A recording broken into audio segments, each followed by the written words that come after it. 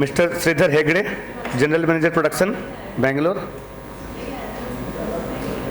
And the two reporters, one Vishwanath is here, I am seeing him, and Dr. Shravan Singh, IARI New Delhi, is also there.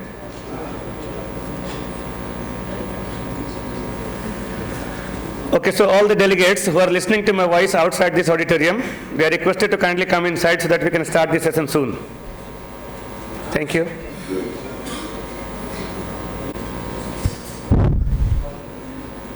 Okay, again, good morning all the delegates. May I now have the pleasure to invite the chair and the co-chair and the reporters of the session to the dais, Dr. Y.S. Nerkar, Mr. Sridhar Hegde, Dr. Shravan Singh and Dr. Vishwanath. May I request all of you to occupy your seat on the dais? Dr. Shravan Singh, I have already told. Yes.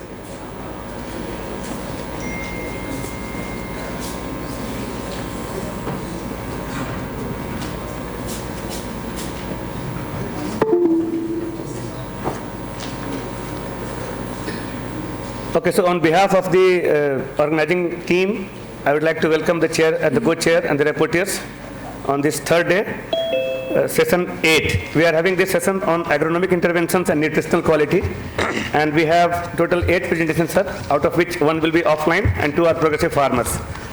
So the first presentation will be by Dr. S.K. Singh, second one by Dr. B.S. Tomar, third Dr. V.K. Pandita, fourth Mr. Vijay Kori, fifth Mr. Satish Hegde. Then 2 progressive farmers are there, Mr. Sucha Singh and Mr. Misri Lal Rajput. And then we have 3 presentations. Dr. Abef, this will be an online presentation. And then Dr. Neena Chawla from PIU and Dr. Pradeep Karmakar, who is scientist at IAPBR Varanasi. So total we have these many presentations, sir. So may I now request the chair of the session to take care of the proceedings of the session. Thank you. Madam.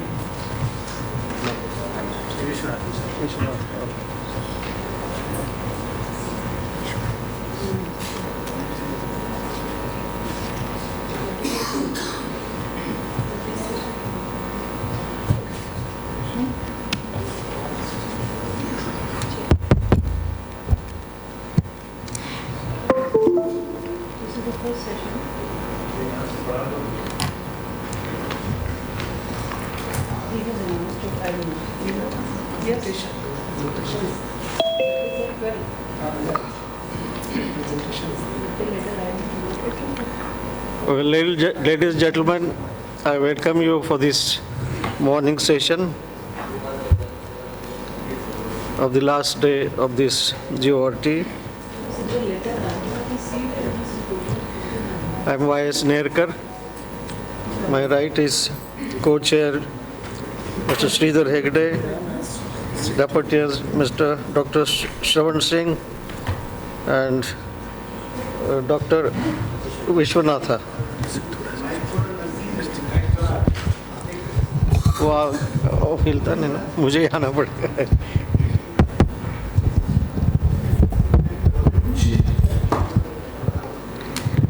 Can you hear me? Okay, now it's fine. Okay, we start the deliberations, and I need not remind the speakers that they should have to stick to 15 minutes time. Dr. Hegde will remind just 2 minutes before your time is over.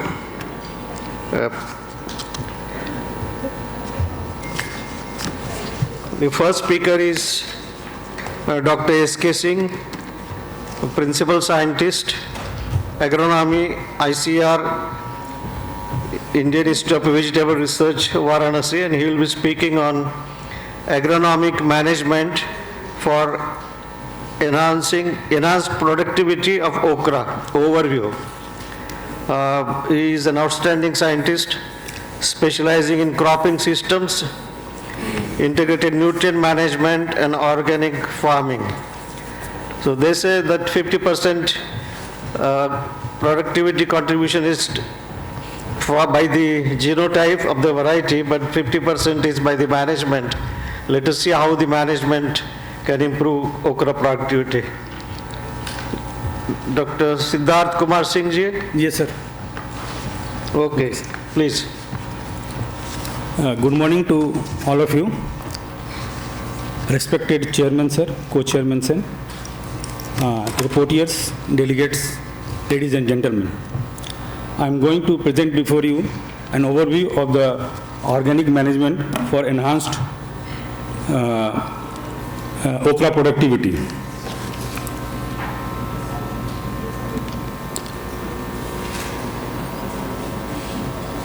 कैसे जाए किससे जाए अच्छा ठीक ठीक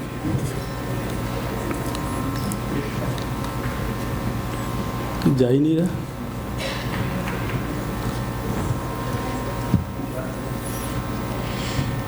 As you all know, India is the leading okra producing country, contributing about 62.4% of the global okra production. And in India, okra is grown in all agroecological zones.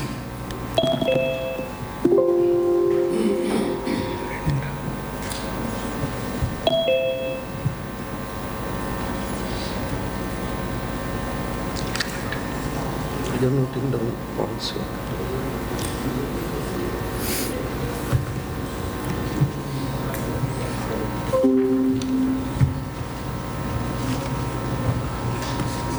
चलें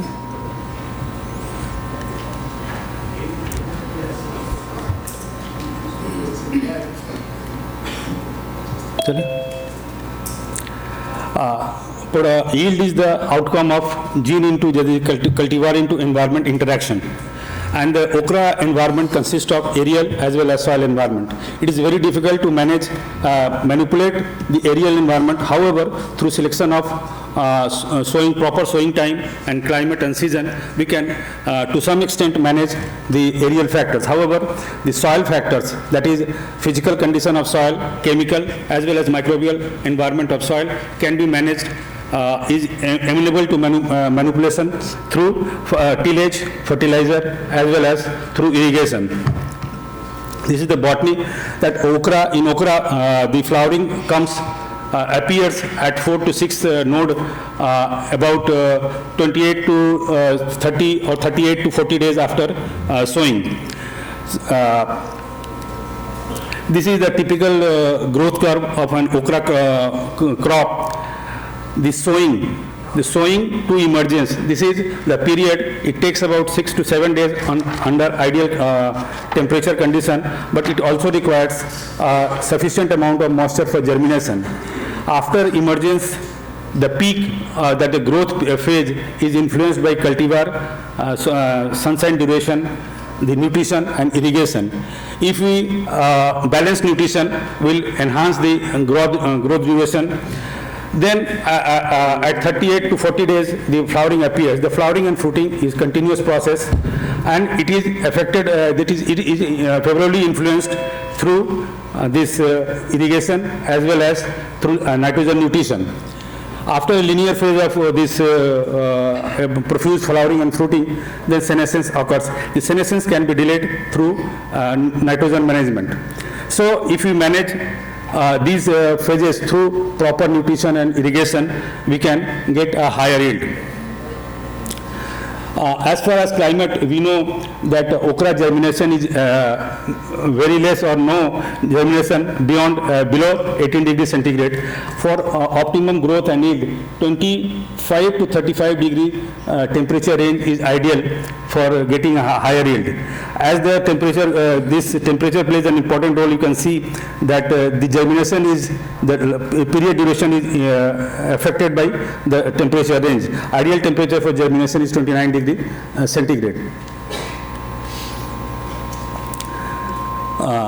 Then sowing this season, the growing season affects the sowing time, gives the amount of duration available to the crop for fruiting and flowering and fruiting. The sowing time has a great impact on the yield as well as on the quality of the fruits.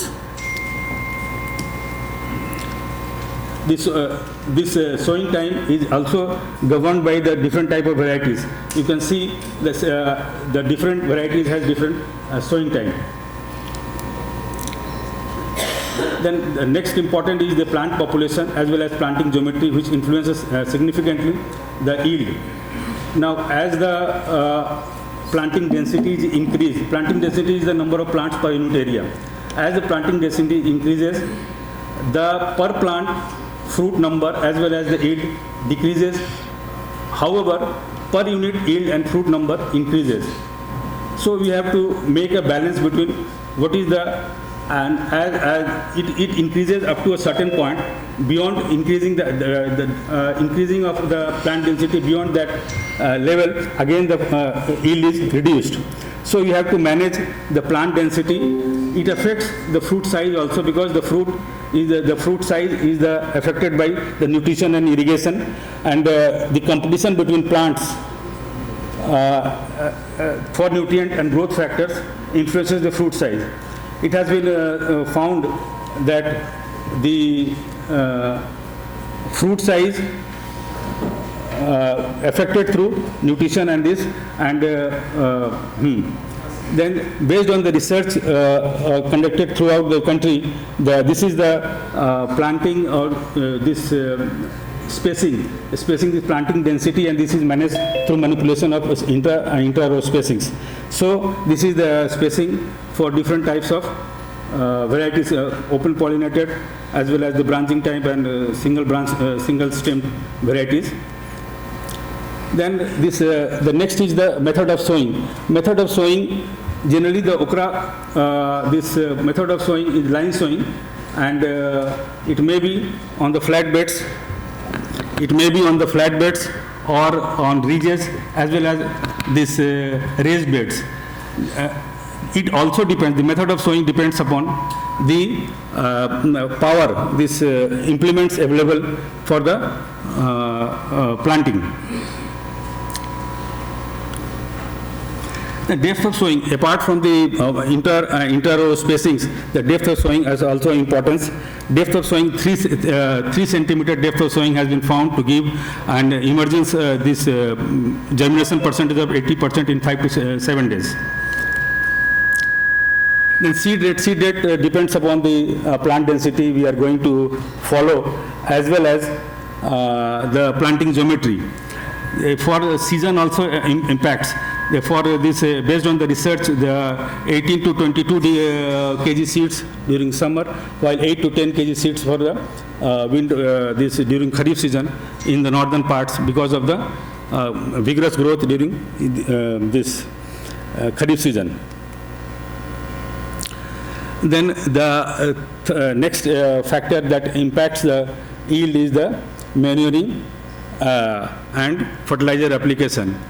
The fertilizer application should be adequate. As you see, the okra is a heavy feeder. It removes a sizable amount of nutrients from the soil.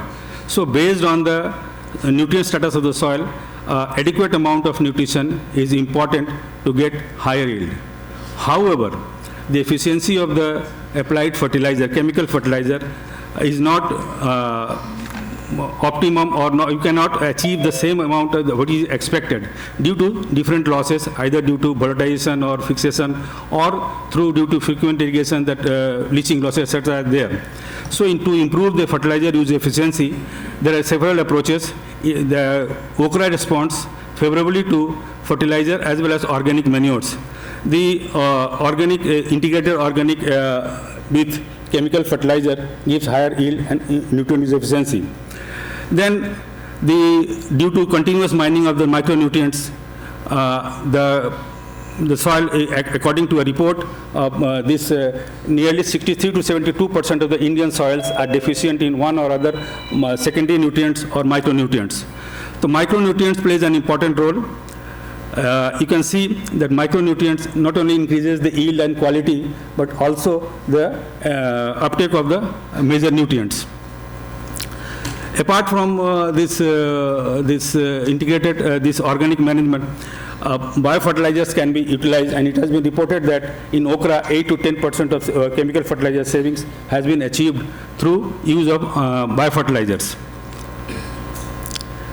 Biofertilizers, apart from the autotrophic biofertilizers, there are several other biofertilizers, microorganisms which acidifies the root zone of the, such as bacillus, that has potential to solubilize the fixed nutrients and making available to the plants. Apart from that, many of the these microorganisms produces plant promoting these growth hormones, siderophores, etc., which influences favorably the growth. Apart from that, many of the microbes are used or act as biological control agent, which negates the activity of pathogenic organisms such as trichoderma and others, which again makes the plant fit, not only fit for this nutrient absorption, but also fit to fight against diseases as well as metal toxicity. So nowadays, the biopriming approach of these microorganisms influences the yield favorably and influences the fertilizer or nutrient use efficiency of the in the crop. Then other alternatives available nowadays. Organic market is very big, so we can go for organic fertilizer also, and organic nutrient, organic sources of fertilizer gives equally good yield as compared to this inorganic chemical fertilizers. Apart from that, there are several approaches to improve the nutrient efficiency. Foliar application of water-soluble fertilizers. It has been reported that foliar application of water-soluble fertilizers, particularly these NPK now available of 1919, this NPK fertilizers has improved, and it requires research. What quantity and what time and how much spray should be given to increase the yield. Apart from that, the micronutrients or some other mode of nutrient application through foliar, such as many of the chlorophyll synthesis or photosynthesis are influenced by many of the nutrients which are absorbed through the aerial, means aerial not in the sense aerial parts of the plants. So aerial foliar application may enhance the nutrient use efficiency. Okay, 2 minutes. Soil nutrient through coating, many of the nutrients, this increases the germination as well as the root growth. So the nutrient content and many of the seeds are very low. So the nutrient coating through these nutrients can increase the germination percentage, germination and early canopy development. Then this nanotechnology can be used as a fertilizer, in for manipulation of these fertilizer doses through regulated nutrient availability. And then now a concept has come, the customized fertilizer for meeting the nutrient requirement of a particular type of crops. Then irrigation, as we know, most of the cases the irrigation is either through furrow irrigation or flood irrigation. This irrigation efficiency can be improved through this drip irrigation. Drip irrigation scheduling is also important. Not only drip irrigation scheduling is also important based on the cumulative pan evaporation or through the water requirement of the crop. It can be scheduled. Then mulching coupled with this drip irrigation has been found to increase the efficiency of the applied water. Mulching plus nutrient, water alone, but interaction of this nutrient and drip irrigation saves not only water but increases the water use efficiency and this of nutrient and this water. Then the use of water soluble fertilizer for fertigation has also impact the nutrient use efficiency and increases the yield of the crop and quality. Then subsurface drip irrigation is another area which can be utilized to improve the this water use efficiency. Then automated this system, irrigation system, based on the use of sensor-based automated irrigation system. It requires quite a research to schedule the irrigations through these systems. So these are the other methods which improves the water use efficiency and as well as the nutrient use efficiency. Then weed management, as we all know, weed competes with the crop and reduces yield 40 to 80% depending upon the intensity, and it can be managed through, there is no specific weedicide has been developed for okra crop specific. However, through many of the available post and pre-emergence herbicides integrated with the manual weeding can improve the efficiency of the, this can reduce the weed population and increase the yield. These are the weedicides, a list of weedicides which have been found suitable for okra. Then mulching while mulching using drip irrigation, mulching at the same time, organic mulch or this plastic mulch improves reduces the yield, weed population drastically and increases the yield. Then harvesting duration, harvesting interval also influences the yield. It has been found that 2 days interval, because as the harvesting interval is reduced, the yield, the number of fruits per plant has been reported to increase, and but it has to be managed because frequent this harvesting reduces the yield because of the small size of fruits. However, delaying the harvesting will make the fruits unsuitable for market. So it has to be managed, and it has been found that 2 days interval gives good yield and with better quality. Then cropping system also okra, by virtue of being a short duration crop responsive to fertilizer and having flexibility in planting and harvesting schedule, is fit to be included in different type of cropping system available in the country to increase its cropping intensity as well as this yield and profitability of the cropping system. Besides, okra being this nutrient rich in minerals and vitamins gives additional nutrient to availability through the cropping systems. Intercropping systems has also been developed, which there are different for different agrochemicals. As we know, intercropping system provides and gives an insurance against the crop failure and also stability to the production system. Then at last, there is a future research work I would like to that root architecture, due to different modes of and different nutrients are absorbed through root through various mechanisms. So breeding should be done in this aspect also for root development of root architecture to increase the nutrient use efficiency. Secondly, breeding of varieties that requires less nutrient without compromising the yield is another field which should be explored. With this, thank you very much. Thank you, Dr. Singh. I think if time remains at the end, we may have questions or comments. Thank you very much. Thank you. We'll go for the second speech by Dr. B.S. Tomar. Yes. Dr. B.S. Tomar is Head Division of Vegetable Science at the Indian Agriculture Research Institute. He is a student of plant breeding and seed production. He has a lot of contributions to his credit, many crop varieties and seed production. Let us hear Dr. Tomar on optimization of seed yield and quality in okra. Dr. Tomar, please. Namaskar.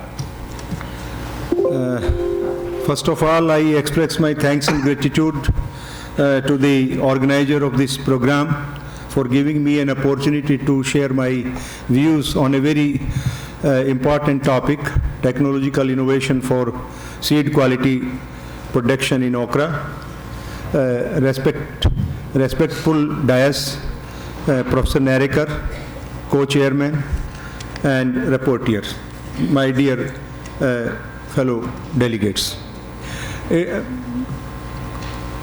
As we are discussing since 2 days about the okra, and to make okra a global crop and the role of leadership in okra, the statistic available from FAO stat showed that okra is a crop for Asian countries, and among the Asian countries, India is the leader in terms of area and productivity. Among the Indian states, four major states like Gujarat, West Bengal, Bihar, MP, Odisha are the leading state in cultivation. During seed production, because I will be here, very comfortable with my day.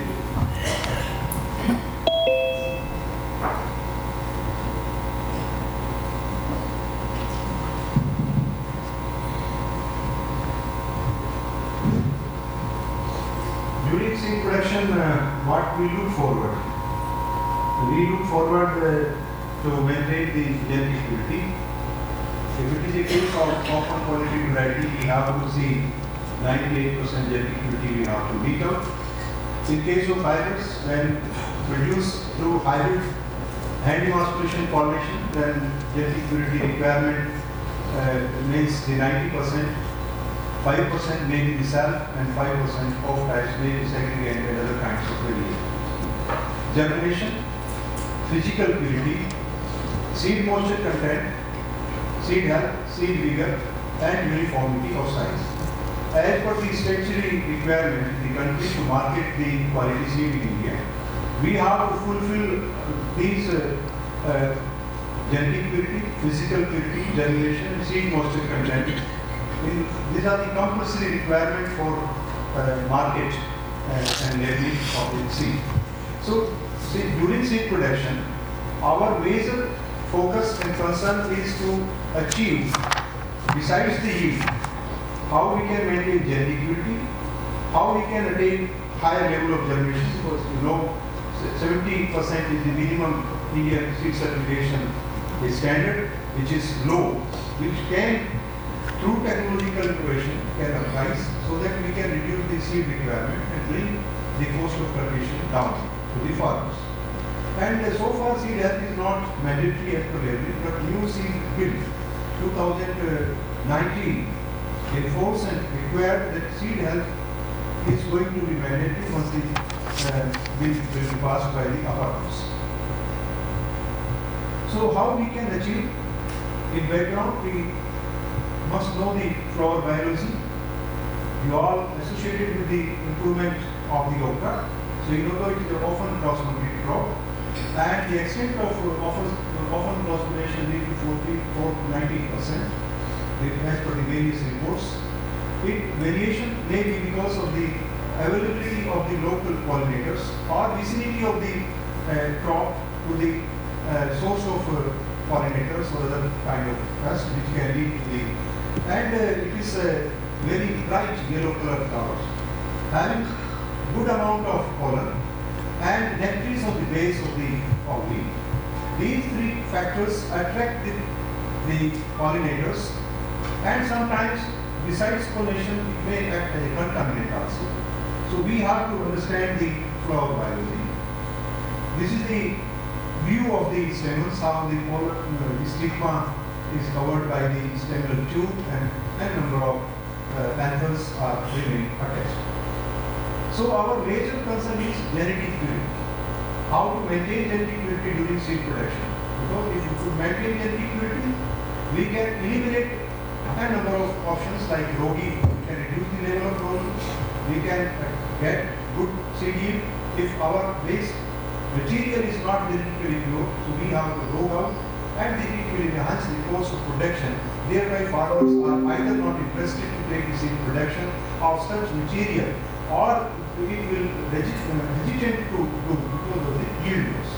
So we have to give the due consideration to the maintenance of the purity, and genetic purity not only define the productivity but it also define the lifespan of the variety. If during seed production we do not give due consideration to the genetic purity, the lifespan of the variety will also lose very quickly. The efforts made by the breeder to develop variety in 6 to 8 years of open quality variety and 5 to 6 years in hybrid development will go waste if we do not give due consideration to maintenance of genetic purity. And poor maintenance of genetic purity may lead to the deterioration of the variety. So how to maintain the genetic purity? Genetic purity can be maintained through maintenance breeding or nucleus seed production. Then we have to focus on the land requirement, control of seed source, isolation. These are the three requirements which are again statutory as per the certified seed production process. We have to weed out and row-in. Land requirement is first we have to choose a field in which previous year okra was not grown. If it was grown, it was of the same variety and found qualified for certified seed production or quality seed production, because industry doesn't go certified seed production at large. In public sector, we don't believe to certified seed production because you have your own regulation or control of quality at company level or organization. Then we have to take care of the isolation. In the new seed act, this Indian Minimum Seed Certificate is standard. It has been revised from earlier it was 400 to 200, now it is 500 to 250 meter. So we have to follow 500 meter for foundation seed production, 250 meter for certified seed production. And at the same time, we have to take care of the isolation distance with the front-terminal type, the wild species, Vicarnius and Minio, and many others. Then, what we have to look forward during the maintenance breeding or the nucleus seed production, we have to focus on the plant types as per the characteristics described by the plant breeders. The knowledge of the seed production person should be about the variety which he is going to take into seed production. Second, the stage, we have to maintain the productivity level. So through maintenance breeding, we can achieve it. If we are discarding the less productive plant or late flowering plant or slow growing plant, we can eliminate those plants. So we can maintain uniformity and productivity during the further multiplication seed chain. We have to take care of disease management. We are concerned about the YBM seed, and almost all the varieties now coming into the market are carrying the YBM resistance, and many are having tolerance to ELCB. So in future, breeding programs should have mandatory requirement. Variety development coupled with the resistance of YBM ELCB will help this producer in reducing further the cost of production and enhancing the seed yield and quality. Then we have to have the good management on insect and pest, or we have to see whether the variety has a tolerance to pest and diseases. Then we have to see after having idea in the mind, so we have to select the plant. I can say such kind of plant. This is the plant having more vegetative, only one fruit. So we have to discard. Second, we have a few plants, few pots, but having the infection. This year we have realized because of the rains in our 1.5 acre plot in seed production, around 100 plants have shown the penicillium fungus growth over the pot. And we have information from the farmers will also, because of the poor weather during the flowering and fruiting, the infection of the penicillium as a parasitic fungus is very well seen there. So such kind of plants which are showing such kind of, all plants are not showing this kind of symptoms. So those plants are showing, we have to discard those plants. Similarly, we have to see the plants which are having comparatively low productivity. You see the comparatively, this is a picture of the Pusa 5. So we have to select such plants based upon the characteristics of the variety or parental lines during the nucleus seed production. After having the selection, we have another approach that we have to do selfing.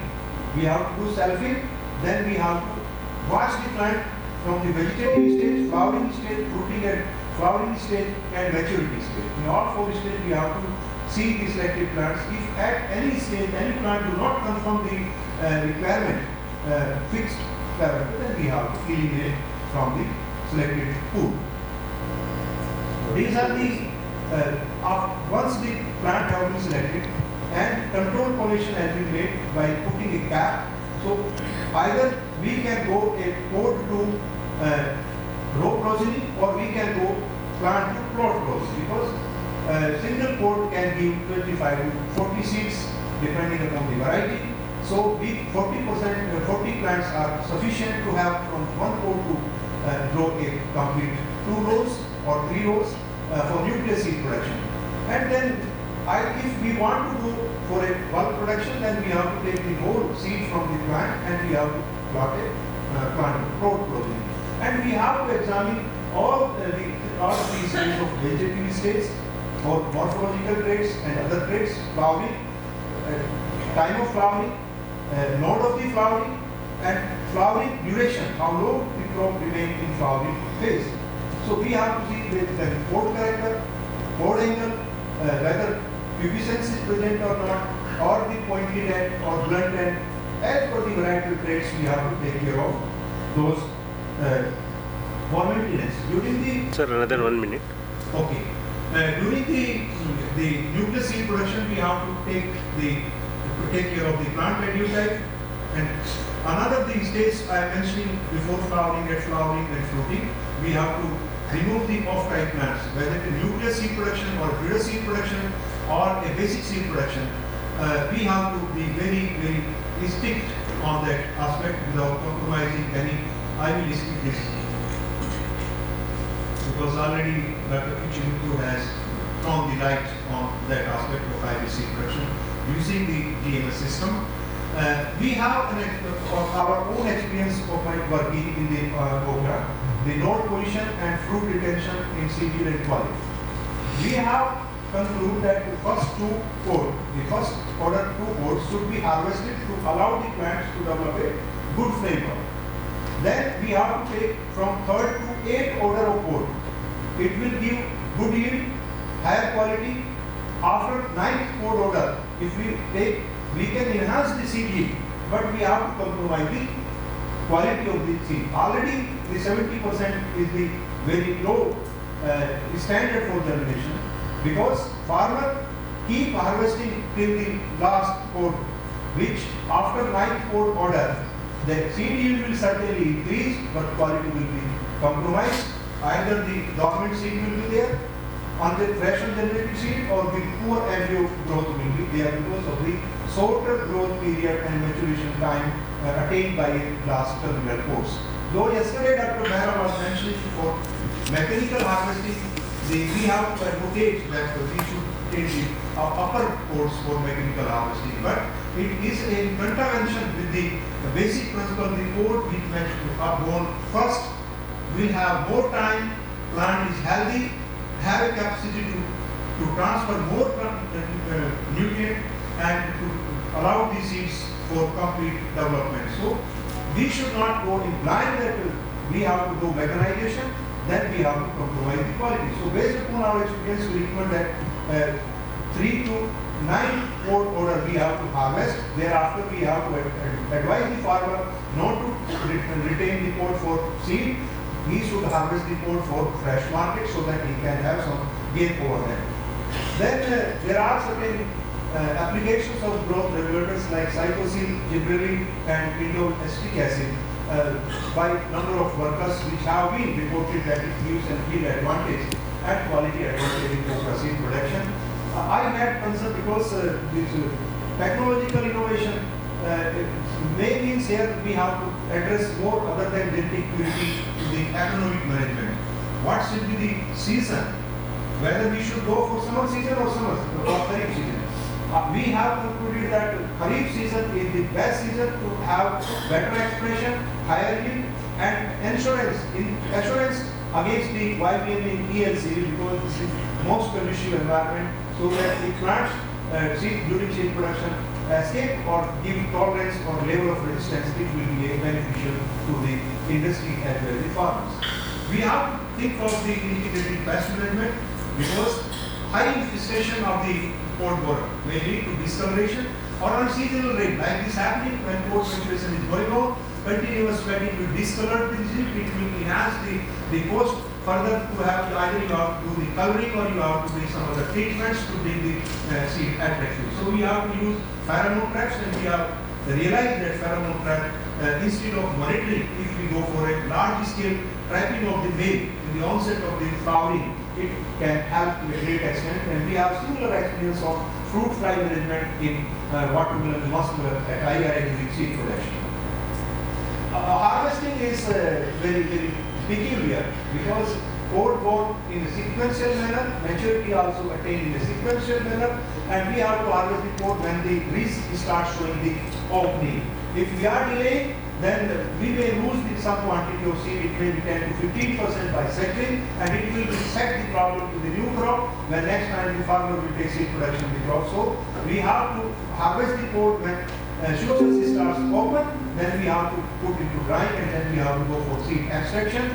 An experimental basis on nuclear seed production, when a small population, a sizable number of plants and pods are to be built, then manual threshing, manual seed extraction can be, or beating with the stick can be, or in a breeder seed production, or a smaller scale, we have to go for tractor breeding. But there are number of disadvantages and advantages. If you go manual, higher cost of seed will be there because of the labor cost.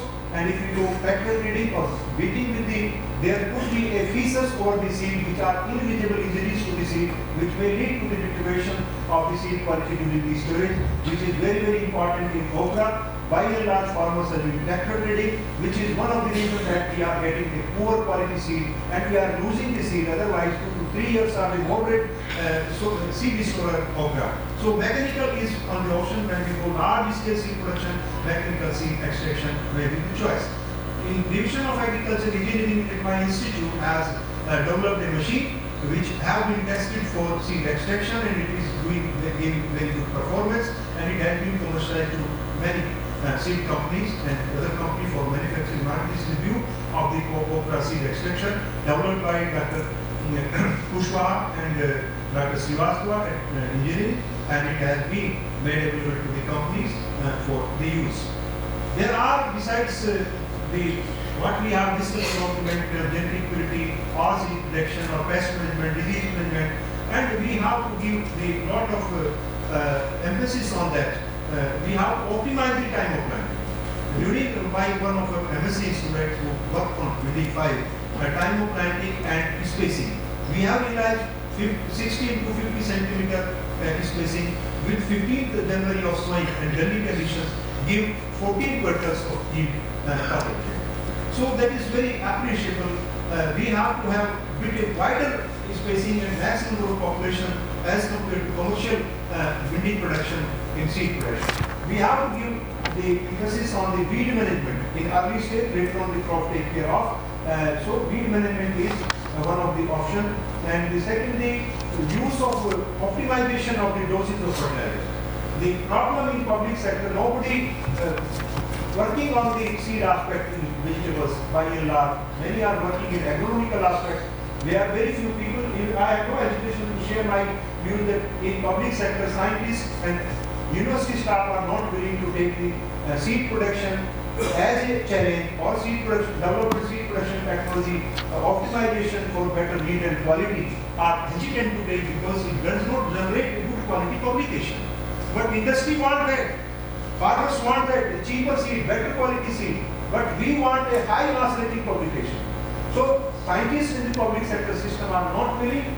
We are sharing, Dr. Pandita and myself, sir. You remain in the number of positions. This is one of the challenge, administrative challenge. We have to reform our policy, how we have to promote our work culture in the younger generation, in the systems to deliver to the farmers. When we have a concern about the farmers. And I say, I will take 1 more minute, sir. Okay, thank you very much. 1 minute, I will take more of that. We all come from either of the rural background or farming background. And we have a concern that farmers should get a quality seed in a lower prices. This is one concern. But we have, how we will optimize, unless until we will not work in this direction, how we will help the farmer. So I took this challenge in my career. I have 36 years of my career in vegetable seed production and breeding. And I took this challenge along with Dr. Pandita and myself, and we have guided a number of 21 students so far. I had guided, and many of my students were from seed aspect, and we have published very good paper. But again the concern was raised, अरे आपका citation कहाँ? India में कोई काम करता नहीं है, public sector, private sector paper छापता नहीं है, बाहर वालों के लिए भिंडी और हमारी सीट इम्पोर्टेंट नहीं है, तो हमारा citation कहाँ से आएगा? Ultimately, we will suffer. But I am confident because I go in a farm family. I had concern to my farmers. I am getting handsome salary. I am happy to work with less citation, with less number of translating paper, because it is my internal satisfaction. I am serving to my country. I am serving to my farmer. From the foundation I have. So this is my secret. So thank you, Chairman sir, for giving me the additional minute. And I have shared my sentiments. Again, I am thankful to Aparna Tiwari and Dr. Tinku choosing IARI a partner of this important event. And I am grateful to my director, Dr. Ashok Kumar Singh, who has readily agreed and assigned this duty to hold this global Okra roundtable first in IARI campus. And at the end, I am thankful to all my fellow delegates who has bothered me to listen my views. Thank you, one and all. Well, thank you. Thank you, Dr. Tomar, for raising this very crucial issue. But you received Jawaharlal Nehru Award. You also received the Best Teacher Award. That is my great satisfaction. That I am my education, I born in illiterate parentage. My mother is illiterate. My father was only sir fourth pass. अरे हमारा भी वही हाल है भाई साहब.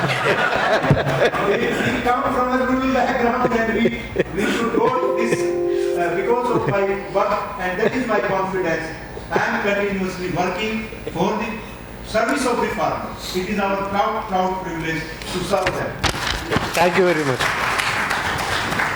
May I call upon Dr. Pandita, Dr. V.K. Pandita, former head and principal scientist, ICAR, Indian Agriculture Research Institute, Regional Station, Karnal. His research interests are in variety maintenance and seed production, seed germination, development, storage, seed quality enhancement. And he has many varieties to his credit, including hybrids in carrot, onion, muskmelon, garden pea. Okay, and he will be speaking on challenges in seed quality assurance in Okra. Please. Respected Chairman, Co-Chairman, reporters, and dear fellow delegates. I'm going to make my presentation on challenges in seed quality assurance in Okra. As you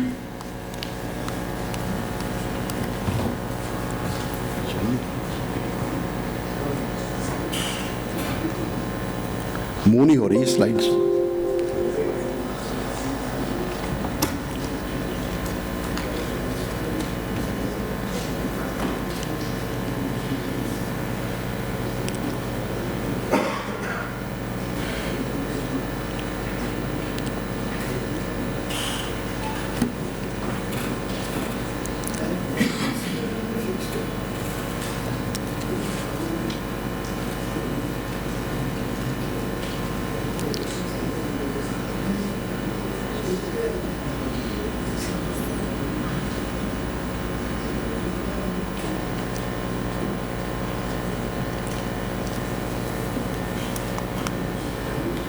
Yeah.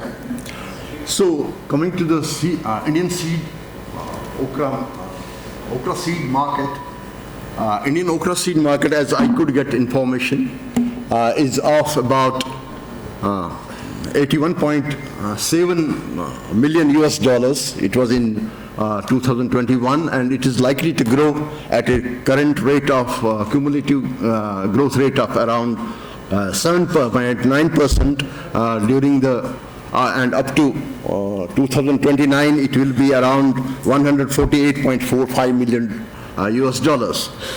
okra seed market is promising because this crop is gaining importance both in domestic consumption as well as being a crop which is being exported to other countries also. And I see that this crop is now being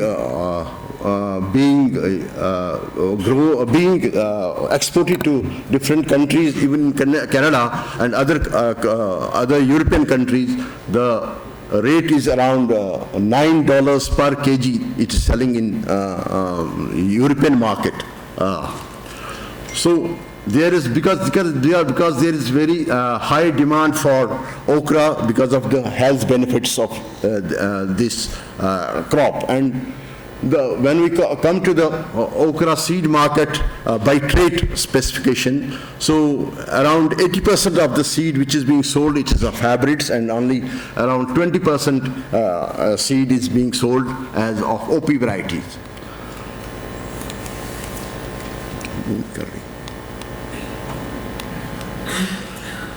So seed quality assurance in okra. Sorry, दिखाना?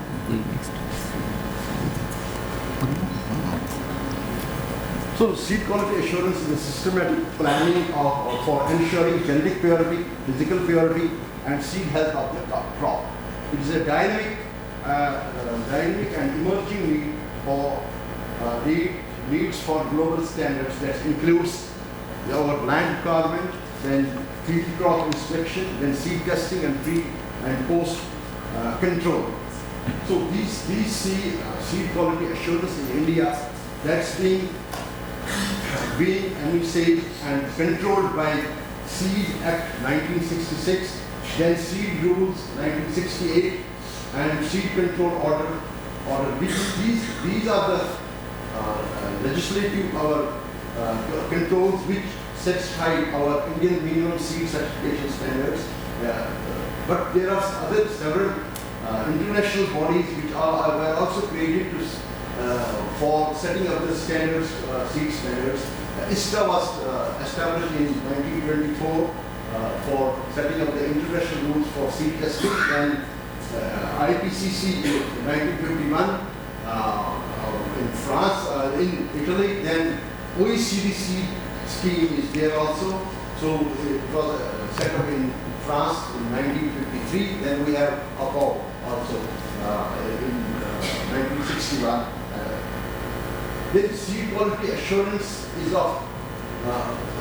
a combination efforts and activities undertaken by the public and private seed sector, seed producing agencies to ensure that the seed produced is conforms to the minimum standards which have been laid down in our seed rules. So there are two types of seed quality control. One is the internal seed quality control, which is taken by the professionals or the scientists who are producing the seed. And the second is the external seed quality control, which is being taken by the concerned seed certification agency. So the development of new varieties and hybrids with desirable attributes related to high productivity, tolerance to biotic and abiotic stress requires considerable time and investment. So these returns can only be realized, returns from right when the high quality seed of these improved varieties that is made available to the farmers at a very cheaper and reasonable, affordable rate. So challenges remain that we should be able to supply the seed to the farmers, which should be genetically pure, it should have high germinability, then it should have high physical purity, and seed should be free from disease. So the seed quality assurance in okra that relies on the seed quality minimum seed certification standards which have been laid for this crop. As Dr. Tomer already said that our standards, we have raised it from 200 to 400, 200 liters for certified seed and 400 liters for foundation seed, 250 liters for certified seed and then 500 liters for foundation seed. But AOSC standards are Association of Official Seed Analysis which sets rules for US and Pacific. Their standards are 250 for certified seed and 400 meters for foundation seed. Our standards are higher than their standards. Then coming to the off types. So off types, our standards is 0.1% for foundation seed, that's 1 in 1000 for foundation seed, and 1 in 500, that's 0.2% for certified seed. But for OAC standards, here's a difference that is for certified seed it is 0.08%, that's 1 in 1250 seed. So their standards are higher as compared to our standards. And for other doubtful, which are doubtful variety, the standards for OASP is 1 in 1,500. That is equivalent to our certified seed standards. Then coming to the seed standards, we have the differences are that our standards are, in case of pure seed, our standards are higher as compared to the OAC standards. But other distinguishable varieties, the standards our standards are 10 seeds per kg or 20 seeds per kg for certified seed, 10 seeds per kg for foundation seed. But for AOSC standards, the standards are 0.2% for foundation seed and 0.5% for certified seed. So seed quality assurance that it differs for people working for under different sectors. For seed certification program, people working in seed certification program, the seed quality assurance means that seed crop is inspected at the time of in the field. So they conduct the certification people, they conduct inspection at different stages of the crop growth. Then second is the quality testing in the laboratory. They will supervise the quality testing in the laboratory. Then ground test to certify the trueness or the genetic purity of that seed lot. And then at the marketing level also the seed certification people, they regulate the seed. But for a seed analyst, for him it means that he has to see that the variety is neutral type, the variety is free from the contaminants, then the variety has the ability to germinate, that is germination, and then the health test. So some of the issues which we encounter in these seed quality assurance is that maintenance of genetic purity. So this is, Dr. Tomar has already said that this is a very important and crucial factor which to maintain the genetic purity, because if we have a pure basic seed, then the subsequent generations of foundation and certified seed, the roguing operations will be very minimized. So to maintain the genetic purity of the seed, it is essential that the breeder seed should be of high genetic purity. So to maintain to have a high genetic purity seed, we should have a better maintenance breeding program at the research station. So what we are doing, we are maintaining the OP varieties, just like in case of Okra, we are maintaining through reserve seed method. So this is the method which we have been maintaining. We were maintaining Pusa 84, now we are maintaining Pusa 25 with this method. So only thing is that we select around 300 to 500 two-type plants, harvest them separately. A part of their seed is grown in the next season as a progeny row. We screen those rows. The rows which are showing off types, we mark them. We have the remnant seed of 2 to 5 progenies in the store. We bulk that 2 to 5 progeny seed for the next raising the breeder seed crop next. So then once the seed has been produced and it has been tested, then the assessment of the purity is done through grow test. This is the mandatory grow test is mandatory for foundation seed, but for certified seed they don't go for grow test certification. They don't go. And these are the protocols for seed testing for under grow test. So row length should be 5 meters, plant to plant distance 10 centimeter, and between the rows 45 centimeter, and between the then there should be 2 replicates. Minimum plant should be 800 per plot. Then second problem which we encounter in the seed is the occurrence and development of hard seeds, and these hard seeds develop with the progressive development of the seed. We have seen that when the seed color, coat color is white to yellow, the number of hard seeds is very low, but as the seed develops, progresses after 28 days after, and this is when the color of the seed turns from yellow to gray, the hard seeds start building up. So it is we have seen that we should not allow the crop to shatter. If you allow the moisture, some seed to go down within the pot, the number of hard seeds will increase, and this will result in erratic germination. So seed analysis should be should report the percentage of hard seeds in their germination report, so that the people who are sowing the seed, they know that this much percent of the hard seeds are present in this pot, so that they can take corrective measures.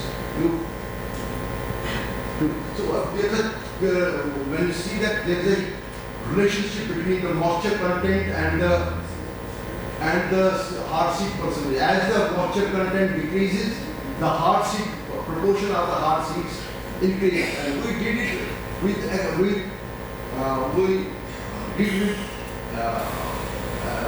accelerated rapidly. We dried the seeds rapidly. So we could see that the number of hard seeds they increase progressively. Sir, we have 2 more minutes. So then we have, in case of okra, we have seen that when we sow the crop under suboptimal temperature conditions, just like in northern part of India, where sowing is done in February, the temperatures are very low. The farmers they tend to use high seed weight. They are using 50 to 20 kg seed per acre during February, March sowing. So generally they are using OPC. They cannot afford to use hybrid seed. The hybrid seed is costly. So they are using high so that they can get proper emergence. So priming is a technique which can improve the uniformity and rate of emergence in the seedling. So we try different priming treatments. So you can see how that even at 15 degrees C, when we go for priming, solid matrix priming, the emergence increase. But at 25 degrees C, there is no difference between the control. And we have also seen that due to priming, there is a less leachates are in the leachate, less sugars, less amino acids. So this indicates that the membrane priming improves membrane stability. Priming has also been seen. We have also seen that the enzymes involved in glyoxylate cycle, that for enzymes isostatase and valid dehydrogenase, these activities of these enzymes also increases, and these enzymes they improve the germinability by conversion of lipids to the sugars, which help in germination. So we can see that out of all priming techniques, solid matrix priming technique offers a better role in improving the emergence of the seed. And solid matrix priming can be done at farm level also, because it's easy to mix the vermiculite with water and then seed with the seed, and seed is hydrated. It can, after 24 hours, the seed can be sieved out, and it can be planted right back, and it can be planted as in a plant by a machine also and by hand also. And you could see that priming improved yields, but priming as due to priming as such did not improve root yield or plant root yield per plant or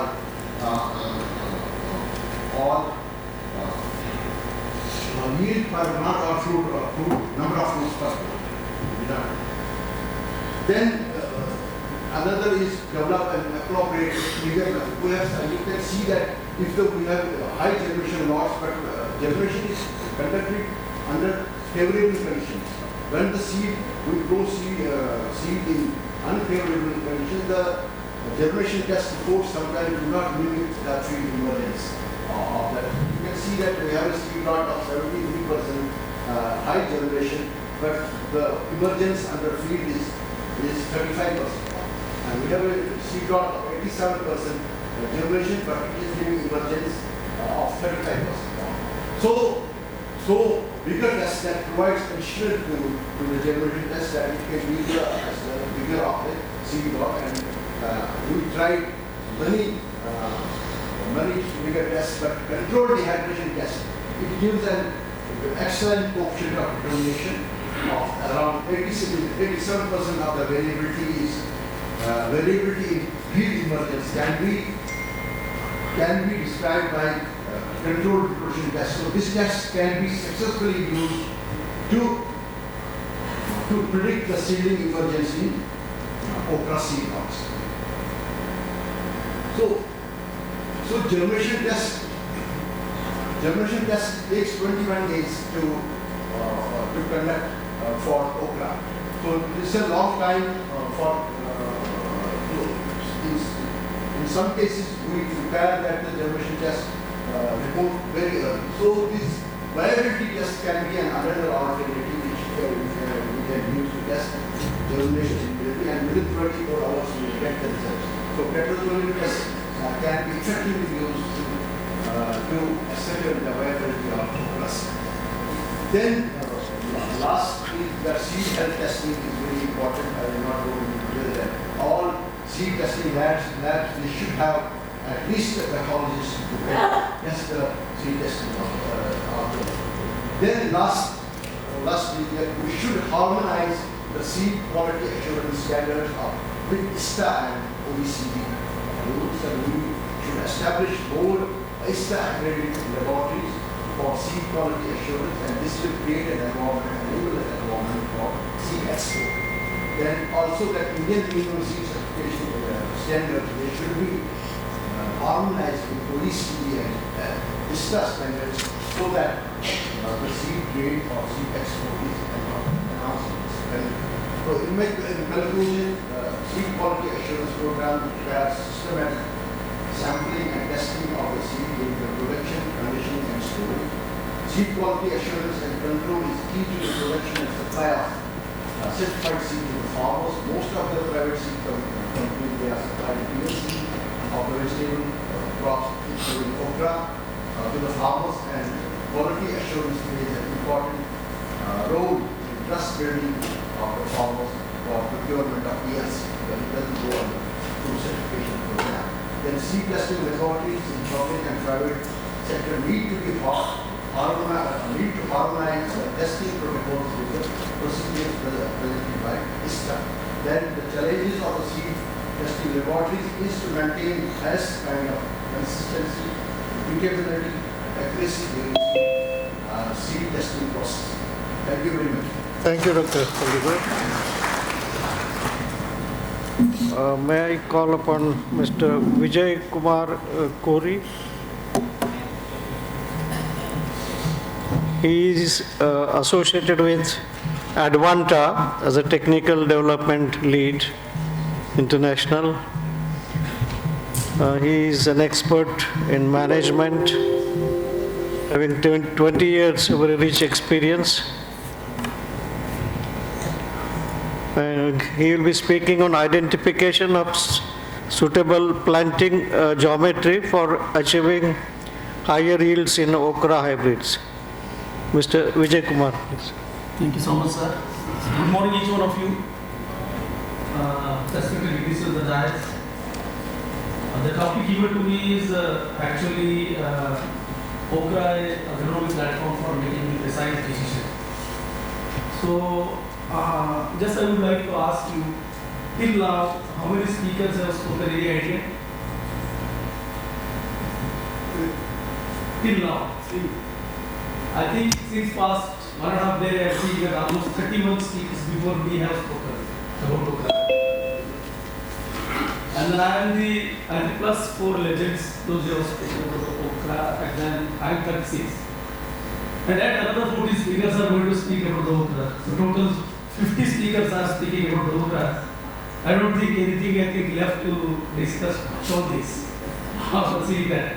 So I will be taking you to the different journey that how we are going to make a precise decision for launching the product. That's what I wanted to talk about.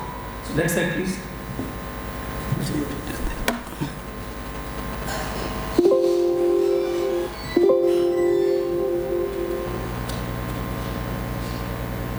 Well, so this is the flow of presentation. Key elements for a perfect product launch: mapping of Okra potential, then the testing process, evaluation process, and then precise decision making for product launch, and then finally some of the glimpses of what we are doing. So when we look at these are the key elements. One is opportunity, scheduling, and focus. I think many people have spoken about this. I think our director Prashant has given the global Okra perspective. After that, many people have spoken what exactly Okra and that what are the opportunities are there globally. And after that, many people, many scientists have spoken about scheduling and how we are going to schedule it for breeding or maybe many other aspects. It is really a disease perspective or many seed production. Many people have spoken. And then maybe the focus, where we want to focus, the upcoming challenges, maybe some of the new diseases they have spoken about. All those things already they have spoken. So I will be taking you from testing, positioning, training, and feedback. So in our organization, this will be taken care by technology development department. We call them as a techno-commercial team, basically. So any idea what this number reflects with my presentation? No idea. So when you look at that, so we mapped, this is our own survey that we mapped basically. So when you look at the Okra potentials, so we have mapped like this. There are 538 locations, those are potential for commercial growing Okra in India as of now. And then we have also, I think, noticed around 444 tahsils, what we call it as talukas or tahsils. And 16 potential states are there, where basically the Okra has been taken as one of the major crop. All the 3 seasons, some of the states have 3 seasons, some of the states have 2 seasons, and then only few they have 1 season. They continuously keep doing Okra. And then when we look at that in each 538 locations, when our team visited there and when our team has seen, we saw that there are different spacing has been adopted. It is not just what we recommended 16 to 30 or 16 to 20 or something like that. So maybe back of slides I can give you that there are total, I think 13 different spacings has been adopted by farmers. And each spacing has some scientific reason behind that when we discuss with them. So maybe in winter they are adopting different, maybe looking at the soil type, I think they have designed themselves and we are just following them, to be frank. Okay. So and then we are with our recommendation plus whatever they are following, we are just testing and trialing, and whichever the best we are recommending for that particular geography or particular location. And then when we see that we are recommending maybe I think 1, 2 or 3 maybe a seed rate looking to the season or maybe looking to the planting types, maybe a drip or maybe a fertilizer. When I see that there are almost 33 different seed rates, 23 different seed rates adapted by the farmers.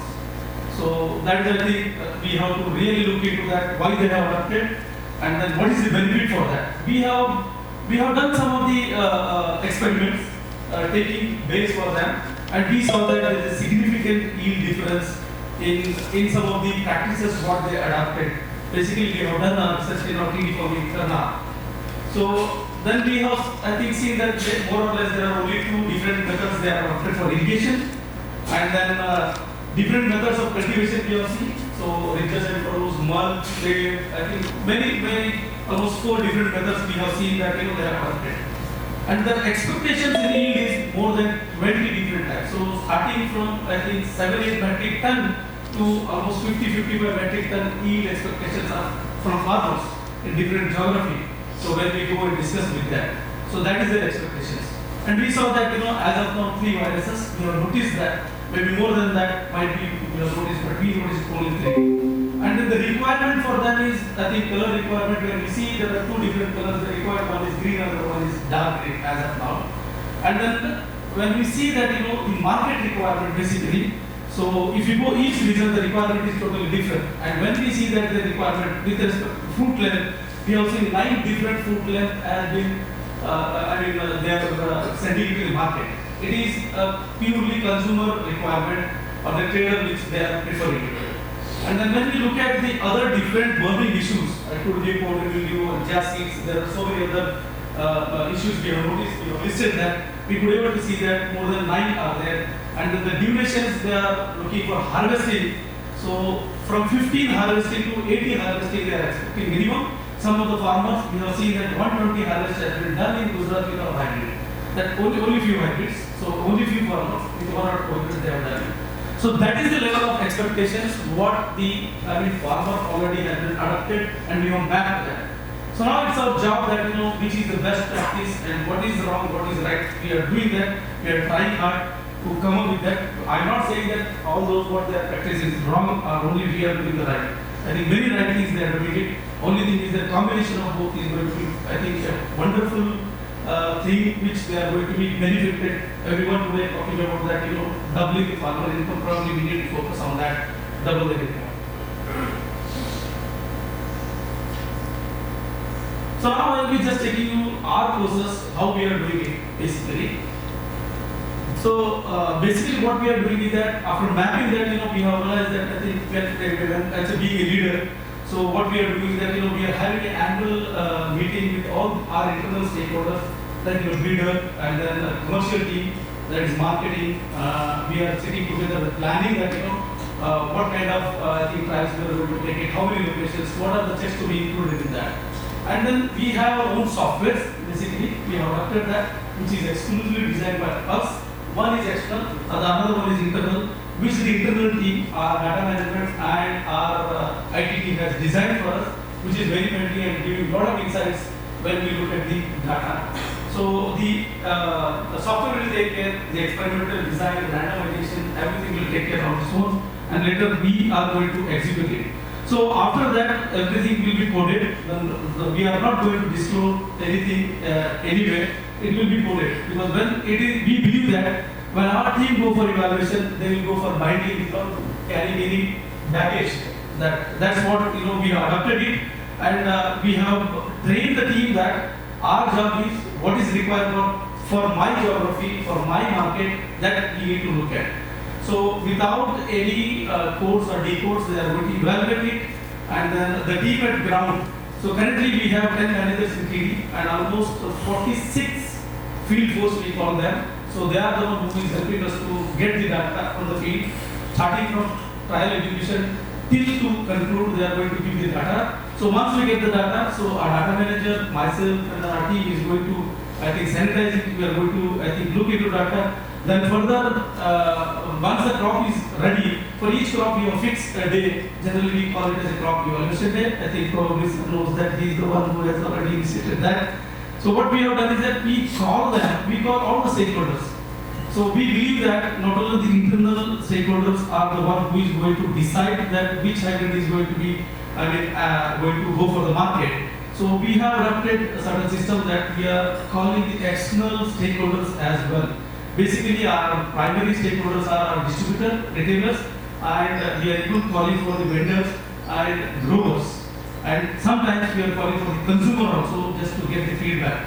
This is what we adopted. And once they select the product, So later, those selections will be discussed in a platform called product advancement meeting. And in a product advancement meeting, again, we have a lot of stakeholders internally. So from R&D, cooking, supply chain, and then marketing, everyone will be involved in that. So they are going to give all their inputs. It is not necessary that the product which we have selected on the day of evaluation is going to move ahead. If the data is supported for that, then only we will take the decision to advance it. And if the data is not supporting, mercilessly we are going to drop it. But I'm proud to say that TDT in Advanta is doing a job. Our job is to do a justice for the hybrid, a justice for the breeder, a justice for the sales and market. At any point, we are not going to drop the better hybrid. And at any point, we are not advancing any wrong hybrid in the market. That is what our aim. So we are up to that practice. Along with that, so there is a continuous process that, probably I think once the hybrid has been advanced, so simultaneously we are registering it because many of the states, they require registration for sales. The probable candidates we are going to register. And another job has been assigned for us. I think in every business there is a complaint. Of course, in seed business also we do have a complaint. So we are getting a lot of complaints. So we manage, we have a robust system of complaint management. And once we get the complaint, it's just like a police station, so they have to do the FIR. It's all online. So then if you come to us, the TDT is going to visit there and they are going to look at the complaint and they are going to give the report. After that, we are going to submit it and then we will take a call on that. If anything wrong with from our organization, we are going to, I think, support them. And if it is not there, so we are going to convince them. This is what the process we have adopted. And now we will be just taking you the process how we are going to, I think, evaluate, evaluation. So we call it as T to T, from trials to tables. That means already I have spoken to you. So it's just not we are taking the trials and then giving the data. Our job is to take to the tables where the product is going. The tables are going to be distributor, dealer, vendor, and the consumer. We are going to take them, we are get their feedback, and then we have not many process internally doing it. We are analyzing the product for taking for advancement. This is how we are involving our stakeholders. You can see that there are dealers, distributors, some of the growers are there. So we do display during our evaluations. We involve everyone, every stakeholders. So those who are going to contribute for decision making. And these are the progressive growers, vendors. They come and then they evaluate and they give their feedback. And then whatever the feedback they are giving the product, if they support us in data, whatever the product we have selected, then we consider that, otherwise we will drop the product. So another, I think it was requested for us that how the precise decision we are making it in Advanta. And the reason for having so many products in the market and that I think the success you all are seeing there. So basically what we are doing it, probably to have that, we must have a sufficient high quality data to take a precise decision and whatever the support we are getting now. And what we are doing is that we are going very minute level, we are dissecting it, all the data, and then looking at very critically that what best we are going to see in that data and how it is going to be helpful for the farmer. Based on that, we are taking a decision. So for example, so if you see that these graphs, but I just picked up from our presentation, it was not related that, but I picked up how we are doing it. So we are looking very differently. So every 10 picking data we are looking at how it is going to be helpful. As I said that there are different practices. They are expecting around 50 different harvests. Some people are looking for only 50 harvests, some people are looking for 80 harvests. So the guy who is looking for only 10-15 harvests, for him it doesn't make that my hybrid is giving 80 or 120 harvests. He will look at it, that 10-15 picking, how much he is going to get it. So that's how we are looking, and then we are supporting that, and those geographies we are recommending our hybrids. And these all are internal software basically. So this speaks about that. And then when you look at the top one, so those are the graphs basically, I think, speak about the significant difference of the yield basically.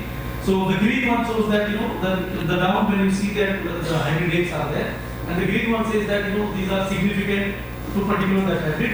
And when you look at the top, the candidate tag is there. So we are comparing that candidate with these many hybrids. So whether the yield is significant or not.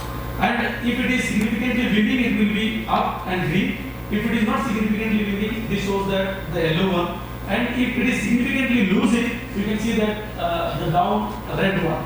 If any particular hybrid is losing with this candidate or any of the candidate, those are the graphs we have developed and we are reading.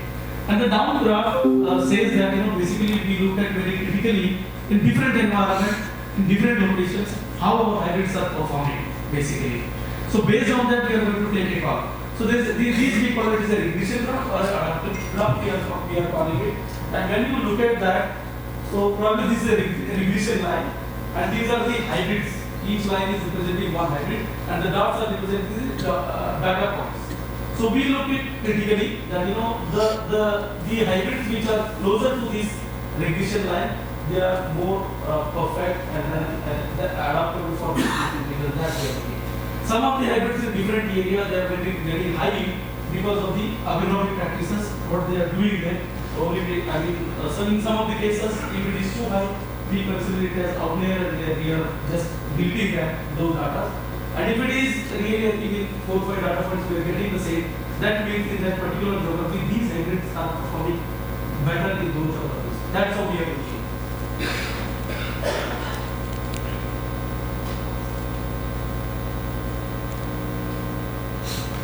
So you can see that in evaluations there is no, I think, restrictions. So who is going to come, who is not going to come. For internal stakeholders, from a director to a CEO, from the field residents. So they are going to, I think, be part of the evaluation. That is the success behind us. And you can see the man who is looking Okra, a global crop. He always used to, I think, behind us the evaluation and helping us. And the man who is, I think today we are talking, Radhika, he is there. So these are some of the charts we have internally developed. You can see that, so it will be very easy for those who come for evaluation. They look at very clearly. So in the first one, it shows that, the length and the diameter, that how, I think they don't need to, I think, bring anything, they can visualize and tell that, which is perfect and which is going to be suitable for that market. That's how we are looking at it. So thank you so much. If you have any questions, We'll have questions at the end, okay? Thank you very much. You have enlightened us for a novel system of giving a variety of hybrid to the farmers. Very good. May I invite next speaker? Mr. Satish Hegde. Satish Hegde also is from Advanta. Yes. The Advanta seeds holds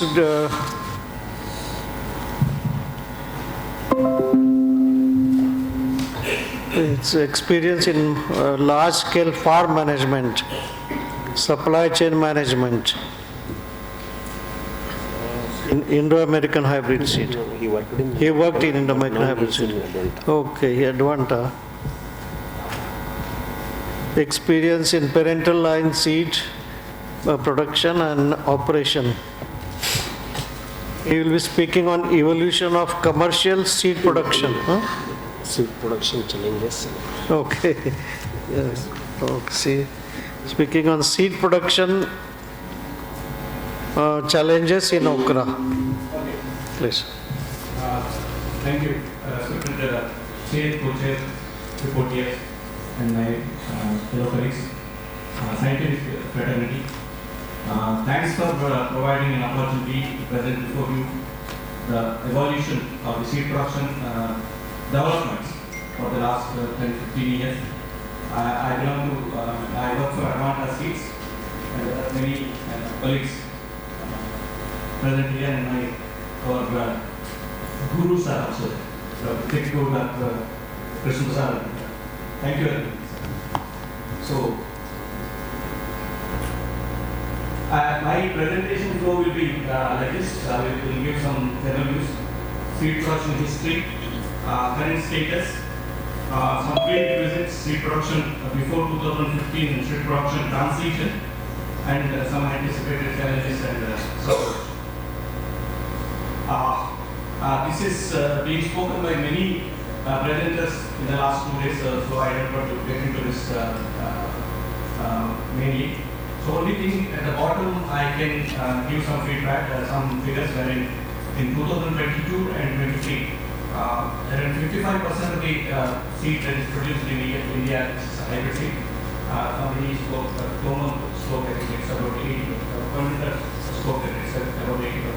I don't think, I think it's about 55-60%. And these are the states with seed production of okra.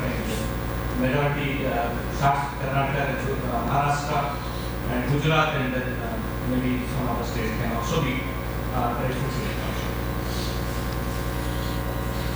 So basically, current scenario, okra production scenario, and currently I think seed production activities is about 683 crores. Expected to go by 7 to 8% CAGR. Approximate hybrid seed production in India is around 2,700 to 3,000 metric ton, and it's about done in India about 11,000 to 30,000 acres. Seed replacement ratio is considered to be good because a lot of tolerance and diets are added to it. Of course, COVID-19 in the last 2 years impacted majorly the seed production activities, not only in okra, the other crops as well. But the companies have taken a lot of precautions ahead of probably COVID season. Generally, companies like us and several multinational, they produce seed 1.5 years ahead of season. That means they will have at least 50% extra inventory than ISD product. So there are a lot of export opportunities, Middle East, African, and maybe ASEAN export opportunities are going on. Major producers, as I said earlier, you can see number one spot. Advanta is the number one producer as well as the okra selling company. I think this milestone is achieved sometime in 2019. In 2019, we became the number one selling company, and product supply chain has become number one supply chain in the year 2018. So thanks to Dr. Tikno who initiated this in Thank you very much.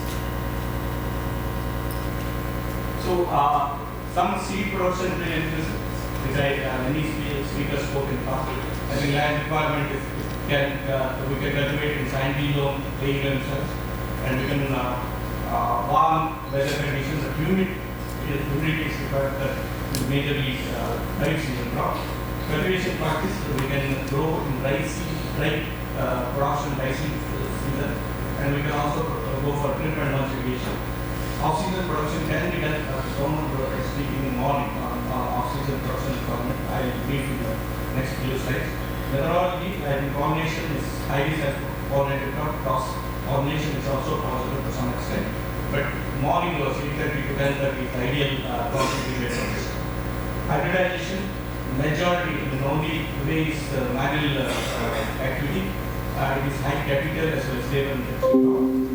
And pest and disease management is very critical as well as early, late pollination gives a lot of issues in seed production. Technology, I mean, polar node is very critical part in seed production activity. And the quality controls needs a very specific quality control, timely loading and other things has to be done. Seed quality improvement possibility is also there, which we are practicing next slides I will show. And I think male-female ratio, somebody says 8:1 is sufficient, but I think 4:1 female-male ratio should be ideal for seed production. I will divide total challenges into two categories. Challenges prior to 2015 and challenges post 2015. I think 2015 we can say as a critical period for seed production activities. And we face, majority of the seed companies face very high level of issues in seed production. Basically, farmers are not coming forward to get the seed production done. It was not a lucrative crop. It was last preferred crop.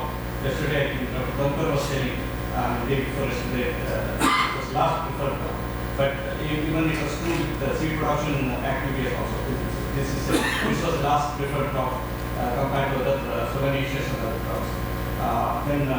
Probably soil conditions and mostly marginal, below marginal lands are used, and the May parents were sown at the corner, they were not getting good May flower flowers and so on. And cultivation practice, majority of the fields were under dry conditions.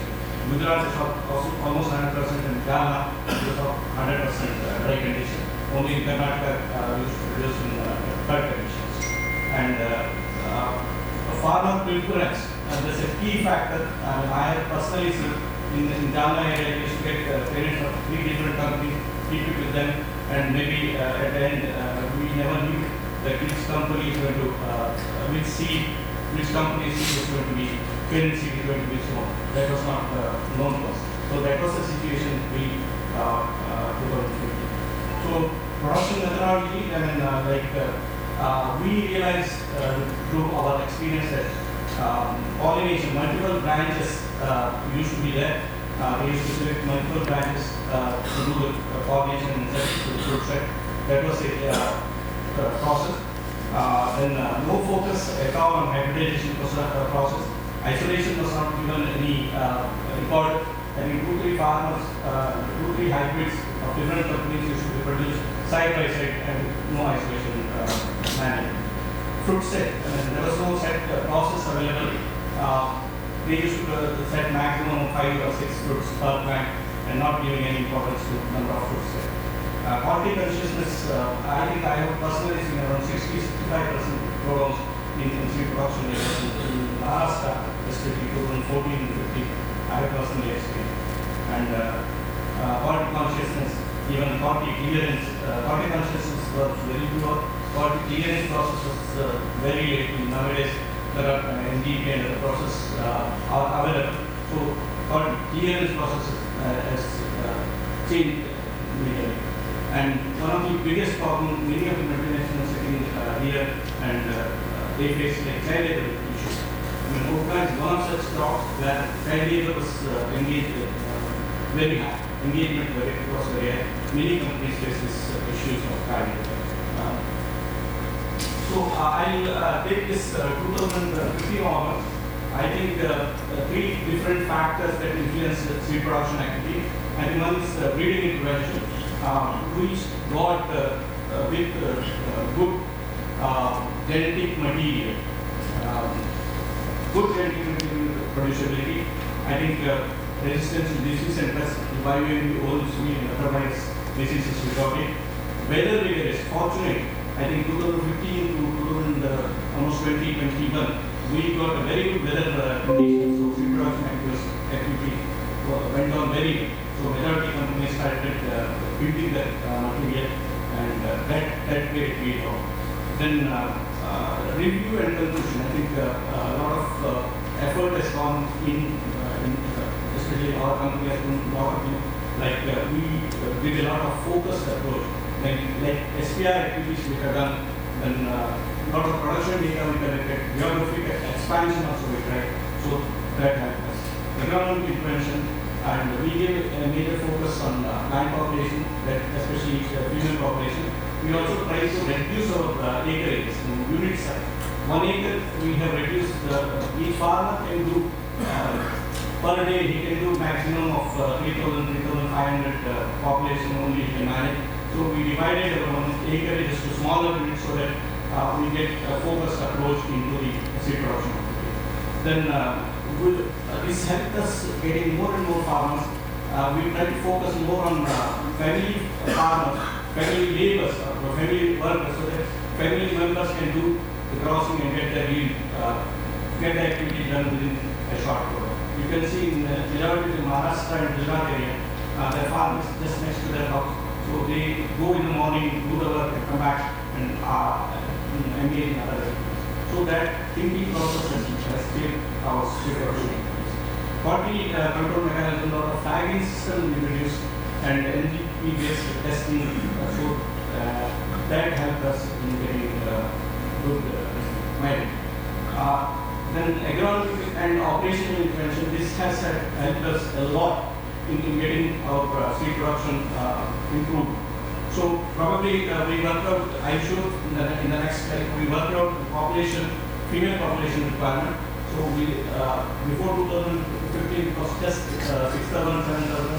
Then we raised up to 13,000, 12,500, 13,000 without impacting quality parameters. So that helped us. Then precision agriculture. I think today Advanta is producing nearly 1,000 tons. We're very, very proud to say that. I think in 2019 we produced around 1,000 tons. And more than 85% of that 1,000 tons is produced in animals. So with 0.5% failures, less than 0.5% failures. So I think precision agriculture helps us a lot in doing it. Then post-pollination activities, a lot of pruning activities, self-checking and those things also here on regular. And one thing we have done is direct farmer training. So our interaction with the farmers, relationship with the farmers improved because majority of the farmers are paid directly to them, the payment has gone directly to them. Otherwise, the middleman, which organizer used to keep some money with them and that farmers are not getting full payment. So off-season production, I think that Roman morning was discussing. I think we exploited this to maximum extent. Thanks to our business director, Prashant Velamurthy was the man behind us. So we did a lot of production during the off-season. You know, in Maharashtra and Karnataka area, after chili crop, the net house remains big. Most of the net house remains, maybe after December, it remains big. So we offered them a second season crop in the form of okra, and we could, it's a small, 120 square feet area. So we can cover about 2,000 to 2,500 population. So they focused on their activity and got good yield also. So off-season production possibility we exploited to the maximum extent. It is possible. It is a bit costly because they have to do it in off-season. They have to take extra caution. But otherwise it's possible. So I can give you some data. This is internal data. So you can see a graph wherein we have done population study from 7,800 in 2015. We have taken up to 13,000. So without impacting the quality, you can see the productivity.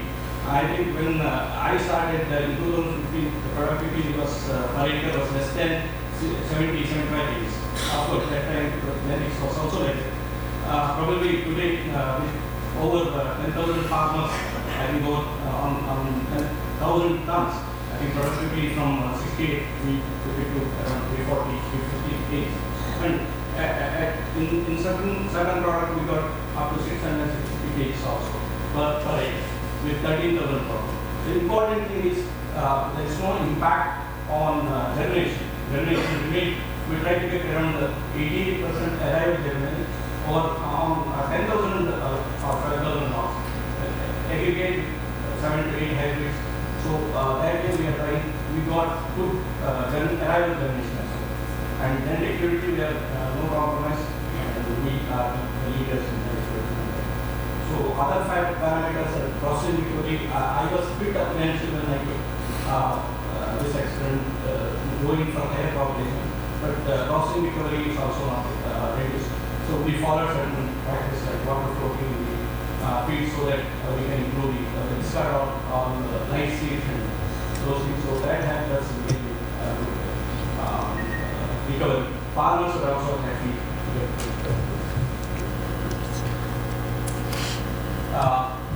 Other farmers. Challenges. I think Dr. Pichimutai yesterday was speaking about CMS and DMS. I think my perception is if you get CMS line more than DMS line, that should help our reproduction as this farmer. So sorry not to bother, not to disregard your but as a reproduction person, I think CMS should give us more benefit than this. So geographic expansion is also possible. Other states, other countries can also be tried. Off-season production, which is already proved, we have proved that it is possible. So that can be looked into off-season production.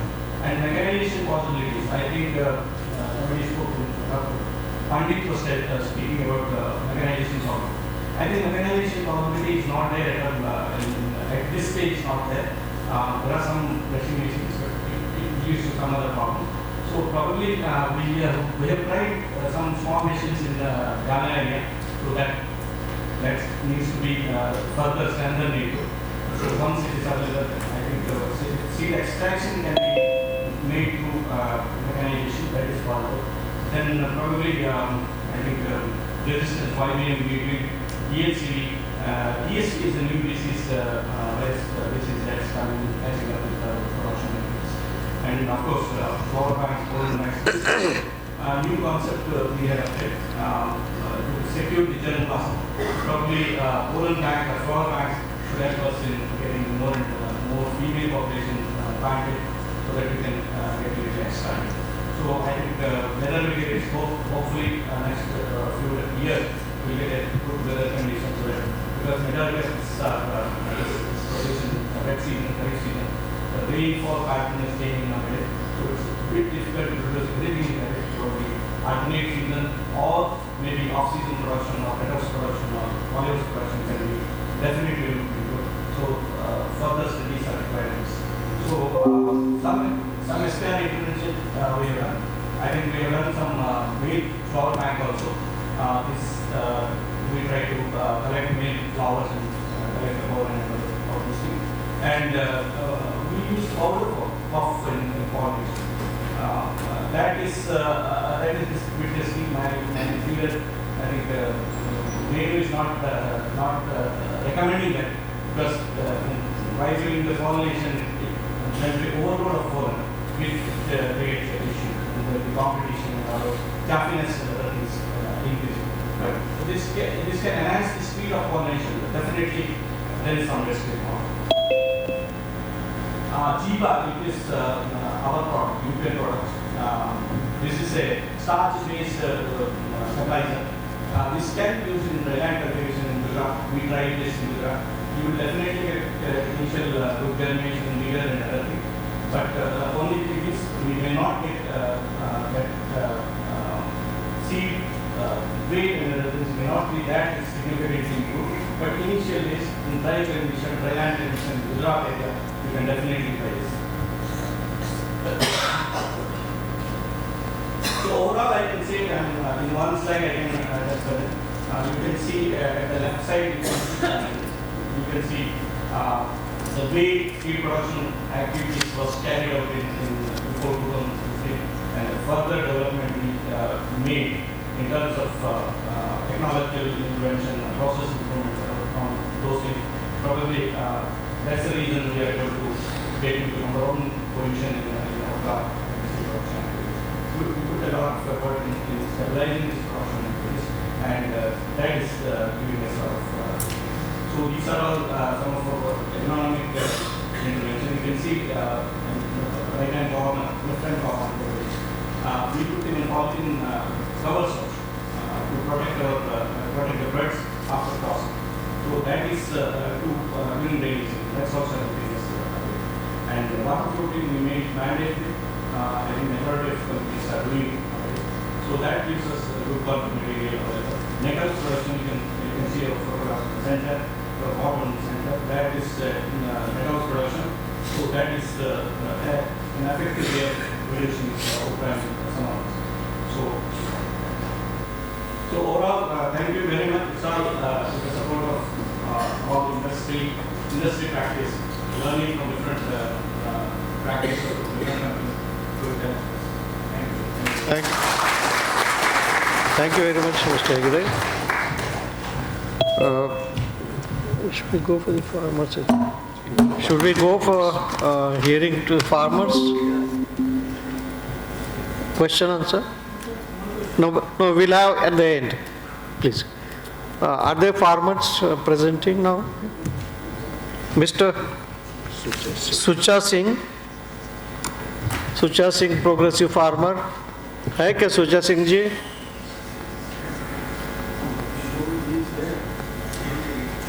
सुचा सिंह जी है hall में? नहीं है. Mishri Lal ji? He is coming. Coming, okay.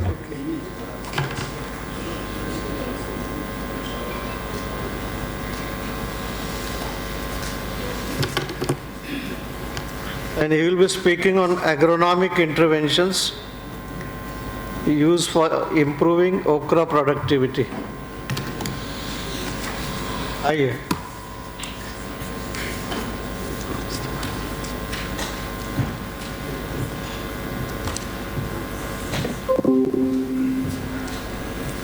आप कहाँ से हैं वो भी बता दीजिए। सर मैं सभी को मेरा नमस्कार। और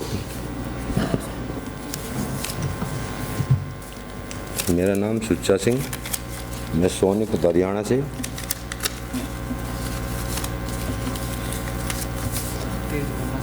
हेलो, मैं पिछले 10 साल से भिंडी की फसल करता आ रहा हूँ। मैंने तकरीबन सभी फसलों की भिंडियाँ लगाई हैं। सबसे पहले हम भिंडी की फसल में मौसम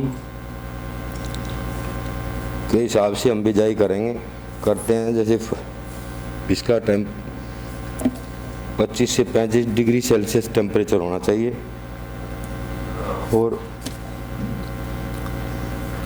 ये चिकनी मिट्टी या दोमट मिट्टी में, दोनों तरह की मिट्टी में अच्छे से हो जाती है। तो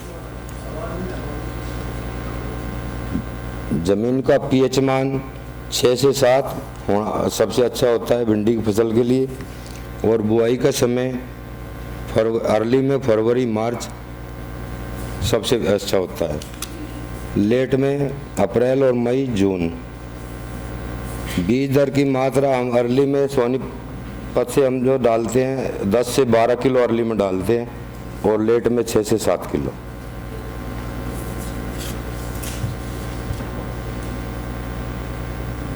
पौधे से पौधे की दूरी 5 से 6 इंच और लाइन से लाइन की दूरी 45 इंच की दूरी रखते हैं।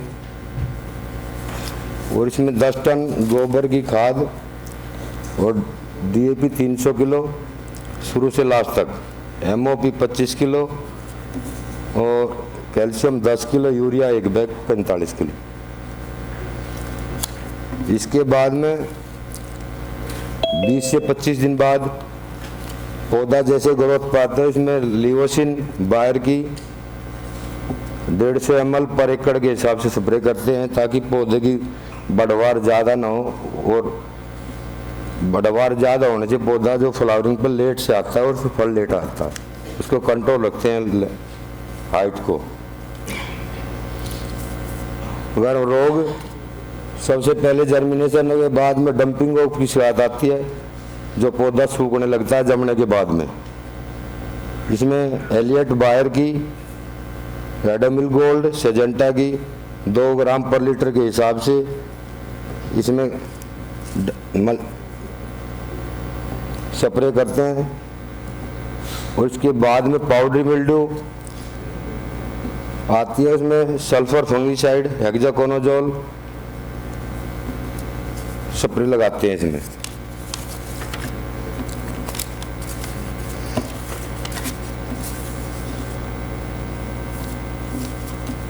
बीमारियां की अगर बात करें तो LCY, लीफ गल virus, YVMV, yellow mosaic virus, insect, कीट, वाइट फ्लाई, तेला, चेपा, एसिड जैसिड, ये बीमारियां आती हैं। इनमें बायर की कॉन्फिडोर, UPL का उलाला, ये दवाइयाँ यूज करते हैं। इसमें सबसे अच्छा जो रिजल्ट है, भिंडी का उत्पादन बढ़ाने के लिए अच्छी कंपनी का अच्छा गुणवत्ता वाला बीज, रोग फ्री बीज, अच्छा खाद प्रबंधन, फसल लंबे समय तक चलने वाली किस्में, पौधा छोटे हाइट का होना चाहिए, ऐसी किस्में लगानी चाहिए जिससे कि पैदावार ज़्यादा से ज़्यादा हो। इसके बाद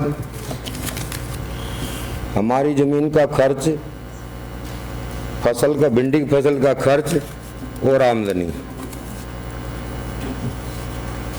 लैंड ऑफ कॉस्ट 1 एकड़ का 6 महीने का करीब 25,000 रुपये आ जाता है। Land of preparation, FYM 10 ton गोबर की खाद, जुताई के समय 50 किलो DAP, पोटास 25 किलो, बीज 10 किलो से 12 किलो अर्ली में और 6 से 7 किलो लेट में, जिसकी कॉस्ट करीब 15,000 रुपये आ जाती है। बीज बोने की लेबर 2500 रुपये, निराई गुड़ाई शुरू से लास्ट तक 10,500 रुपये, दवाइयाँ मिनिमम 8,000 रुपये और दवाई लेबर कॉस्ट जो है वो 2,000 रुपये, खाद शुरू से आखिर तक 250 किलो DAP, 45 किलो यूरिया और 10 किलो कैल्शियम। तुड़ाई खर्च शुरू से लास्ट तक 55 तुड़ाई हो जाती है, जिनका मिनिमम एवरेज एक तुड़ाई का 150 किलो और 55 तुड़ाई का 9350 किलो पर 6 रुपये किलो प्रति एकड़ के हिसाब से लेबर कॉस्ट है, जिसका 49,500 रुपये लेबर कॉस्ट लग जाता है। पैकिंग चार्ज 3,000 रुपये, किराया खर्च 3,000 रुपये,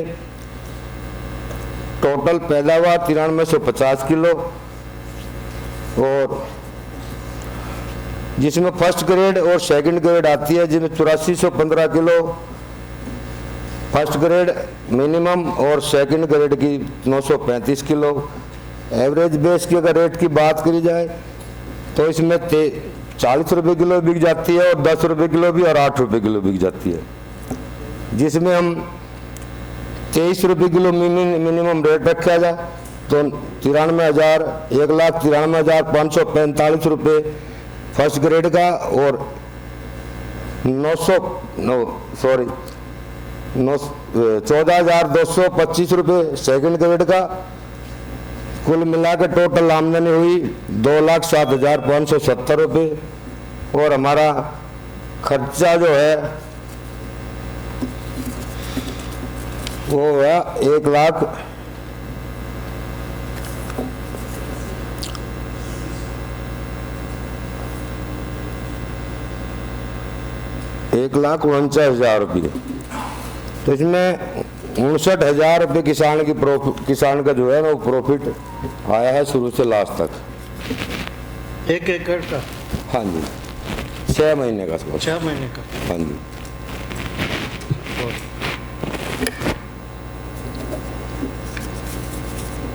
हो गया आपका? हाँ जी, शुक्रिया, बहुत बहुत धन्यवाद। Thank you.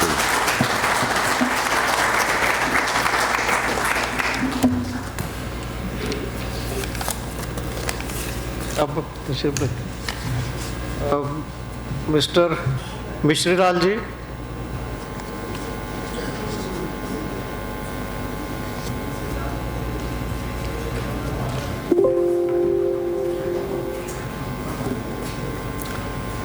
मंच पे आसीन सभी वैज्ञानिकगण एवं यहाँ पधारे सभी अतिथिगण को मेरा जयराम जी की। आप हाँ इसमें बोलिए नज़दीक। और आप कहाँ से हैं वो भी बताइए। मैं मिश्रीलाल राजपूत, ग्राम खजूरी कला, जिला भोपाल, मध्य प्रदेश का निवासी हूँ। मैं पिछले लगभग 30 साल से सब्जियों की खेती हम लोग करते हैं। इसके अलावा NSC से सीड प्रोग्राम भी हम लोग गेहूँ चना का लेते हैं, धान का भी सीड प्रोग्राम हम लोग करते हैं। अभी सब्जियों में विशेषकर गोभी, पत्ता गोभी, भिंडी, टमाटर, शिमला मिर्च, गिलकी और तुरई, लौकी, ये करेला, सभी सब्जियों की मतलब जैसे समय समय पे हम लोग अलग अलग तरीके से खेती करते हैं। तो यहाँ भिंडी भी हम लोग पिछले लगभग जब से सब्जी खेती कर रहे हैं तब से हम लोग भिंडी विभिन्न कंपनियों की लगाते रहते हैं।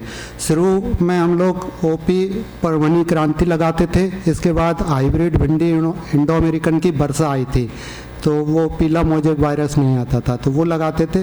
और अभी विभिन्न कंपनियों की भिंडी अभी हमारे यहाँ जो क्षेत्र में सबसे ज़्यादा चल रही है राधिका एक तरफा बिकती है। इसके अलावा और भी कंपनियों की भिंडी बिकती है, लेकिन सबसे ज़्यादा किसान जो है राधिका लगाते हैं।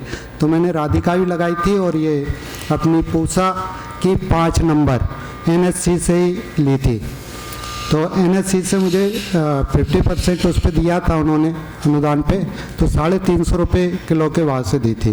तो वैसे हम लोग 1 एकड़ में जो हाइब्रिड भिंडी लगाते हैं वो 2 से 2.5 किलो हम लोग लगाते हैं और लगभग एवरेज 1 फीट की दूरी पे हम लोग लगाते हैं। ज़्यादातर हम लोग जो भिंडी लगाते हैं वो पहले हम लोग मटर लगाते हैं। अभी मटर लगाने के बाद जैसे ही मटर ख़त्म होता है तो उसकी हकाई जुताई करने के बाद में हम लोग भिंडी की सोइंग करते हैं अर्ली में जो पहले लगती है, तो जिसमें 15 जनवरी से 15 फरवरी तक एक एवरेज ये हमारा लगाने का समय रहता है। ज़्यादा जो मटर की जगह खाली होती है वो फरवरी में जाती है और जो अर्ली भिंडी लगाते हैं वो मतलब संक्रांत के बाद में लगभग यानी कि 15 जनवरी के आस में लगाना चालू कर देते हैं। जो पूसा 5 जो भिंडी लगाई थी मैंने लगभग 7 किलो बीज लगाया था और छिड़काव विधि से लगाया था। बाकी हाइब्रिड हम लोग हाथ से लगवाते हैं मजदूरों से 1 बाई फीट, लेकिन इसको मैंने छिड़काव विधि से लगाया था। और जो एवरेज दूसरी हाइब्रिड भिंडी के बनस्पत मतलब पूसा 5 में बहुत ही अच्छा प्रोडक्शन रहा है, लगभग सेम ही कह सकते हैं।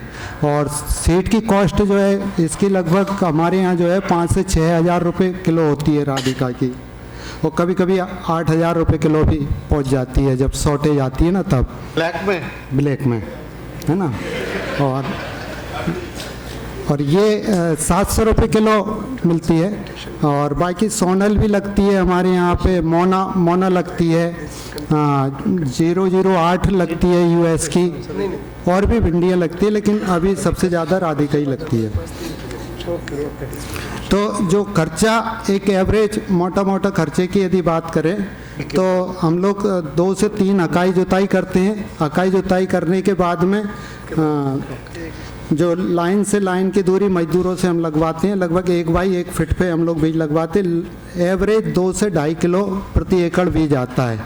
जो इसमें शुरू से हम लोग जो दवाइयों का छिड़काव करते हैं वो थायोमेथोक्सोजाम, एमिडा क्लोरोप्राइड और उइलाला, ये मच्छरों के लिए करते हैं, जिसमें वाइट फ्लाई और हरा मच्छर सबसे ज़्यादा लगता है भिंडी में।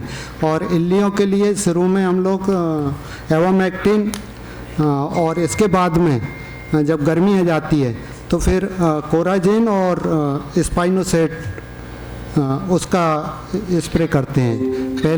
सबसे पहले तो एवामैक्टिन का ही करते हैं। और खाद की मात्रा में हम लोग 12-32-16 पहले ही जब हकाई करते हैं तब डाल देते हैं 1 कट्टी, तो उसमें पोटास और वो फिर इसके बाद में यूरिया के साथ में 15-20 दिन में 20-25 किलो के हिसाब से देते रहते हैं। तुड़ाई लगभग जो मजदूर करते हैं 4 से 5 मजदूर पर डे तुड़ाई करते हैं। आधा हिस्सा हम लोग कर लेते हैं, रोज़ डेली हम लोग तुड़ाई करते हैं। लगभग 1 एकड़ में जो एवरेज पैदावार हम लोगों के यहाँ आती है लगभग 8 से 10 क्रेट पर डे निकलती है। तो कुल जो उत्पादन 4 महीने लगभग यानी कि 1.5 से मतलब 2 महीने में जाके सही चालू होती है। 45 दिन में फल लगना जरूर चालू हो जाता है, लेकिन जो मतलब बाज़ार के हिसाब से 2 महीने लगभग 60 दिन में चालू होती है भिंडी। तो फिर जाके रनिंग आती है, और रनिंग आने के बाद में लगभग यानी कि 10 क्रेट एक मोटा पर डे का, और 4 महीने में 1200 क्रेट के आसपास में निकलती है। हमारे यहाँ वजन से नहीं, क्रेट से ही बिकती है। कोई भी सामान, चाहे टमाटर हो, भिंडी हो, लौकी हो, और गोभी कट्टे से बिकती है। वजन से हमारे यहाँ तुल के नहीं बिकती है। दोपहर को बाज़ार लगती है, 2 बजे तक हम लोगों को बाज़ार में सामान पहुँचाना होता है। तो जो सुबह मजदूर आते हैं 300 रुपये, 250 से 300 रुपये लेते हैं। 8 बजे आ जाते हैं, 1 बजे तक तुड़ाई करते हैं और फिर चले जाते हैं। एक मोटा जो एवरेज आता है खर्चे का वो लगभग 1 लाख 80,000 के आसपास में सब लेबर, खाद, दवाई, ये सब करके इतना खर्चा आ जाता है। और लगभग यदि 300 रुपये का एक एवरेज, क्योंकि कम ज़्यादा भिंडी होती है, 300 रुपये के एवरेज से लगभग 3.5 लाख के आसपास में भिंडी की सेल होती है स्टार्टिंग वाली, 1 एकड़ में। और जो प्रॉफिट लगभग कभी कभी 1,50,000 भी रह जाता है जब रेट डाउन होते हैं, लेकिन कभी कभी अभी इस साल की यदि बात करें तो 1,200 रुपये तक अधिकतम क्रेट बिकी है, मतलब मार्च अप्रैल में। इस रेट में भी भिंडी बिक जाती है, लेकिन एवरेज 300, 400, 250, 200 का ये रेसो आता है। 300 रुपये के हिसाब से लगभग 3,500 रुपये के आसपास में सेल हो जाती है।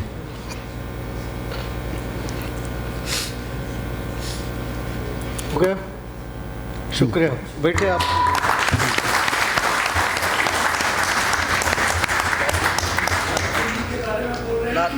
जी, ये लाल वाली के बारे में बोल रहे हैं? लाल भिंडी आप लगाते हैं ना? हाँ, लगाई थी सर। उसके बारे में उसके बारे में कुछ बोलिए ना।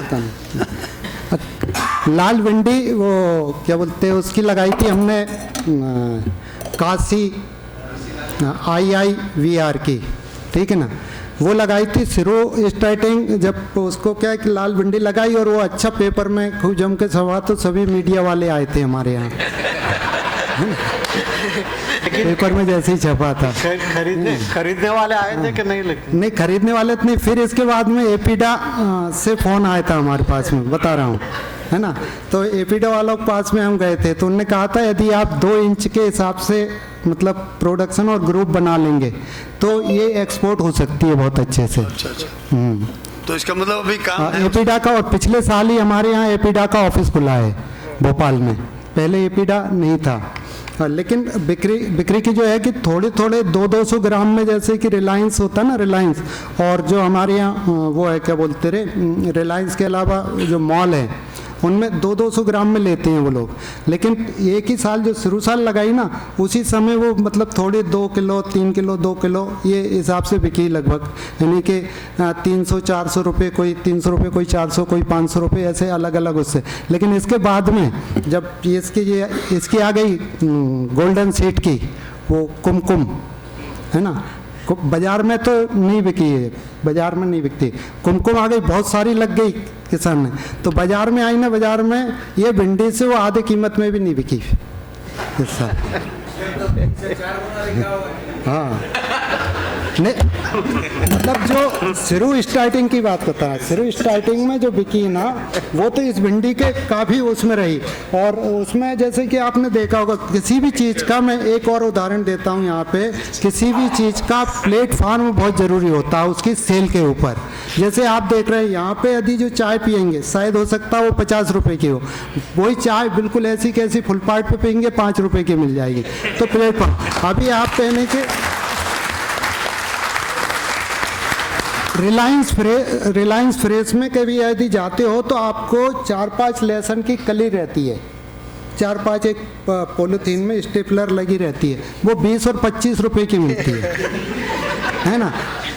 100 ग्राम का लगभग पत्ता गोभी कटी हुई रहती है, कटी हुई 100 ग्राम का पैकिंग रहता है, वो लगभग 25 से 30 रुपए की होती है, मतलब 300 रुपये किलो, और नहीं तो 10 रुपये किलो नहीं बिकती हमारी गोभी। तो प्लेटफॉर्म का बहुत बड़ा वो रहता है कि प्लेटफॉर्म जहाँ, अब ऐसे जो चीज़ हम लोगों के बाज़ार में जहाँ हम लोग बेचते हैं ना, वहाँ पे मतलब हम लोग जो जैसे मान लीजिए हमने टमाटर या पत्ता गोभी या फूल गोभी बेची, वहाँ से सब प्रकार के व्यापारी लेते हैं, कुछ हमारी बाज़ार में लगाने वाले भी, कुछ न्यू मार्केट में लगाने वाले भी, कुछ और मार्केट जो पिपलानी गोविंदपुरा वाली मार्केटों में लगाना। पिपलानी गोविंदपुरा मार्केट वाला जो हमसे, यानी मान लीजिए हमने 10 क्रेट टमाटर पहुंचाया, तो पिपलानी गोविंदपुरा में वो 10 क्रेट यदि 400 रुपये की क्रेट बिकेगा तो वो 40 रुपये 50 रुपये किलो बेचेगा। यही चीज़ यदि न्यू मार्केट में वही टमाटर न्यू मार्केट वाला ले जाएगा तो 80 रुपये किलो बेचेगा। प्लेटफार्म का अंतर है, क्योंकि वहाँ पूरा VIP एरिया है। अच्छा जी, शुक्रिया। हेलो मिश्री लाल जी, मिश्री लाल जी, ये बताइए, लाल भिंडी आपके पास कोई दोबारा कस्टमर लेने आया जो एक बार लेके गया था आपसे? नहीं, जो लोग नहीं, मैं आपको बताता हूँ, जो हमारे परिचित लोग हैं ना, वो लोग तो आज भी मांगते हैं, अभी भी मांगते हैं स्वाद। और आलू एक नीला आलू भी लगाया था मैंने, नीला आलू भी अभी मैं इस साल भी लगाऊंगा लगभग 2 एकड़ में। उसको भी जिन लोगों को भी मैंने दिया था ना, वो सब मांग रहे हैं। अच्छा जी। और सबसे बड़ी बात ये करो, और सर अभी एक डायबिटीज का करेला का मैंने पढ़ा था यहीं का, पूसा का, एक डायबिटीज जो के लिए बहुत लाभदायक है। सबसे बड़ी बात है कि कस्टमर को इस चीज़ का पता ही नहीं है कि इस पर्टिकुलर वैरायटी को हम कैसे प्राप्त करें। मान लो डायबिटीज जिसको है वो वैरायटी चाहता है, तो किस किसान से लें, वो बहुत बड़ा गैप है। और भिंडी के लिए एक मैं मतलब वो कहना चाहूँगा आप सभी वैज्ञानिक गणों से, जो तोड़ने में हाथ खराब हो जाते हैं यदि दस्ताने, तो उसका मतलब ऐसी कुछ वैरायटियाँ डेवलप हो जिससे कि मजदूरों के या जो तोड़ने वाले हैं ना, बहुत मतलब खून निकलने लगता है कभी कभी तो दस्ताने, तो वो थोड़ा सा अच्छी वैरायटी निकल जाए जिससे कि मजदूरों के हाथ खराब ना हो या हमारे भी हाथ खराब ना हो। धन्यवाद, बहुत बहुत धन्यवाद। जय सिया राम।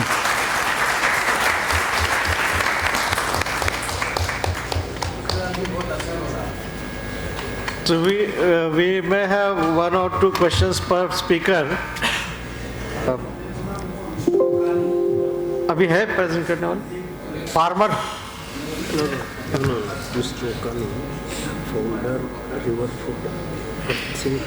ओके। मिस्टर मनोज उकानी है? Mister Manoj Ukani, is there? Okay, founder Rivera Food, processing front of Okra. Is it this topic on which chips speaking? कौन है? उनका है। इनका सर अभी आगे था ये वाला। Time for questions. ये कल के थे क्या? 10 minutes.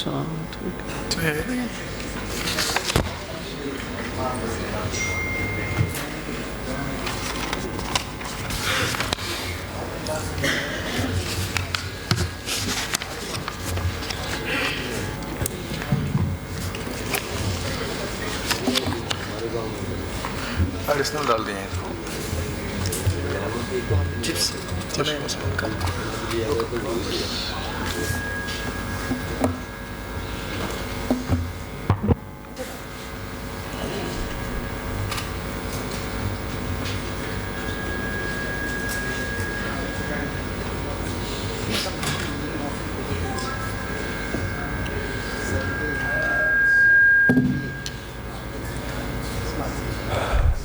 Hello, very good morning.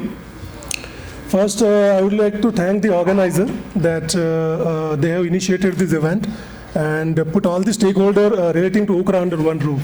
So at least there can be some brainstorming session and yeah, thank you. Some good thing can happen in future.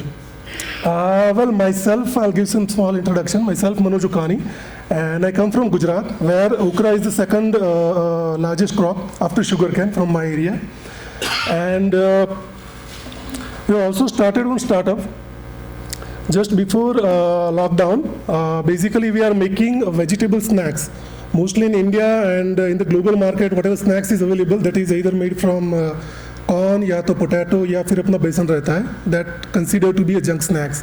So what we have tried is to develop a snacks that is made from the vegetable, because by default, as we know, vegetables are the low in fat and high in nutrition, so it can be healthy snacks. And for these efforts, actually we have been recognized under Startup India and also from our local government, Startup Gujarat.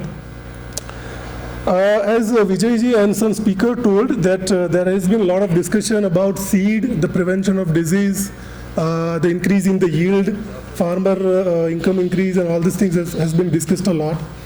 But the thing is, without increasing the market, I think it's really difficult to put this increased production at place, I mean. So I'll discuss the other spectrum in the whole ecosystem, and that is towards the market side. Basically, I'll divide okra uses in two categories. One is food. As the food, fresh okra I think has been consumed from long back as a sabzi or curry. And then some 1 or 2 decades back, this frozen okra came to the market. The product has been commercialized just to solve one critical problem. Then that when there is a shortage of okra or when there is an increase in the prices of the okra.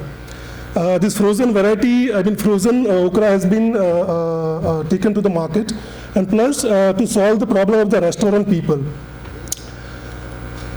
The snacks that is made from the okra, it's been commercialized just 2 or 3 years back because we are the first company who started this thing, and right now there are 5 to 6 players who are selling this product into the market and trying to create the market.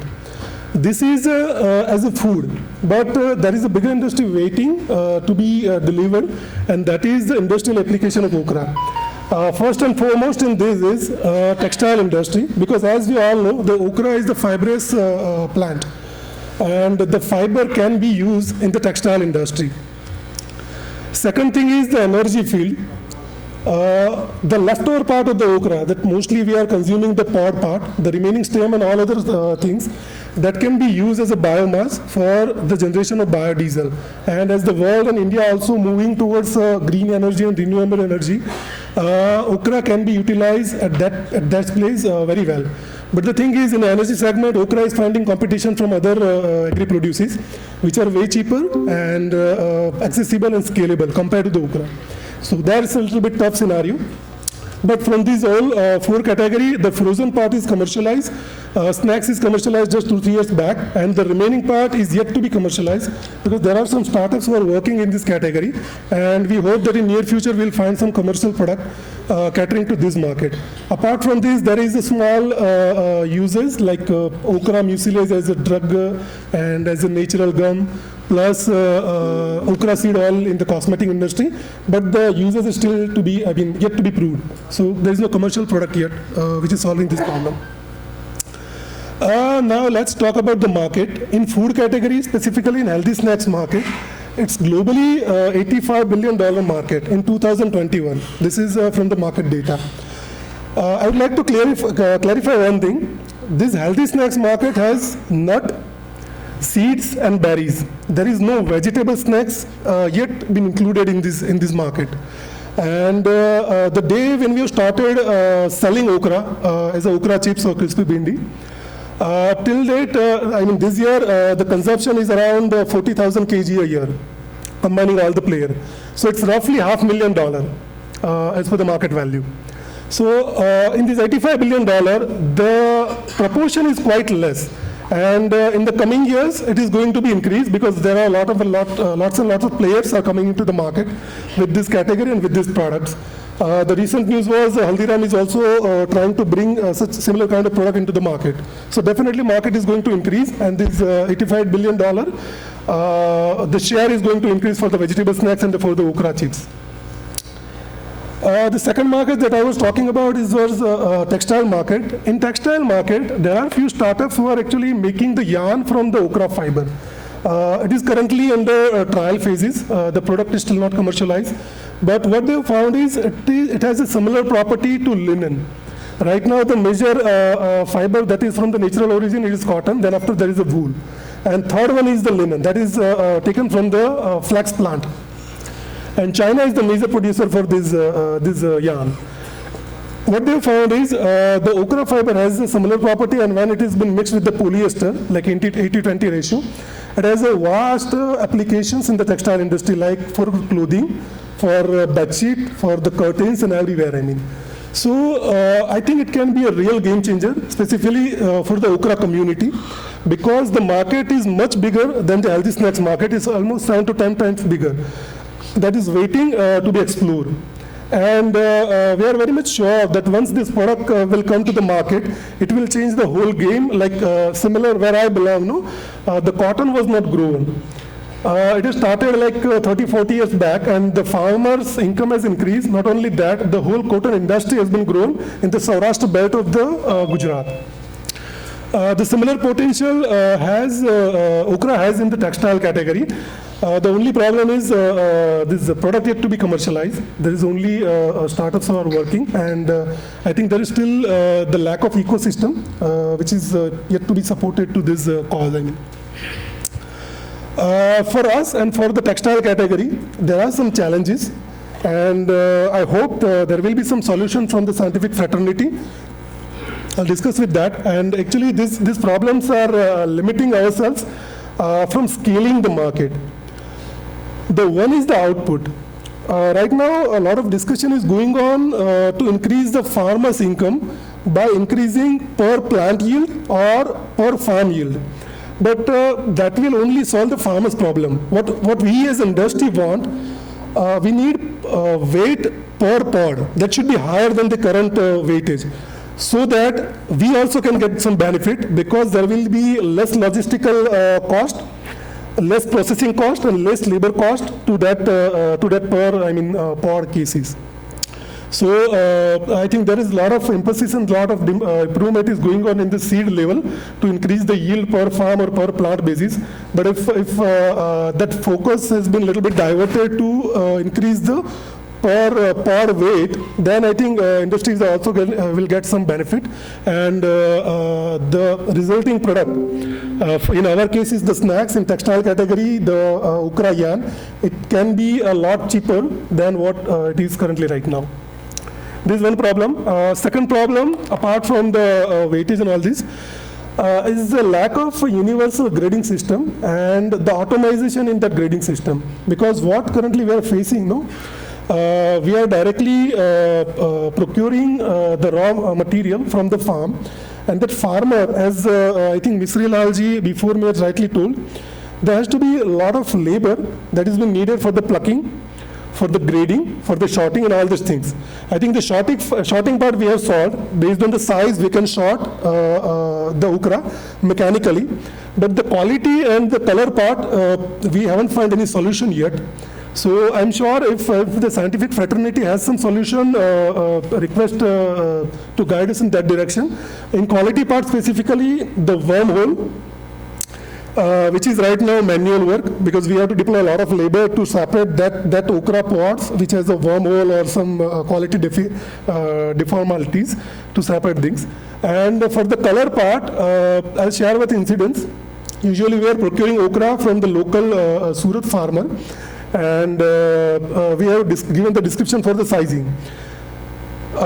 In between, there was no production because they have grown the sugarcane. So we asked the Maharashtra farmer to supply us this okra. The shade was very different. Maybe the seed was same, but due to the land condition and the environment condition, the color shade was very different, and the finished product that is completely different from what we used to supply into the market. And it is totally, we have to call back the product. So that was the inefficiencies currently available into the market, and we hope there will be some solution to this. So this is the major issue, which is right now inhibiting the scale or the market increase. And that's it. That's from my side. Thank you. Thank you, please. Yeah, thank you. Shall we have question answer? Oh, shall we have tea? Okay. Doctor, please. Yeah, this question is to Dr. Hegde. How do they ascertain the genetic purity, either through the grow-out test or through lab test? If it is lab test, then what is that lab test? Sir, we have both the methods. Okay. I think it's, I can hear, yes. audience also. They all need to hear. Yeah, we use both the methods. We use NDT, molecular based genetic purity test, PCR, mostly PCR, and we use GOT also. Yeah, depending on the market, if there is any emergency in getting the seeds in the market, then we go for GOT is more reliable than the yeah, GOT takes more time. No, but 90 days to 110 days. Is it more reliable than the lab? So if you are in a hurry, then you can go to the lab test. If you have time, then you can go to the GOT, isn't it? Thank you. That is the industry. That is the industry what is doing. Sir, actually in Indo-American, in some crops it's very precise. Okra is still, I think, not at that level, but hey, huh? Because at the moment it is still, I wouldn't say 100% perfect, but there is a possibility that you are getting some SSR markers based purity testing, and that is being used. मगर वो भी for very little quantity at this time, क्योंकि market के लिए जाने के लिए you don't have time. So Chairman, I have a quick question for last speaker. Please. So Manoj, very interesting talk. Can you hear me? I'm sitting behind you. Okay. The question I have, I think it was interesting that you flagged some of the non-food uses of okra, clothing, energy. Can you throw some light on whether okra stalks are used for energy production, say in the form of briquettes or something like that? The form of briquette or something? Sorry, sorry. Briquettes and all this is it's already been used, but there is some better alternatives available compared to the okra in making briquettes and all these things. What I'm talking is the extraction of the oil material from the remaining part of okra, and that can be used as a biodiesel directly in the liquid form. So that has been currently under working in the startup world, that they are using the remaining part of the okra plant and they are extracting the oil from that, and that they are using for the biodiesel purpose. What is the approximate oil content? It's very less, but if I compare with the procurement cost, no, it is negligible. I mean, it's a zero cost, because as a farmer is throwing that part. The exact percentage, to be honest, I don't know, but it's very less. But when they compare with the pricing, no, it is at par with the available solutions that is being used for the biodiesel making. Thank you. I have just a quick question, sir, if you don't mind. I didn't hear that, but maybe this is a question to Satish, that for increasing the seed quality, do you do any pinching at the top so that, is that happening or not? Yeah, after 12 fruits. They will. Okay, thank you. Thank you. Sir, one small point, sir. No, I have just...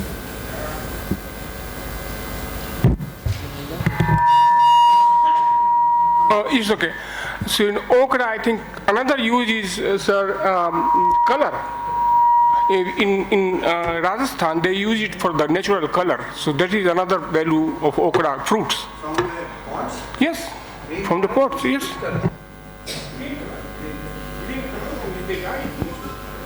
Okay, sir. My question is to Dr. Pandita.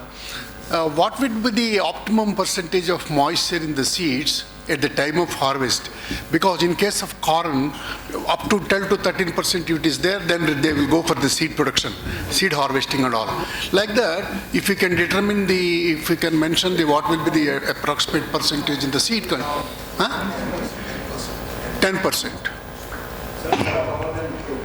Sir, I have question to Vijay Kori, sir.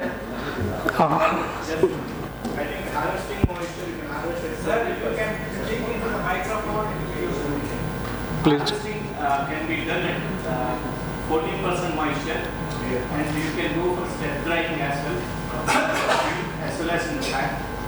Storage moisture level is 9%, and pouch packing can be at 8%. So that's the step.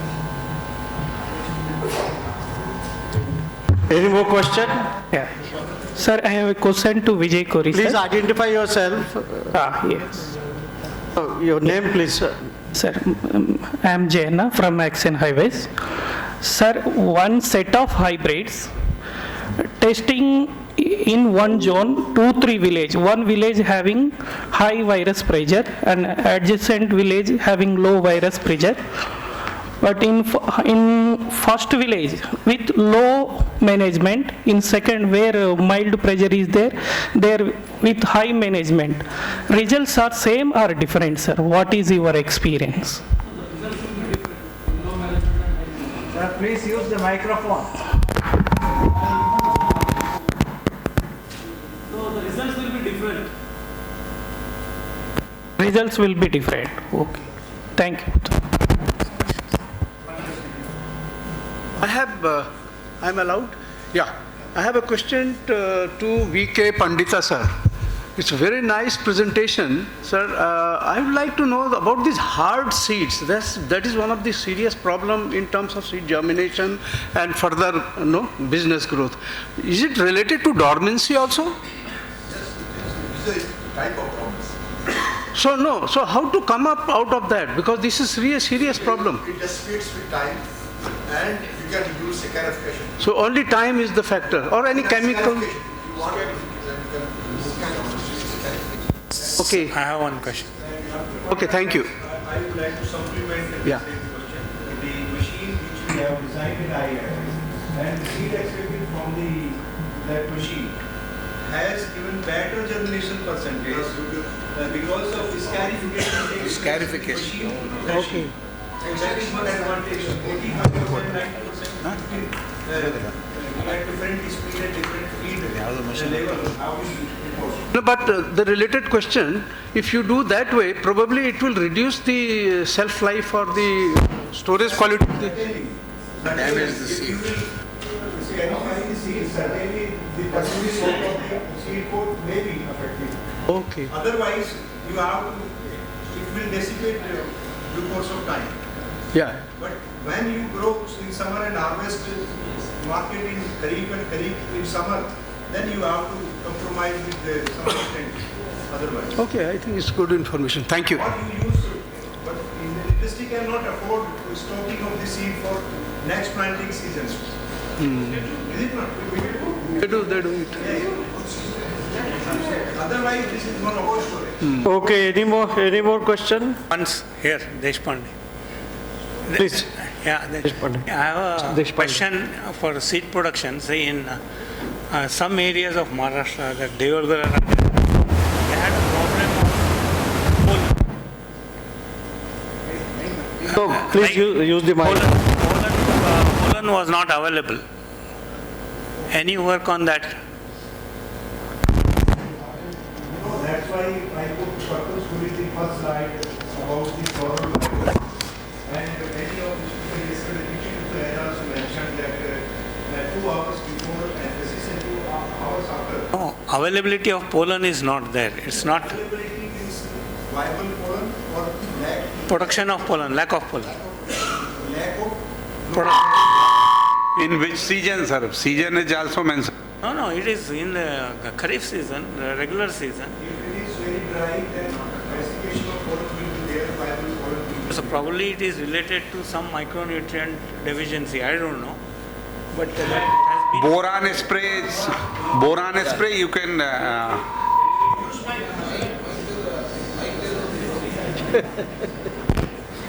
Generally, seed production, first 2-3 days of male opening, generally pollen load will be less. Probably with application of boron, it will increase the pollen load. It is. And it is a minor problem in Okra. It fixes. So that farmers put little extra male parent to get little extra pollen. Male pollen. And second is nowadays earlier farmers used to collect male flower in the previous day and then pollinate next day. But nowadays, because of the technological advancement, farmers collect fresh flower in the morning hours and then do the pollen. Thereby, they will be able to You can boron along with 05234 you can spray and found very good results. Yes, I wanted to add one more point. During winter and where sunlight is a poor condition, again the pollen bursting is a problem. So bright sunlight is there and sufficient pollen grain we can get. So, sunlight is dim and humidity is more, the bursting of the anther is very, very problem. So this type of things, the artificial light you can be arranged in male parent which you are collecting bud in the evening itself. That will be the better option. That is a common practice in Ranebellur area. Okay, I think we should wind up the question answer session. Is there any more question? I have just one question to ask. What is the maximum yield potential of vegetable okra? Anybody estimate? 30 tons. With duration, sir. Along with duration, any vegetable. Maximum. Seed, not seed. Commercial. Commercial. Fruit. Fruit. Green pot. How many? 70? 76 tons per hectare. Yes. I think it could be exceptional. And what about the seed production in the... So, per day production is more important term in production. Sir, 76 per day production is impossible to get. in vegetables. No exception, sir. 76 is impossible to Folios. I'm saying the potential. The average, many farmers are getting 50-55. But the potentiality of the hybrid, those who maintain for a longer duration, that guy has maintained 196 days in Gujarat. 196. Sir, kindly tell us the per day production. Per day production is more important term in vegetables. Not at all. Total production. Per day production is more important. Yes.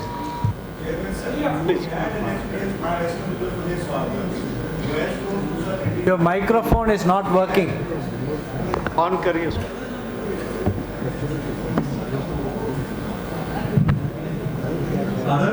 Please listen. He has to 56 harvesting centers in alternative days. Pusa 56 speaking in alternative days. Crop was known in 19th of March and it terminated in August. So he has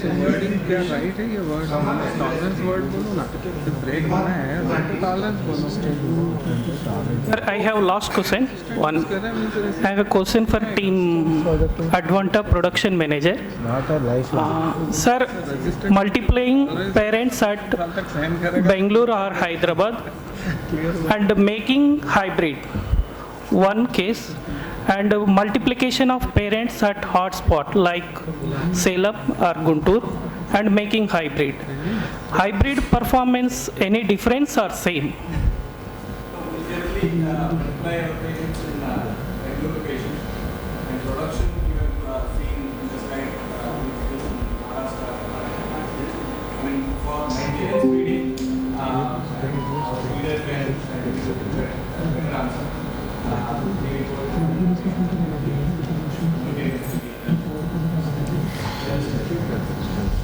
Thank you very much. You can have discussion over a cup of tea. Can you hear us? Hello. Hello. Hello, how are you?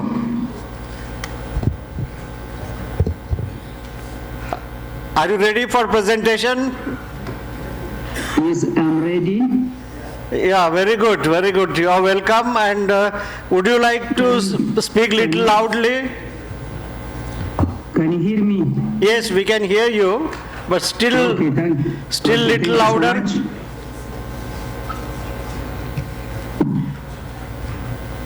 Okay, this is,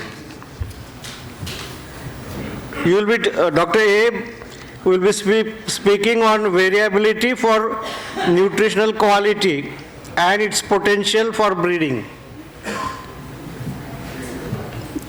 Okay, Dr. Abe, can you start your speech, please? Okay, thank you so much, Mr. Chairman. First of all, I would like to thank the organizing committee to invite me to present my research on variability in okra for nutritional quality and its potential for breeding. We are not able to listen to you. Dr. Abe, can you speak little loudly? Can you hear me? Can you hear me? Hello? Dr. Abe, we can't hear you. You hear me? Yeah, little louder, please. Okay. To meet the demand for nutritional balanced food for the world's increasing population, plant species used as food must be diversified. So the inclusion of a wide array of indigenous vegetable species in cereals, tubers, and livestock-based agriculture will be crucial to contribute to food, nutritional security, and income diversification.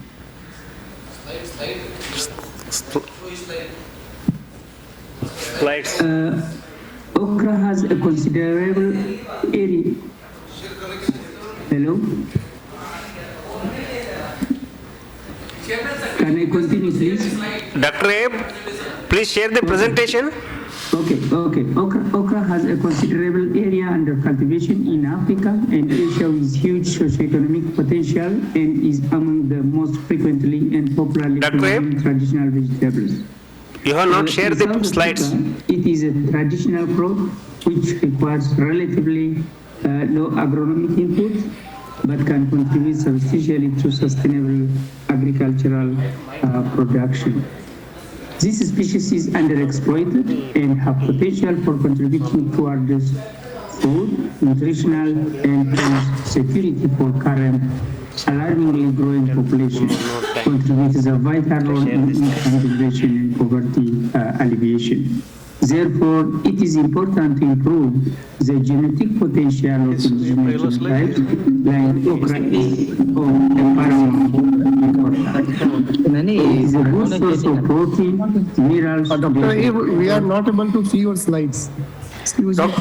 Dr. Abe, can you share your slides, please? Can you share your slides? How come it can't?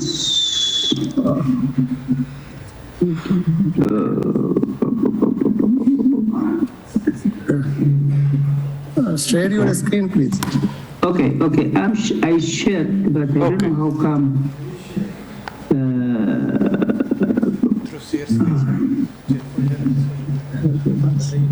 Okay. Share. Through share screen. Please share through share screen. I'm sharing.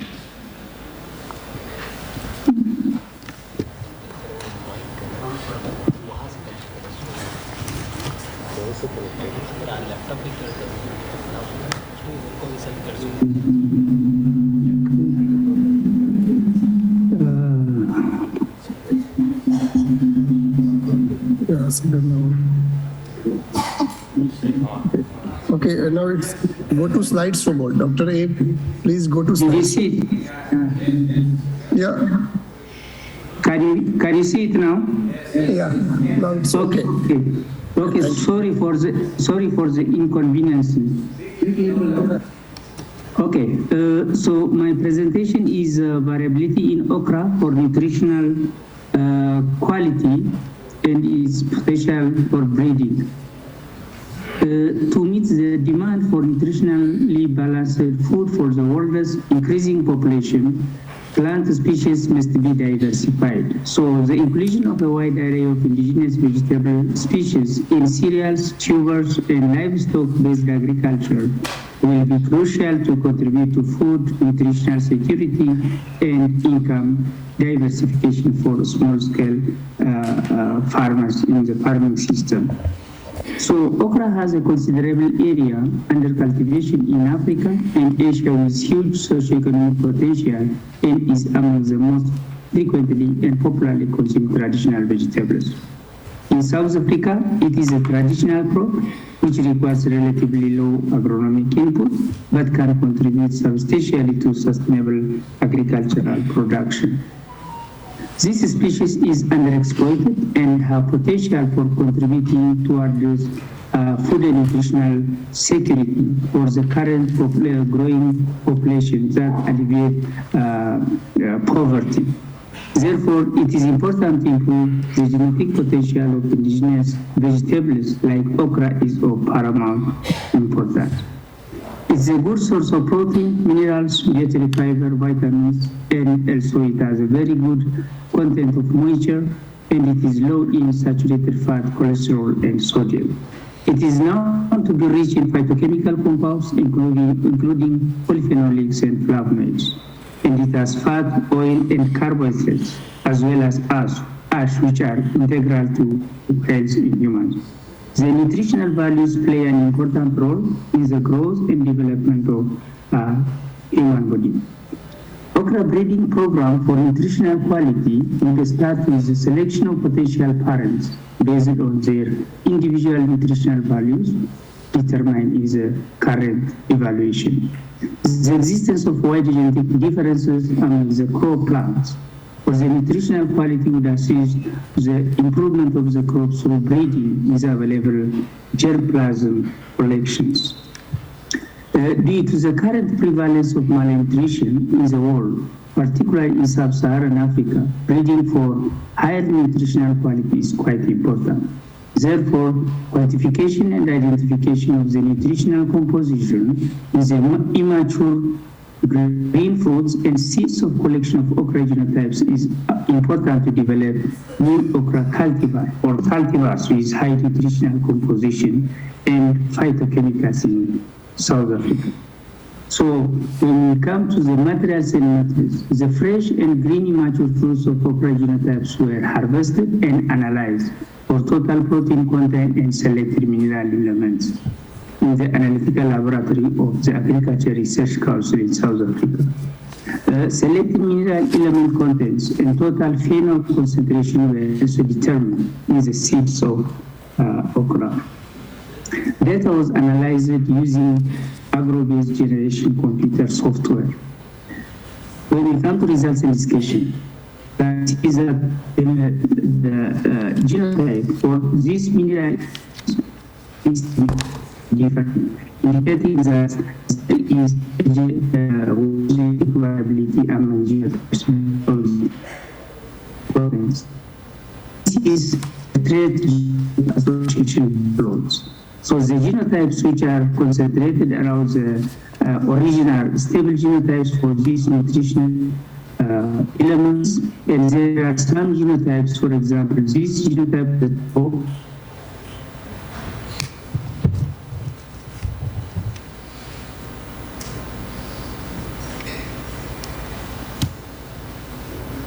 what up?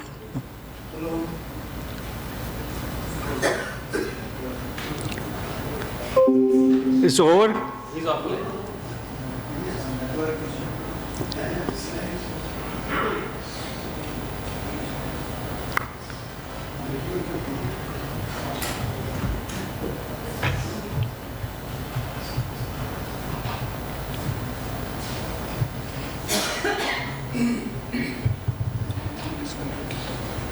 Disconnect.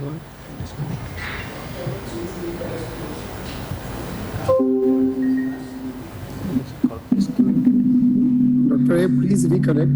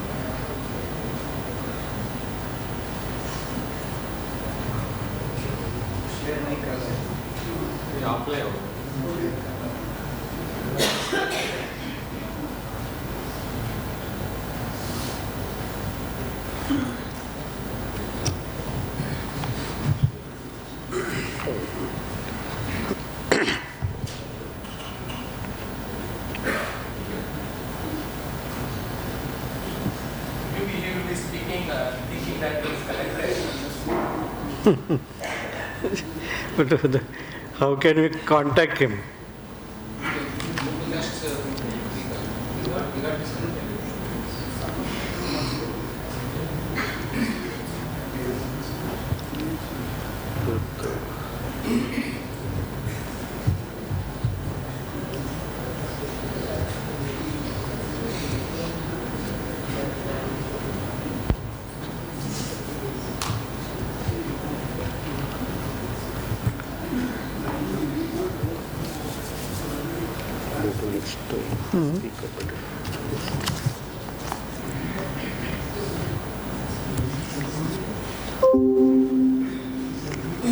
Shall we go for the next speaker then?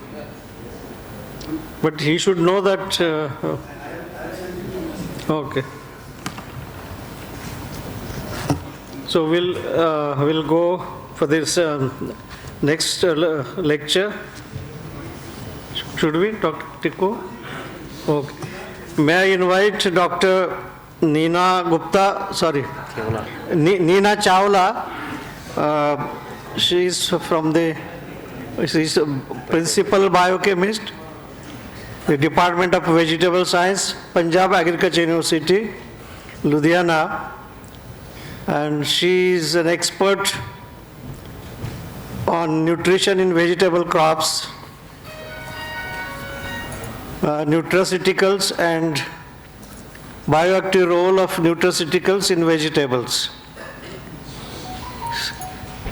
She is an accomplished teacher, scientist, and an author. May I invite Dr. Nina Chawla to speak, please? And you will be speaking on nutritional quality of okra, a global overview. Okay? Yes, sir.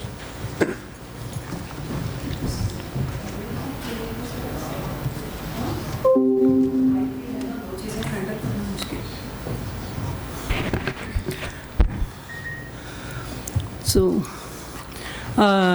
very good afternoon to all of you.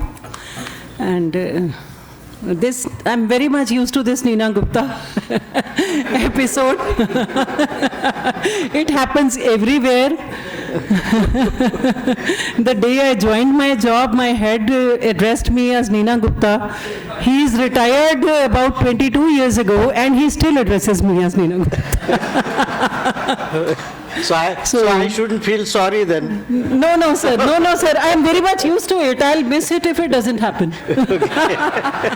So starting on a lighter note, very good afternoon again to all of you. Very good afternoon to all of you, respected chairman, sir, co-chairman, reporters, organizers, dear delegates, and I have many friends among the audience. Of course, all are friends. So, dear friends, I feel fortunate to have been invited for this talk in an audience expert on okra. So I feel myself a little illiterate among this audience. People are talking about breeding and seed production and all the field aspects of okra, which I'm not very much well versed with. As sir has already announced, I'm a biochemist by qualification and posted in the Department of Vegetable Science. But all said and done, whatever we increase the yield or increase production, increase seed production, ultimately vegetables boil down to quality. They literally boil down to quality. So I'm here to present nutritional quality of okra, a global overview. So as the topic itself indicates, I've been asked to give an overview. So I have not included many graphs or tables or much technical data. So I'll be giving an overview of the nutritional quality of okra, whether it be pods or different plant parts.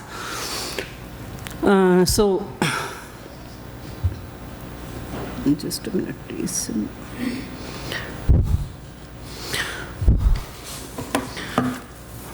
So, okra, as we all know, Abelmoschus esculentus. It's a member of the Malvaceae family. I need not be telling here the introduction. It's been repeated umpteenth times, but I'll just go through it quickly. One of the most popular and commonly used dicot plants and species in the Malvaceae family, as given by Naveed et al., 2009. Warm season annual herbaceous vegetable crop, First discovered in Ethiopia. I have stayed in Ethiopia for 2 years. I worked in a medical college there as associate professor. So it's very popular there. They call it bamia there. And it's not cooked the Indian or Punjabi way with a lot of ghee as we have it. They say it is for weight loss. They just boil bamia and consume it. Like whatever vegetable we used to bring, my maid used to bring bamia for her every day. It's very popular in Ethiopia, Tanzania. So incidentally, I've stayed there, so I know. Then Eritrea's highlands for all the plateau region of Africa and the eastern higher region of the Anglo-Egyptian Sudan. So very popular in the African countries. Widely distributed from Africa to Asia, Southern Europe, the Mediterranean region, and all of America as given by Oilard et al. 2003.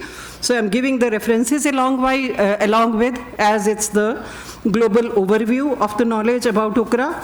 Crop with several uses of fresh leaves, buds, flowers, seeds, pods and stems, although the stems and plants have not been fully exploited as yet. They have been, but not fully exploited as yet. Cultivation in numerous nations, including India, Japan, Turkey, etc., and recently been employed for the nutraceutical and therapeutic characteristics. So I have not studied it myself. I have done the nutraceutical value of anthocyanins of brinjal, in quercetin and other compounds of onion, and I would like to inform the House that we have really found dose reduction in the human cancer cell lines with the extracts prepared from onion and brinjal. So keeping that in mind, I think if we do further work on okra anthocyanins, we might have production of important nutraceuticals which are helpful in the treatment of cancer, because we have really found very good dose reduction. We have mixed this anthocyanin extracts with the cancer drugs and treated human cell lines with it. 2 of my students have done work on it, and we have achieved excellent results with anthocyanins. So it holds good potential for red, purple, etc. bhindi, which our farmer Bhaiya has just, he has shown beautiful pictures of colored bhindi. So little bit about production as per FAO Stat 2020, 9.96 million tons global production, 6.18 million tons India. It's not, I'm sorry, I forgot to move. So production 9.96 million tons global, 6.18 million tons India, and 1.82 million tons Nigeria, again Africa, right? So in India, as per National Horticultural Board 2021, okra production has been 6.41 million tons. So this pie shows the state-wise okra production share in percentage in India. Gujarat is the leading state, as we can all see. Punjab has a small share. Then we come to the nutritional composition of okra, which I am actually here for. So okra is an excellent source of protein, vitamins, minerals, and dietary fiber, and while being low in calories. The mic, I can come there. It's more convenient there.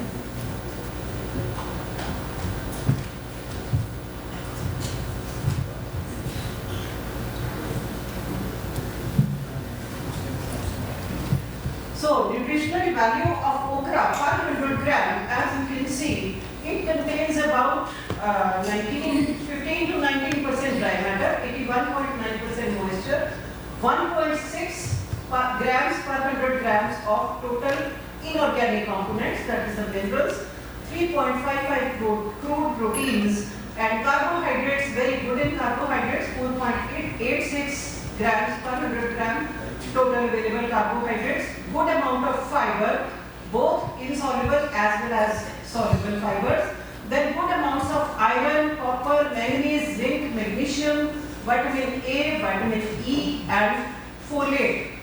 Folic acid is important as we come to the health benefits. Then first we see the nutritional composition of okra pods. So they are rich in mucilage, digestible fiber, bioactive compounds. By bioactive compounds, we mean the nutrients which can be used as pharmaceuticals. So thiamine, all vitamin B1, B2, B3, thymine, riboflavin, niacin, B1, B2, B3, then folic acid, carotene, amino acids, vitamin C, oxalic acid, etc. Oxalic acid is a little bit of anti-nutrient, so the amount of oxalic acid in bhindi has to be watched as it can lead to kidney stones. Then it has quercetin derivatives. Normally onion is exploited for quercetin, but it's a little known fact that okra has quercetin derivatives like epigallocatechin and all these quercetin derivatives and catechins are major antioxidant compounds. So by antioxidant we can correlate it to anti-cancer activity, cancer preventive activity. Then it is low in cholesterol, low in saturated fat. So these are some of the bioactive components. I will try to give only one slide of structures. These are not important to readers.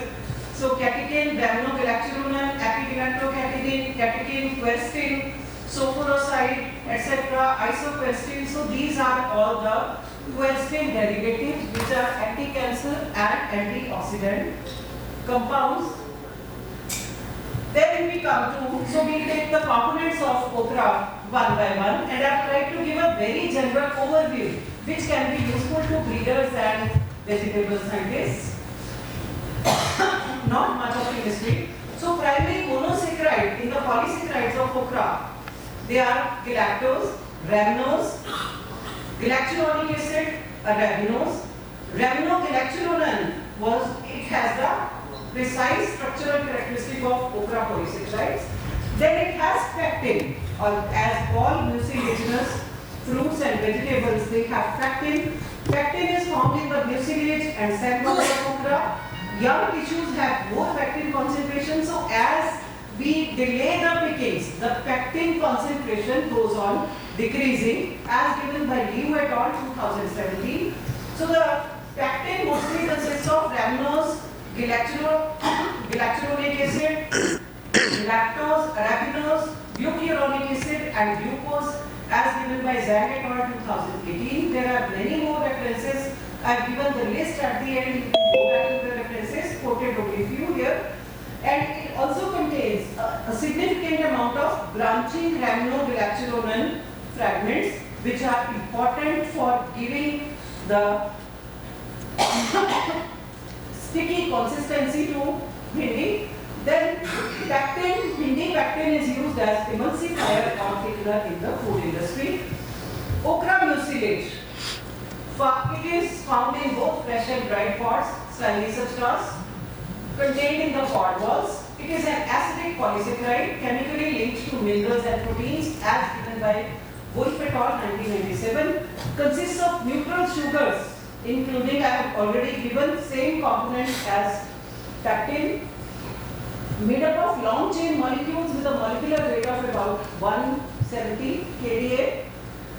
This is the composition, relative composition, if anyone is interested. And intrinsic viscosity in solution is around 30%. So it is used to increase the viscosity of many foods like soups, like juices, and many other industrial uses also. So what are the applications of okra mucilage? I'll just mention a few. Flour-based adhesives. It is used as adhesive in the paper industry, cloth industry, and as one speaker has just mentioned, that was news to me, that it can be used to make textile fibers also. Then whipping agent for various food products, like we have egg powder, and for reconstituting egg whites, it is used to give the right consistency to the egg white. As a supplement for clarifying sugarcane juice, brightening agents in metal and electroplating industry. It is used as deflocculant in the manufacture of paper and cloth. Deflocculant means it prevents the separating out of the components in a suspension. So deflocculant, then barrier to lower pipe flow. Manufacturing of glazed paper, making of confections, candies, etc. And in medicine as a blood volume expander or as a plasma substitute. So it is it can be used as plasma substitute also because it has a particular intrinsic viscosity which can be manipulated with the drugs to match the viscosity of plasma as given by Kumar et al. 2010.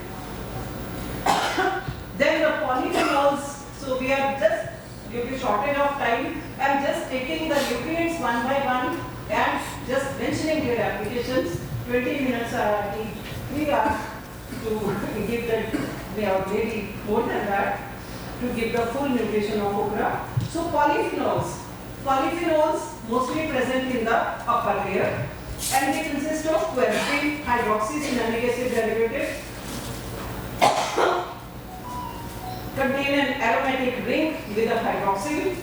They reduce the oxidative damage. So again, polyphenols are antioxidant, anti-cancer compounds because they reduce the oxidative damage by frequent coupling with polysaccharides found in the cell walls.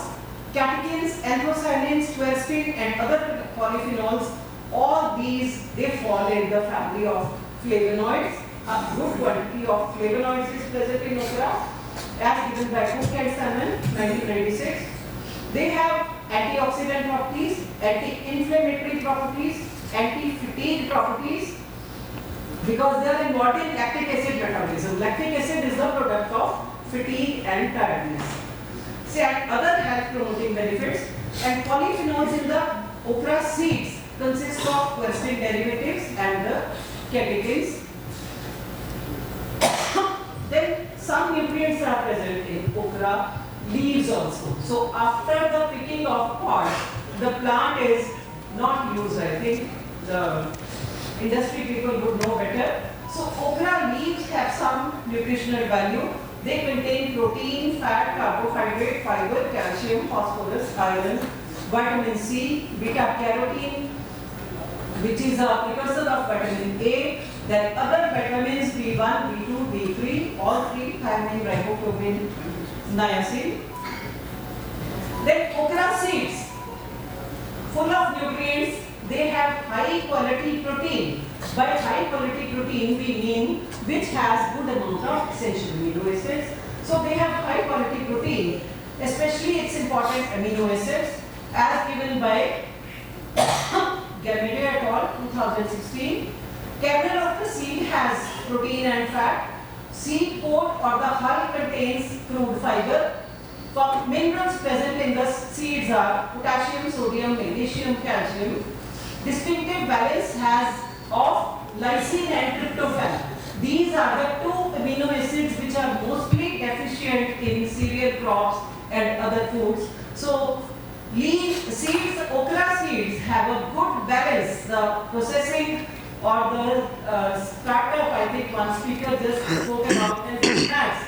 To note please, it has a good balance of essential amino acids. It has a chemical score, the essential amino acids present in okra seeds. Okra seeds have a chemical score of 67, which is a very good chemical score. That is the utilizable amino acids in the body.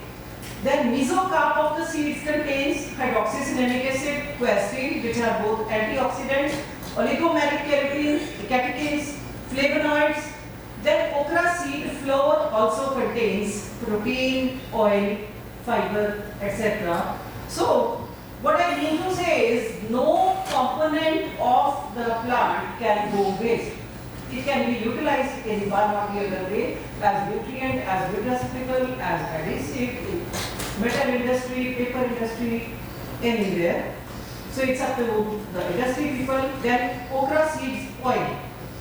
So many studies have revealed that okra seeds are an excellent source of unsaturated fatty acids, which are the essential fatty acids not produced in human body. So we always go for polyunsaturated fatty acids.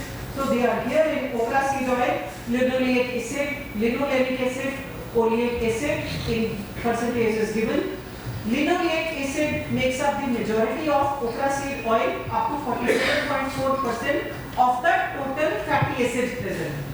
This is not the percentage of oil. This is 47.4% of the total fatty acids is linoleic acid, as given by Andres et al. 2005. linoleic acid is necessary for human nutrition, is abundant in oil. Then there are some saturated fatty acids like palmitic acid, stearic acid in okra seed oil. So overall we come to the health benefits. It has anti-diabetic property, helps in your body weight, not cook the Punjabi way, I repeat, cook the Africa way. So helps in lowering body weight, glucose levels. So anti-diabetic property, improves glucose tolerance and decreases the total serum cholesterol levels in the high fat diet. Then inhibition of various signaling receptors which are modulators of inflammation. Then it interrupts, very important, for years scientists have thought that gastric ulcers are the result of stress and fat diet, but 2/3 of the population is suffering from Helicobacter pylori, which is a bacteria residing in the stomach lining, and it leads to severe acidity, gas problems and ulcers. So polysaccharides of okra can interrupt the adhesion of Helicobacter pylori to the human stomach tissue, interfering with the outer membrane proteins as given by Subramanian et al. 2011. Another 2 minutes. Oh, sure. Then okra pectins have anti-cancer, they arrest the cell cycle and activate the caspase cascade, induce programmed cell death, anti-proliferative, anti-cancer properties, induce programmed cell death and inhibit cellular proliferation. Then they lower the bad cholesterol. We all know LDL, low density lipoprotein, is the bad cholesterol. So okra promotes cholesterol degradation and inhibits the production of fat in the body. It lowers the bad cholesterol by altering the bile production in the intestines. So then there are vitamins, improve vision. We all know beta carotene is the precursor of vitamin A. Xanthine, lutein, all with antioxidant properties, prevent eye damage, antioxidant property. I have already mentioned reactive oxygen species are killed by antioxidants present in okra. Then folate present in okra is useful in pregnancy. It prevents the neural tube defects. Then polyphenolic compounds, little bit detail was given, but there is no time. So anti-fatigue, anti-inflammatory, I just try to give the mechanism only verbally, not in reactions. Anti-fatigue, anti-inflammatory. Then it prevents neurological diseases, neurodegenerative diseases like Parkinson's, etc.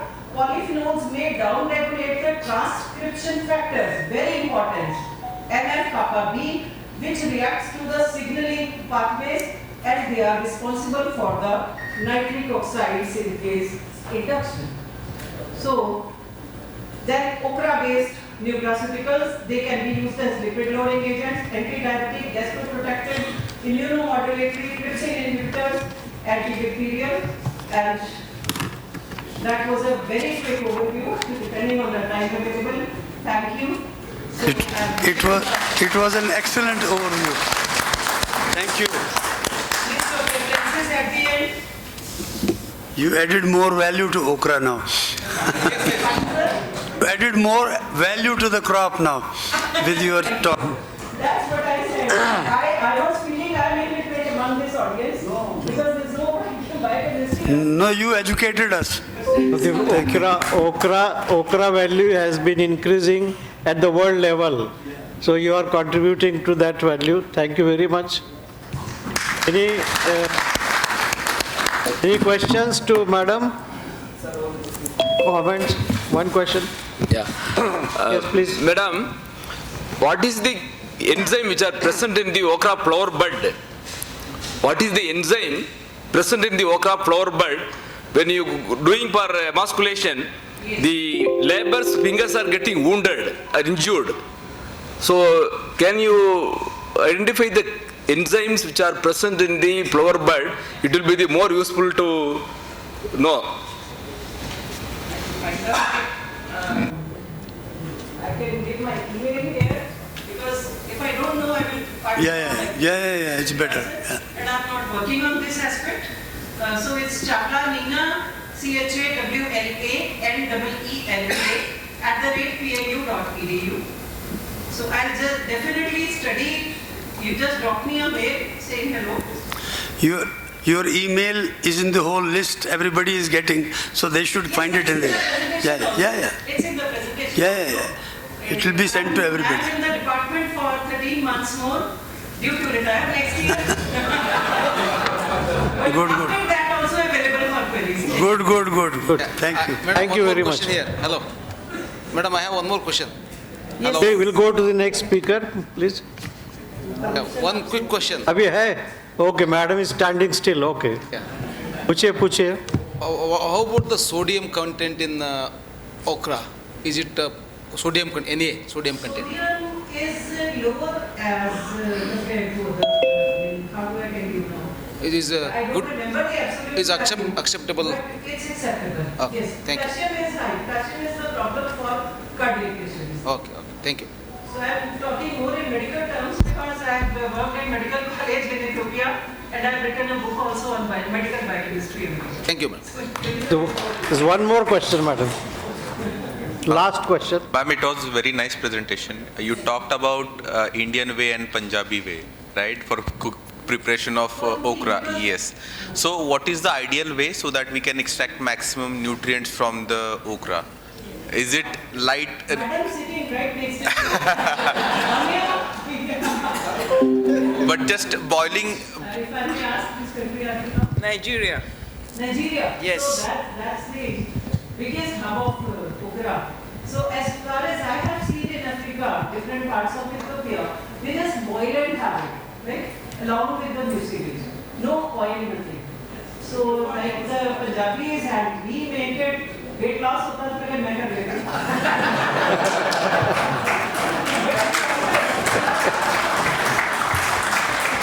We always make it with lots of ghee and mother's love adds.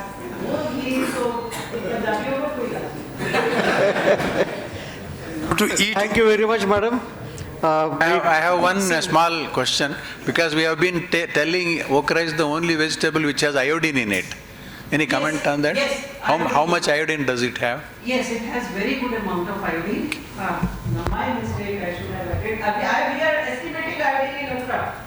We are screening genotypes for iodine in okra. So yes, it has anti-goiter properties also. But these days it doesn't hold, say, I don't know whether I should say it or not, because we are having iodized form. Yes. So goiter has almost disappeared. So we can say it has anti-goiter properties, but practically, how much we need to take? Once a week, once in 15 days. But iodine salt we are having every day. So that has already taken care of goiter. Anyways, it should have been added, but practically, uska apna role nahi hai. So I thank the organizers for giving me the opportunity, thank the dignitaries on the dais and audience for their patient hearing. Thank you. May I invite Dr. Pradeep Karmarkar from IARI Varanasi, and he will be speaking on harnessing bioactive phytochemicals in okra, nutritional and therapeutic perspective. Good afternoon, everyone. Respected chair, co-chair, and dignitaries of the dais, dear delegates. Now I will deliver a talk on harnessing bioactive phytochemicals in okra, nutritional and therapeutic perspective. Though I am not a biochemist, basically I am work as a senior scientist and looking after the okra improvement program in IARI, and I have been asked to talk in this topic. So whatever the recent development has going on in this topic, I try to compile and I will present that one, sir.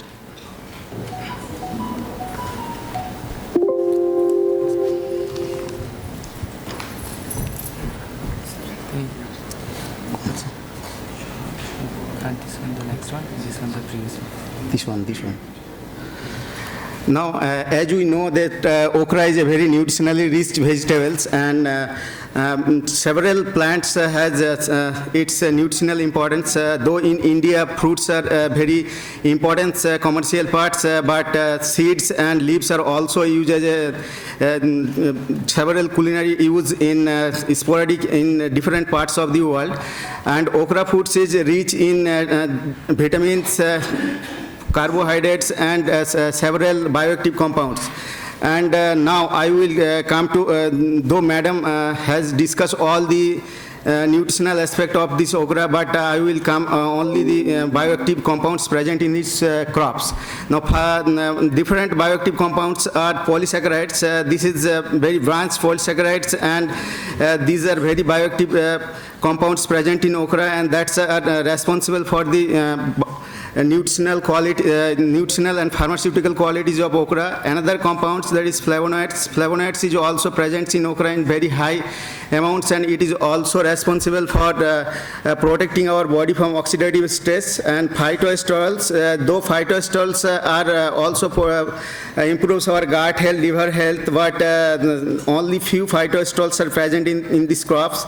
And now vitamins is one another bioactive compounds. It is also presents in appreciable amount in okra, and that is responsible for several metabolic activities in our bodies. Different minerals, especially iodine, selenium, are also present in traces. Pigments, like though predominant pigment is the chlorophyll, and chlorophyll A, B, and total chlorophylls, but nowadays purple or red-footed okra is available, and that is due to the anthocyanins.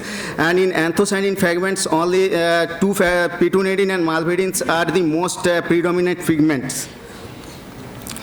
Now, coming to polysaccharide, okra is rich in dietary fibers, and this dietary fibers is nothing but it is polysaccharides, and many investigation has reported that okra polysaccharides are very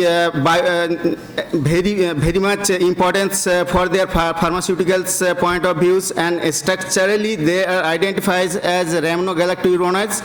And okra polysaccharides have various biological activities that I will come in later slides. And in pharmaceuticals application, they are helpful for drug deliveries, and also they are used as a different food industries as a natural emulsifier and natural thickeners.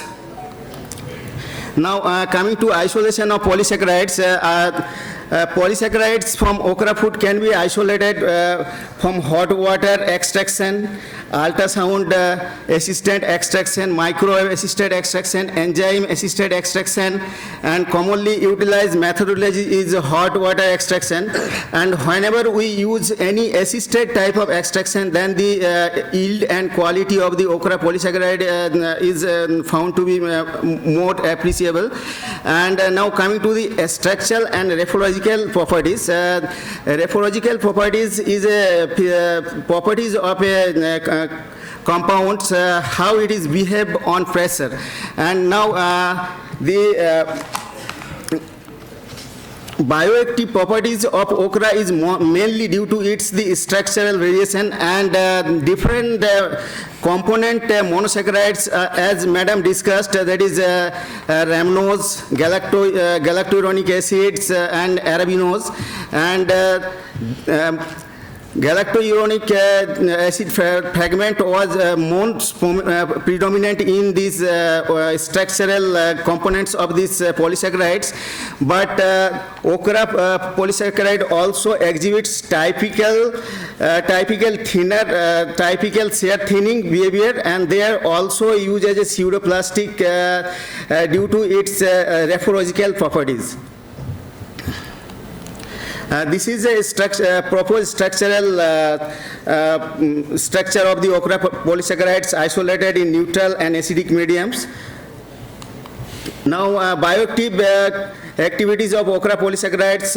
Okra polysaccharides is a very strong antioxidant agent, and different antioxidant activities parameters like DPPH, ABTS has been established that okra polysaccharides neutralize the free radicals in cell and protect our body from different degenerative diseases, and it is also act as an immunomodulatory agent and anti-tumor activities. Immunodepressed mice model has been studied, and quite encouraging result also found, and anti-tumor activities also established by using these bioactive polysaccharides. Now coming to hypoglycemic activities and hypolipidemic activities, okra polysaccharides are also useful for reducing the diabetic mellitus by regulating the sugar and fatty acid metabolism in our bodies, and as they neutralize the different free radicals from our cells, they also act as an anti-fatigue agent and also anti-inflammatory agent.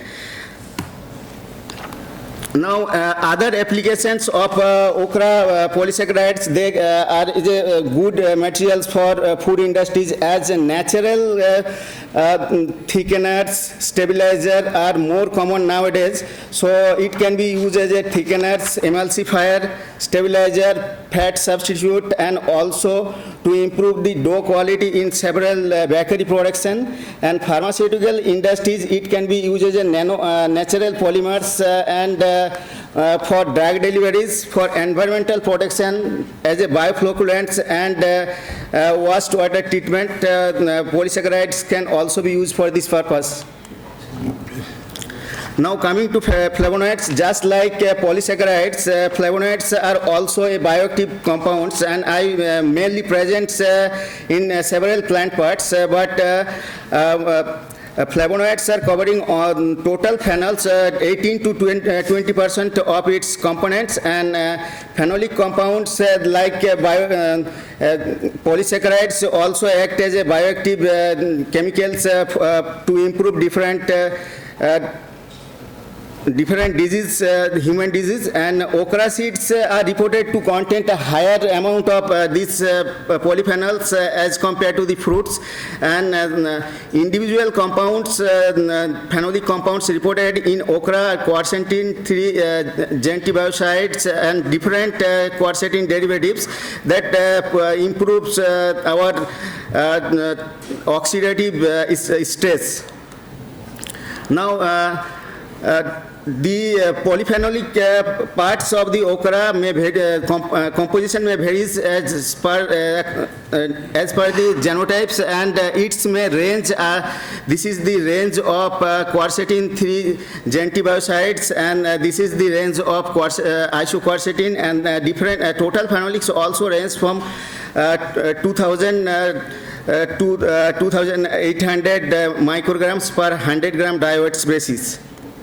Now, this is the trends of individual phenolic compounds as according to its harvesting periods. Generally, okra fruits is harvesting for 4 to 9 days after pollination, and in some phenolic compounds shows decreasing trend, some shows up to increasing trend up to certain periods, but almost every compound has some either they decrease or increase as per their maturation of the fruits. And this is the bioactive properties, that is just like polysaccharides, they are also act as an antioxidant, anti-inflammatory, anti-fatigue agent, and also act as an inhibitory agent of different digestive enzymes, and protect our body from several degenerative diseases. Now coming to phytoesterols, till date only 5 phytoesterols have been isolated, and they are reported to improve the liver cholesterol absorption and also improve the absorption of cholesterol in our guts. Vitamins in okra, vitamin C, vitamin vitamin C, vitamin K, folates are found appreciable amounts, and they supply 20 to 35% of our RDA, and these vitamins act as a different metabolic activities, and that is folic acid improves reproductive abilities and beneficial for fetus health. Now coming to minerals, as 100 gram serving of okra can supply this much of different minerals, and though selenium is not common in vegetables, but some reports also presented that selenium is also present in okra in traces amount that can be act as an antioxidant for neutralizing our free radicals in body. Different minerals also, potassium is also found in appreciable amount, and it all improves our heart health. And now coming to anthocyanin content of okra, in red purple footed okra, mainly delphinidine 3 glucoside and cyanidine 3 glucoside are present in this okra. And beside these two anthocyanin components, several phenolic compounds are also present in okra, and the quantities of these phenolic compounds is quite high as compared to the green footed genotypes. And similarly, we also analyzed nutritional values of our red-footed genotypes in IABRs, and delphinidine and pitunidine has been identified as a predominant pigments for red-footed varieties, and different phenolic fragments also identified. And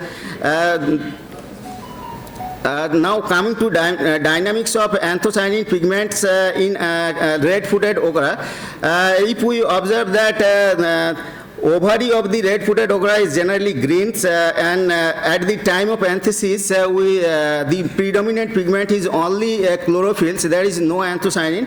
And after fruit set, 2 to 3 days after fruit set, traces of anthocyanin is present, and its coloration start, and subsequently coloration increase up to 8 to 10 days, and then it is suddenly decreased, and after seed maturation stage, appreciable amount of anthocyanin has been decreased in these lines. But though it is anthocyanin is responsible for its colors, but predominant pigment is chlorophyll, and most of the components of the pigments is chlorophyll. So as anthocyanin is present only the epidermis of the fruits, so we have to think about how it cover whole pericarp, and that should be the better objective for a plant breeder to improve its anthocyanin content, just like black carrots and other anthocyanin content fruits. So okra is as a affordable foods, so it can be used as a nutritional and nutritional securities, and moreover polysaccharides and other phenolic contents improves provides great significance to be used as a industrial crops in future. Thank you very much, sir. Thank you, Dr. Karmarkar. Any questions, comments on the presentation by Dr. Karmarkar? One just not a question, it's a kind of supplements I can say. In your presentation regarding that iodine content, it was 1 microgram. Microgram. Yeah, so that yesterday in presentation somebody has said some... Sir, I have taken this data from USDA nutritional database, sir. 100 gram serving of okra can provide. This is not 100 gram serving means that can also contain other parts also. Okay. So you mean to say in 100 gram okra that we will have 1 microgram? There is a 0.6 to 1 microgram range has been given in this database. Okay. Thank you.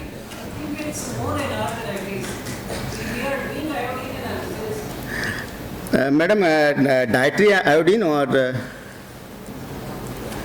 iodine. Okay, madam. Dietary means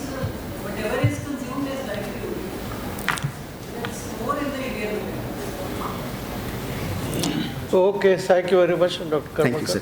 Thank you very much for providing this opportunity.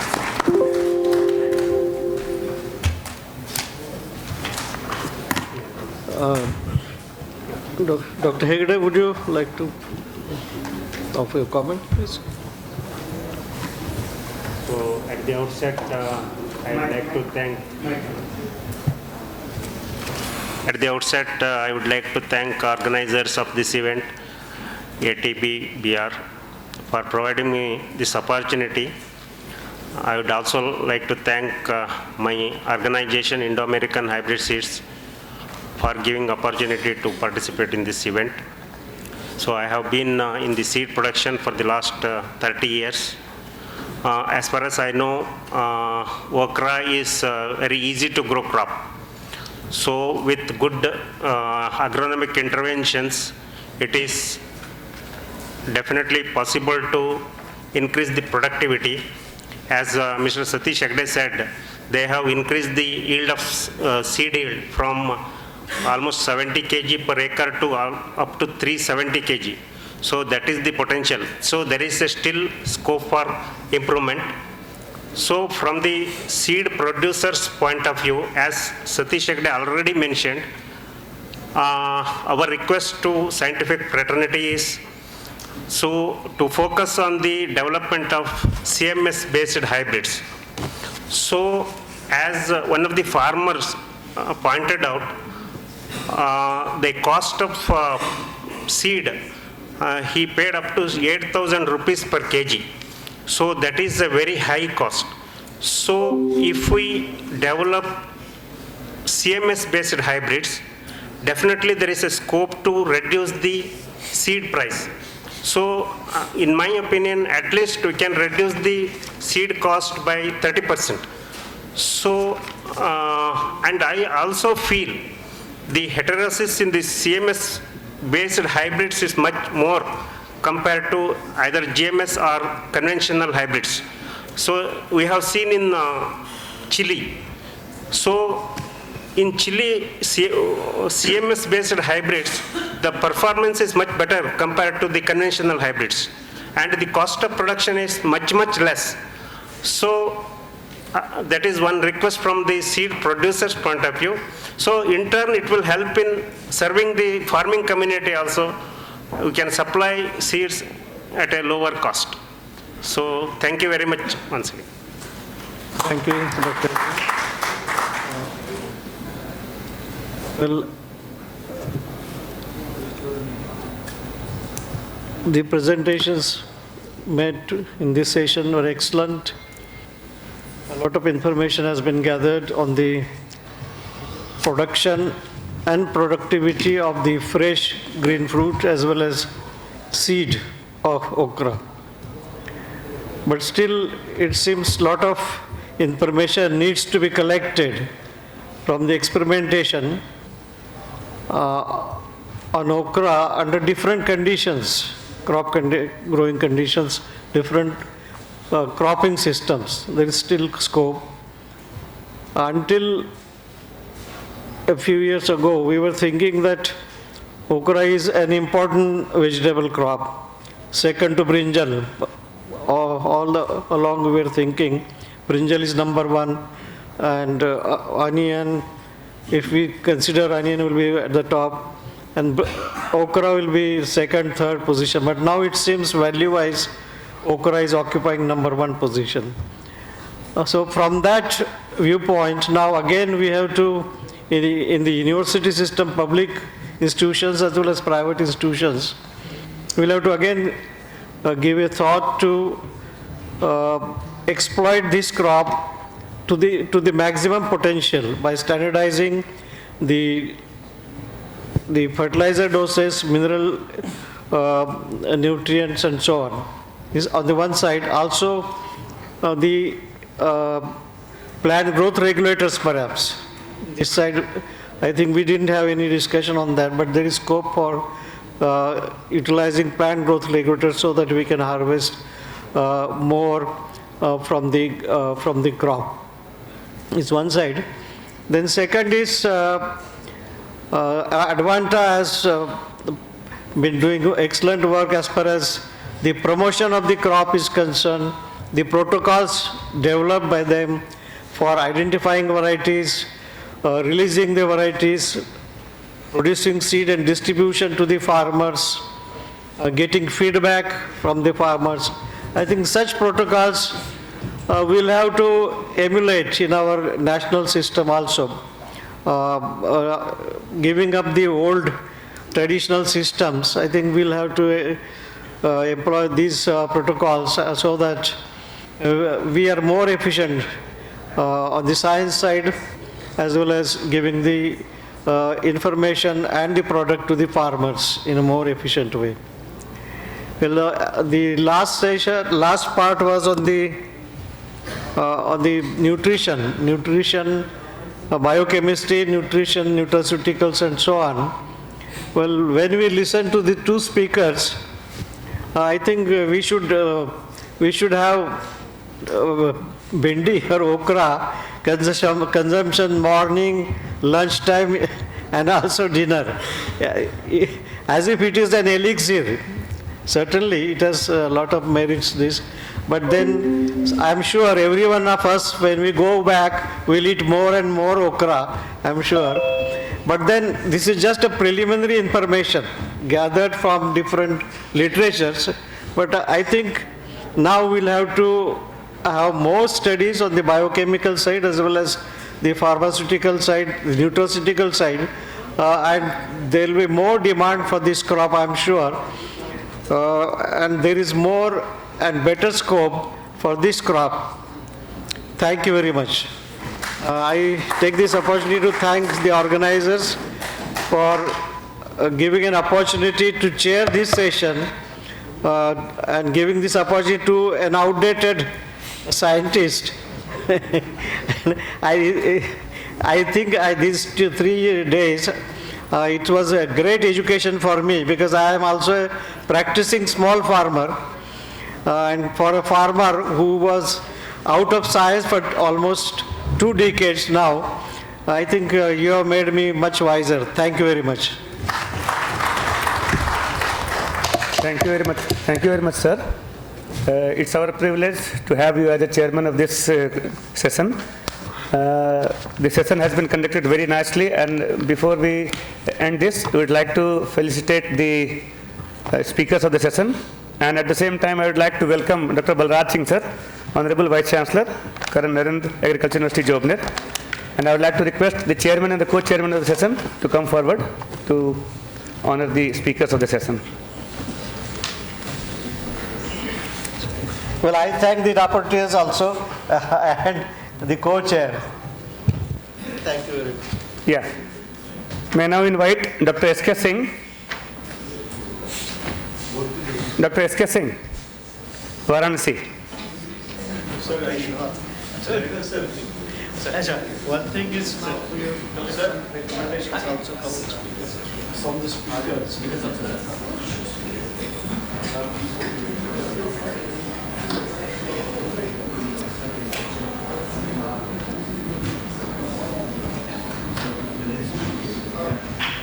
Please clap, yeah. The second speaker is Dr. B.S. Tomar himself.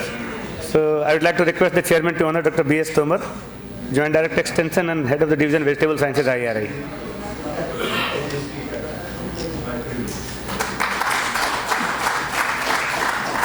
I would like to call Dr. V.K. Pandita, sir, ex-head, IARI Regional Section, Karnal.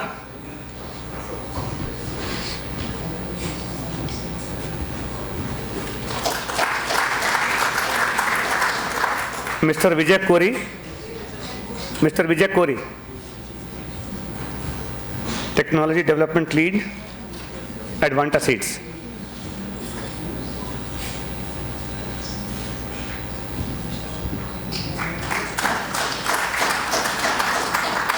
Mr. Satish Hegde, Seed Production, Advanta Seeds.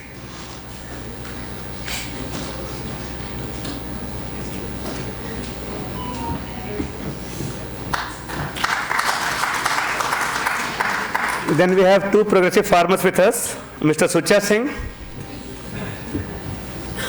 and Mr. Misri Lal Rajput, one by one.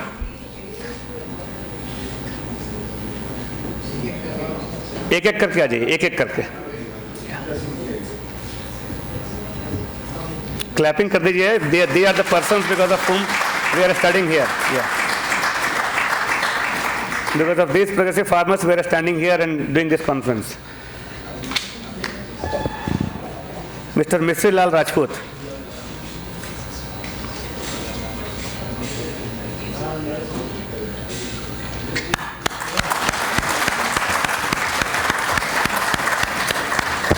Then we have Mr. Manoj Ukani. Manoj Ukani, is he here? Mr. Manoj Ukani? I think he's not here. Then Dr. Abe presented offline and online, and Dr. Nina Chawla. Next in the series, Dr. Nina Chawla from PAU.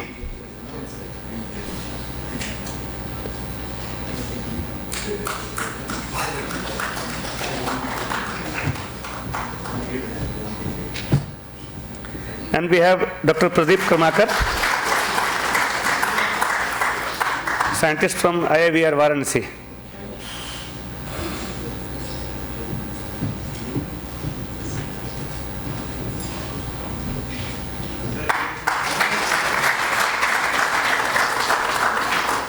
Now it's time to honor the chairman and the co-chairman of the session.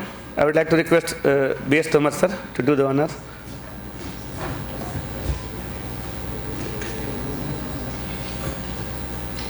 Dr. Y.S. Nerkar and Mr. Sridhar Hegde. Mr. Sridhar Hegde first, the co-chairman, and then we have Dr. Y.S. Nerkar, the chairman of the session.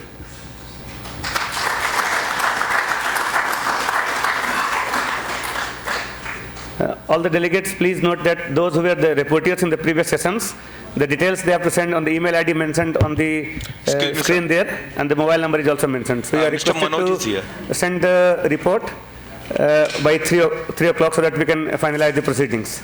Thank you very much. Hello. Now we can have a break for lunch and then we assemble again here. Request the speakers, if there are specific recommendations, kindly pass on that 1 or 2 line specific recommendations. For example, fertilizer, NPK or micronutrient, what is the dose you recommend? So please pass on to the rapporteurs. Thank you very much.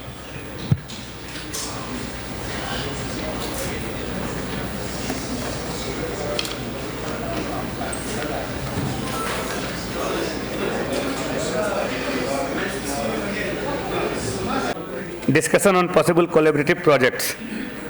So in this session we have the collaboration of both the public sector as well as private sector. So to chair this session, I would like to invite Professor Harihar Ram, ex-head vegetable crops, Pandnagar University, and ex-FAO consultant India, to chair this session.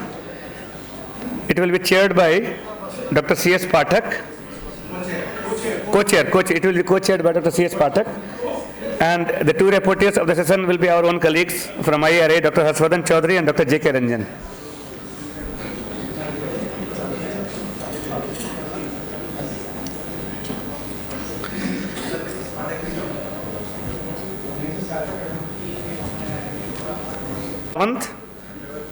Dr. O.P. Datta and Dr. Sanjeet Kumar will be presenting. And from the private sector, Dr. Manish Bhatnagar, Dr. Dushyant Baghel and Dr. Surinder K. Tikku, they will be presenting. So I hope that they have uploaded their PowerPoint into the system, and then there will be a discussion at the end. So with your permission, sir, may I now request you to kindly take care of the proceedings of the session. Thank you.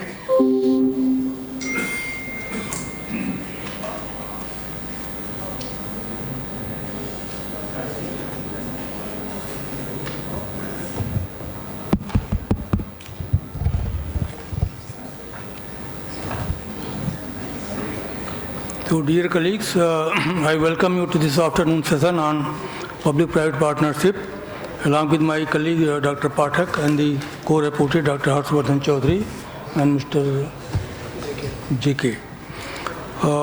We have 6 speakers listed for this session, 3 from public sector, 3 from private sector, and the time allotted to each one of them is only 10 minutes. So they have to stick to the time schedule, and lesser the time, better it would be. So I would request each speaker not to speak anything about the importance of okra, production, productivity, global importance, all that has been covered very effectively. So straight away they have to come to the point as to how we can bring the public and the private sector together. And one specific point or two specific points, that's it. A question and then related answer they will answer, and we will be recording it, and later on we'll summarize it, and all reflecting all the viewpoints together.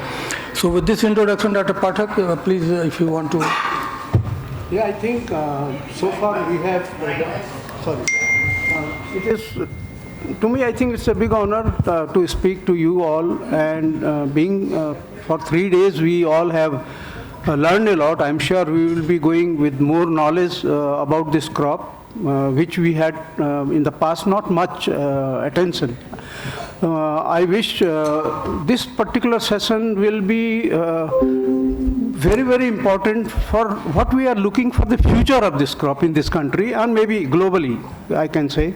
So probably let us contribute, all of you, in this one and listen properly, and probably your views will be very, very important. We have some lined up the speakers, very renowned and knowledgeable speakers in this one. I'm 100% sure that this particular session will give us a futuristic idea about how we can go ahead with the taking all the people together. All the people together. That is the aim of this particular one. It's not private or public. It's all, everybody, whosoever is involved in okra, who likes okra.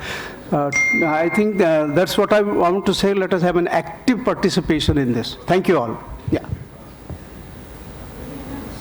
So may I request Dr. Samir Sawant? Is he here? Dr. Samant is the Chief Scientist at CSIR, National Botanical Research Institute, Lucknow.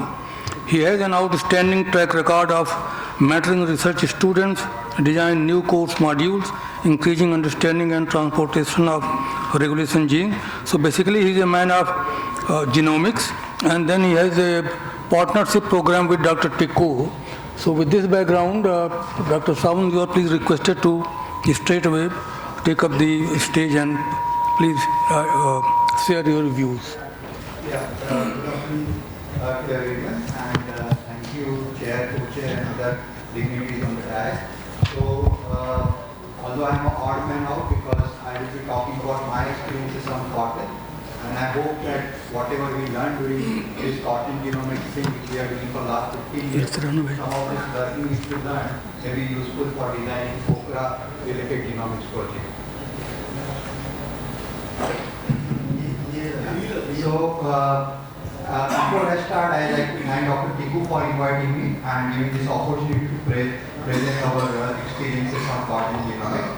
So, I think I will skip some of the slides because only 10 minutes are allotted. But in cotton, there are 4 cultivatable species, and although the major production is being covered by Gossypium hirsutum, so there are 2 allotetraploid species and 2 diploid species. The diploid species are very good for various stress-related traits like biotic stress and abiotic stress, while the major cotton fiber-related traits are being, and the yield-related traits are being governed by Gossypium hirsutum and Barbadon. So in India, we rank first in total area under cultivations. We are also ranked first in total cotton production, but productivity of cotton is very poor. We rank 35th in all over the world, so that is a major concern, and there is a significant efforts have been made, including in NBRI, which we are collaborating with various institutes and agriculture universities, which I will be speaking. So this is what actually NBRI does about cotton. Like NBRI works on different traits, which is like drought tolerance, pest control, and yield and quality. But in today's talk, I will be majorly focused on the genomics part of it. We have started working on cotton genomics somewhere in 2006 with a smaller market development. Eventually, we moved on to larger scale market development in 2012. Then the large scale genotyping, that is, we developed cotton SNP kit, the first cotton 50K cotton SNP kit, which is being done in collaboration with JK Agri Genetics. I will be speaking about it. And there are other institutes like CICR, Nagpur, US Dharwad, Tamil Nadu Agriculture University, even IARI population which has been developed, which has been also been, we have run the genotyping on IARI population, and of course TR, which is a recent, our collaborator, which we now our institute has been working on cotton in a large scale. Then now we are into large scale genome resequencing. So our partners are again TR and I think Nucleo, which is our sequencing partner. I think one of the Dr. Vishant is there. I think his talk is also scheduled. Like cotton, actually the genome sequencing started, the D genome has been sequenced in 2012. So as you can see that when we started in somewhere in 2006 or 7, there was almost no sequence information was available, especially from Indian perspective. So the first genome of D genome, that is Gossypium rhamnoideae, become available to the cotton committee in 2012, and then the AD genome, that is Gossypium hirsutum genome, was published in 2015. When we started, there was hardly any cotton markers which were deposited in cotton microsatellite database worldwide from India, and there are very few markers which was overall deposited. So it was important initially to develop markers from the Indian perspective. So we started developing these markers, like our major focus is on one of the diploid species of cotton because it is one of the tolerant species for the drought and various abiotic stress. So we have been focusing majorly on Gossypium herbaceum, which is having the A genome and supposed to be one of the progenitor for the in polyploidation event which has taken place almost 1 million years back. So we focused on this and we did the initial interest was to develop a marker by developing microsatellite enriched libraries and doing transcriptome sequencing and developing markers.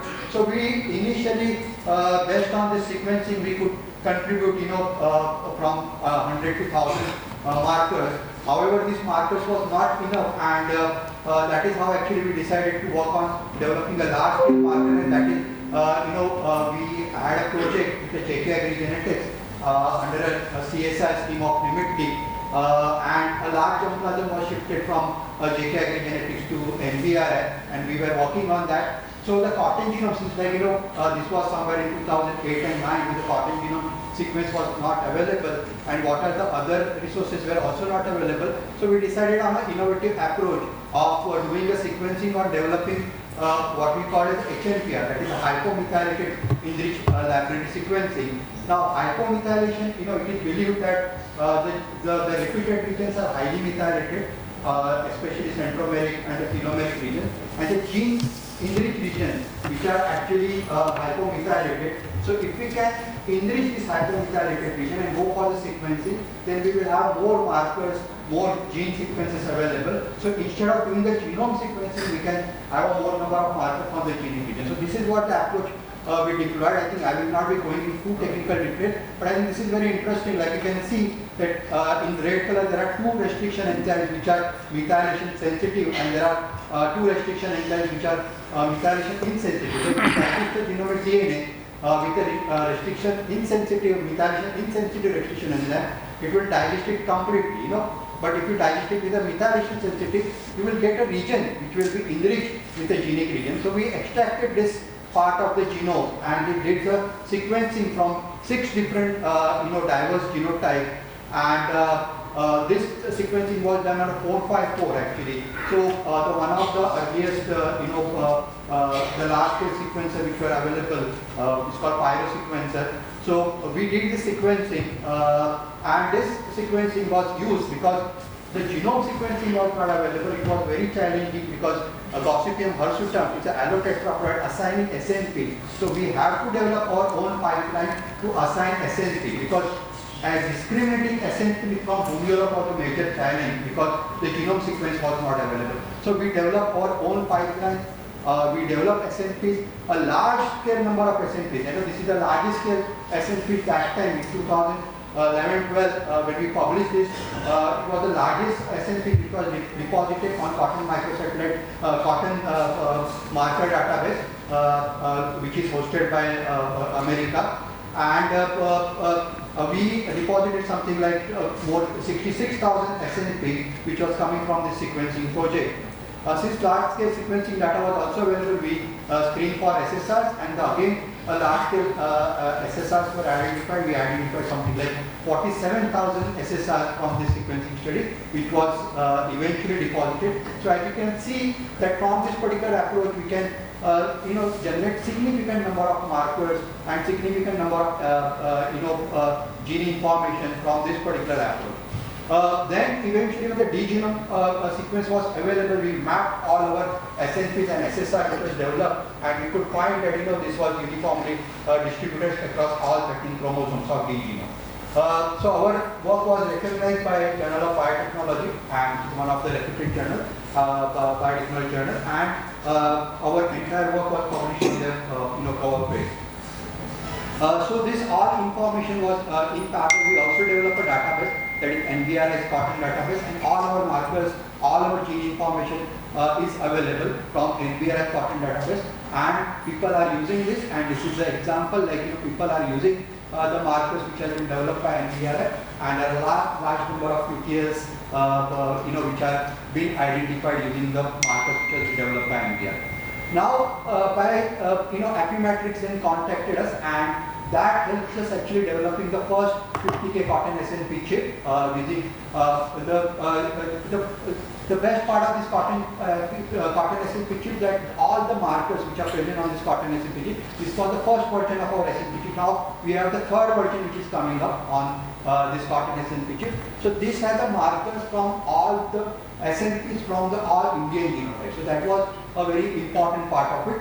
So we collaborated with ICAR Nagpur, Dr. Varmare, and we developed a biparental HN2H population, that is Hirsutum into Hirsutum population. So we tested our SNP chip on this Hirsutum population and developed a very dense linkage map. As you can see, a very dense linkage map we could develop using this SNP chip, and this linkage map we now utilize for identifying QTS. Some of these QTS are under the validation.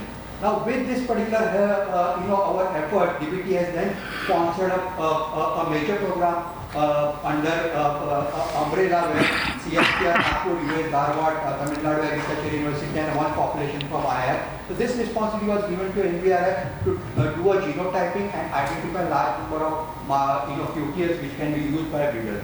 So we have recently finished now all the population which has been given. So all this map are being now available, and the QTL analysis are also being done in many of this population, and these QTLs are under various stages of evaluation. In parallel, this chip is also being used for Nuzidu population. So Nuzidu has introgress line from Gossypium iridium, because acid is one of the major problem in cotton. So they introgress this Gossypium iridium into Hirsutum and develop a backcross line, and then they wanted to identify the acid resistant genes. So we deployed this cotton SNP chip on their population, and we identified that the introgress region and the probability of marker. Sir, 2 minutes. 2 minutes, no more. So I will be finishing. So this was useful. So with this our effort, we have also been invited by international consortia, and with international consortia also we contributed SNPs and become a part of the. So this is a 63K cotton. This is an international cotton SNP chip, with the NVR is part of this 63K cotton SNP chip, which is available through Illumina platform. So I will skip some of this my slide. So coming to the major other contributions, like we have been collaborating with Tiara. So we did the genome-wide association study with the population which has been developed with the core population of which has been we have been identified with the Tiara. So we have been working with Tiara for high density planting related traits and the machine picking related traits. So total 15 traits were considered, and total 291 genotypes. We did the genotyping by sequencing, and we identified 30K SNPs, and this 30K SNPs was deployed on this 291, and we identified many potential SNPs. So with this, we have now a very good 12 SNPs which are associated with some of the very interesting traits, and these are presently under validation. some of the germplasm is also donated by TRR. So now with this, like we have another board population of 320.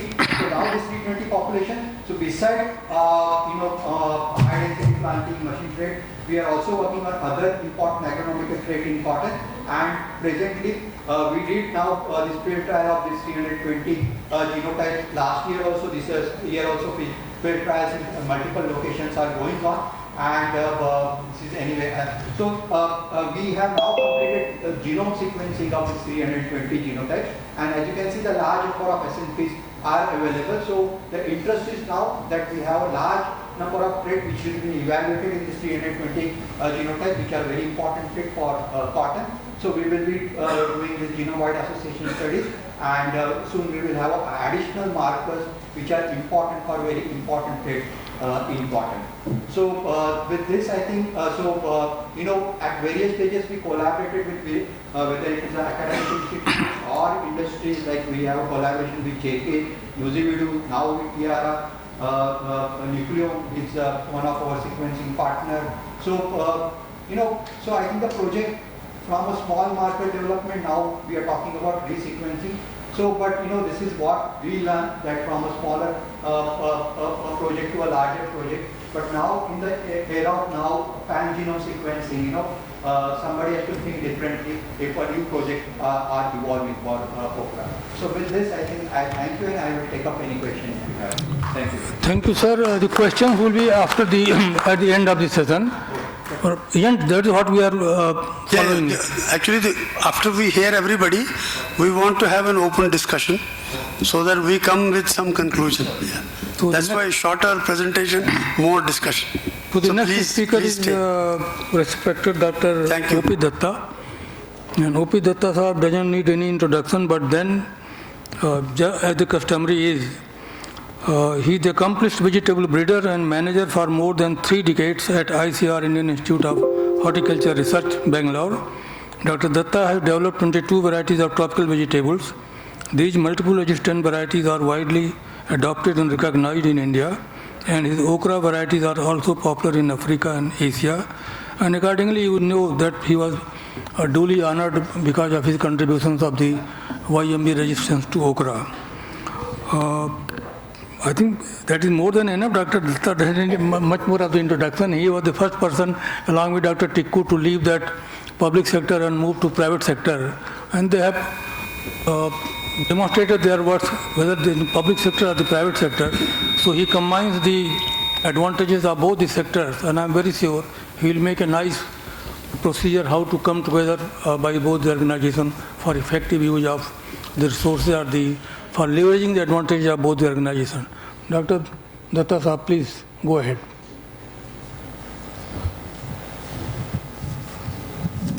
Fit नहीं होता है यार, हमेशा साला हर बारी every time Y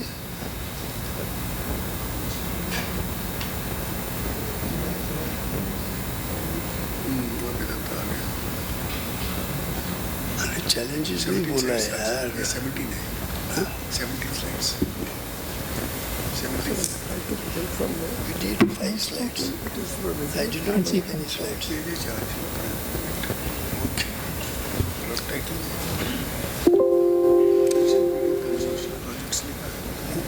Respected Chair, Co-Chair and the report chairs and my dear colleagues, I would like to draw your attention to 3 major issues concerned with the okra. First is that we would like to transform the idiotype. The per plant yield in okra is very less. Mostly, majority of the varieties, it is less than 1 kg. And in some of the hybrids, it has gone up to 1.5 kg, not more than that. We like to see that if this yield per plant can be increased up to 15 kg. Don't get afraid, it's possible. Number of productive branches, presently 2 or 3. We can make it up to 40 to 50. Number of fruits or the productive nodes per plant, 25 to 30 usually, but you can increase it up to 300 to 350. Number of fruits per node, usually you get 1. I will show you that you can increase it up to 5. And number of fruits at the internode, can we make it the internodal region also productive? Answer is yes. And that is the cauliflower and the remiflower from 0 to many. So let us see that another point left over is the weight per fruit. So mostly 15 gram. I would like to push it up to 50 gram. And it is the weight of the tender fruit. No fiber development, even up to the 50 gram.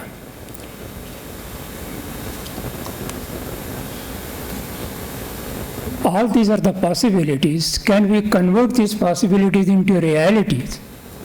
That's the beauty. Look at this plant. It's a normal okra plant, a thin main stem and 2 or 3 lean branches like me. It's not a good personality. We want something, a strong plant with sturdy limbs, like Professor Nerekar. I'm seeing him after 30 years. He's I think the aging has stopped in him. He's so cheerful and healthy, evergreen person. So let's change the personality of our okra plant also. We want the branches something like this. 8 to 9 branches. The main stem and the side branches should be as strong, comparable to each other. Only defect in this which I feel is the angle is slightly wider. We can narrow down the angle and make it up to 30 degrees and then see what happens. This is the variety heavy hitter. Now this variety can give you 350 fruits per plant. It can give you 64 branches. The primary branches, secondary branches, tertiary branches. And you see this variety was developed by Ron Cook at the Dry Creek Farm, Oklahoma, California. Selection from Clemson. Per day, per picking, you can harvest 45 fruits. So presently you see that you have at the node only 1 fruit per plant. Can we increase the nodal productivity? Instead of having 1 fruit, we can have 2 fruits. You can see the stubs which I have harvested, and on each node you are getting 2 fruits per plant. These are the segregants which I got when I used Abelmascus tetraphilus as one of the parent in my interspecific hybridization breeding program. But the question arises that if 1 node we can have 2 fruits, can't we make it 5? I'm a bit greedy. What has happened?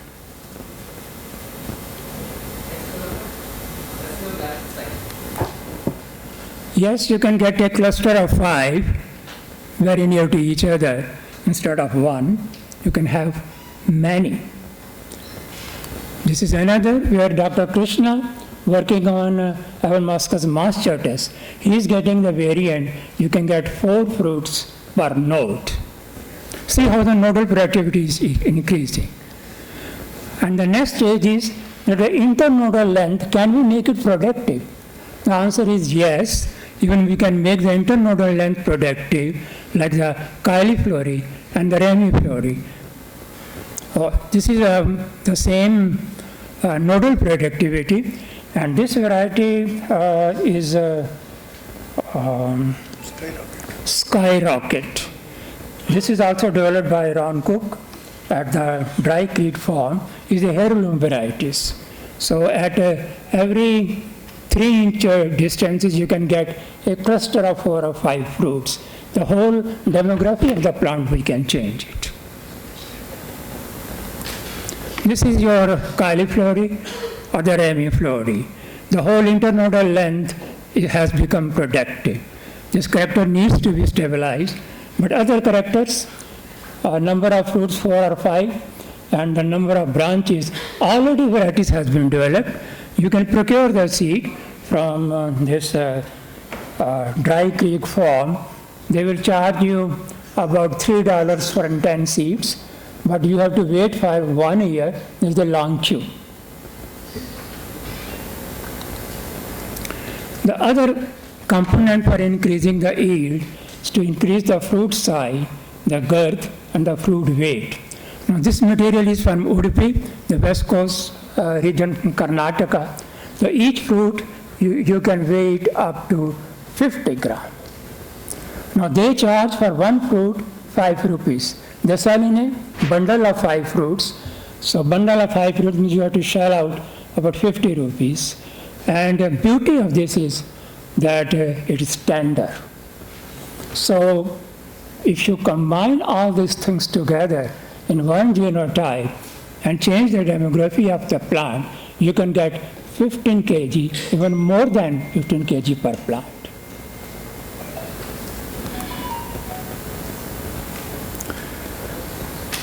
Getting yield and stabilizing the yield, these are the two different things. You can get the yield, but the stabilization, you require something more, and that is your variety has to be resistant to yellow bean mosaic virus, Asian leaf curve virus, and the tobacco streak virus. Now there are very many plants which we get having the mixture of, this is yellow bean, having a mixture of the plants. You can see it here, the yellow bean plus petiole bending is there, the Asian leaf and the yellow bean combinations are there. So this provides a very good inner and external atmosphere for the bigama virus to form new recombinants. That's why every 2-3 years you get a new strain. Petiole bending and the stem bending. So I discussed this thing with Dr. Krishna. So he was of the opinion that the beta satellite is playing its role. With the change of the temperature, the beta satellite starts expressing the characters, and petiole bending and the stem bending. These are the major problems. Now the third area is that hybrid seed production. Now presently we have very good skilled labor. They split open the staminal column and the whole emasculation is over in less than 5 seconds. But the problem is that some juice or some chemical in the staminal column, they are injuring their finger. Their thumbs have become swollen, their nails have been dissolved, and their fingers are full of blood clotting. This is pathetic. And not only painful and injurious, but I will say that it is inhuman. And it is our responsibility to help our skill level. I am looking for the biochemist, if they can give us some idea, what are the chemicals responsible, how to do it. Otherwise, the plant breeder then has to go for the cytoplasmic genic male sterility. We have to search for the diverse mitochondrial genes and the restorer genes and fix a marker for that. And if that's a good solution, you can get rid of this type of inhuman activities. So with this, I thank you very much, and it's a challenge for you. Thank you, Dr. Datta, for giving a very nice talk and a very innovative ideas about okra plant architecture. And you finish your talk exactly in 10 minutes. So I appreciate the precision, I appreciate the content and the new ideas which you have given to the audience. I am very sure there will be questions which you will invite at the end of the session. Thank you very much, sir. Next speaker, Dr. Tikku. Sanjeet. Dr. Sanjeet. Dr. Sanjeet Kumar. Okay, Dr. Sanjeet Kumar, please. पहले इनका है, फिर private sector वाले आएंगे. Okay, okay. मेरा and है. Sanjeet Kumar. To instigate the discussion. Dr. Sanjeet Kumar is well known to me and to all of you. He has been in ICAR system, did his PhD from MSc from IARI, then he did his PhD from, I think, CCS, isn't it? Rice. Okay. Then he joined ARS. He joined, he was quite effective chili breeder at IIVR Varanasi. Then he joined AVRDC. He handled their African program and the AgriStart program. Gained a lot of experience in the local material, including okra. And now he has his own startup, which he may have shared with you. So he has a lot of experience for the public sector, private sector, full of ideas. And then he would be speaking us. The topic is potential innovative research collaborative ideas. So, I mean, public and the private sector, how they can come together for betterment of the overall advantage of both the sections, isn't it? So that is what request Dr. Sanjeev Kumar. Please go ahead and keep the time limit of 10 minutes into account. Okay. Thank you very much. Thank you, sir. Good afternoon to all of you. First thing I would like to clarify that my name is written in public sector because of my previous affiliation with working for non-profit with ICAR and World Vegetable Center and ICAR. So you can trust me, I will be neutral, I am independent. So I will be talking on both behalf, public and private sector, and what I could see in past 2 days here. I will be drawing upon some of the ideas from my previous breeding programs, and just give an example of increased fruit size of chili. So you have to reduce the product's harvesting cost in okra. I can see 30 to 40% cost is incurred on the harvesting of the okra pods, and also difficulty it has been mentioned. I can see partnership is already happening in an informal way. I have been interacting with many of you, but how to go about the formal partnership and how this platform can, I mean, I understand the role of this platform is to bring all of us together. So I will not go in the housekeeping traits what we have been all discussing about. Dr. Datta has already mentioned about plant types and disease resistance and all those things.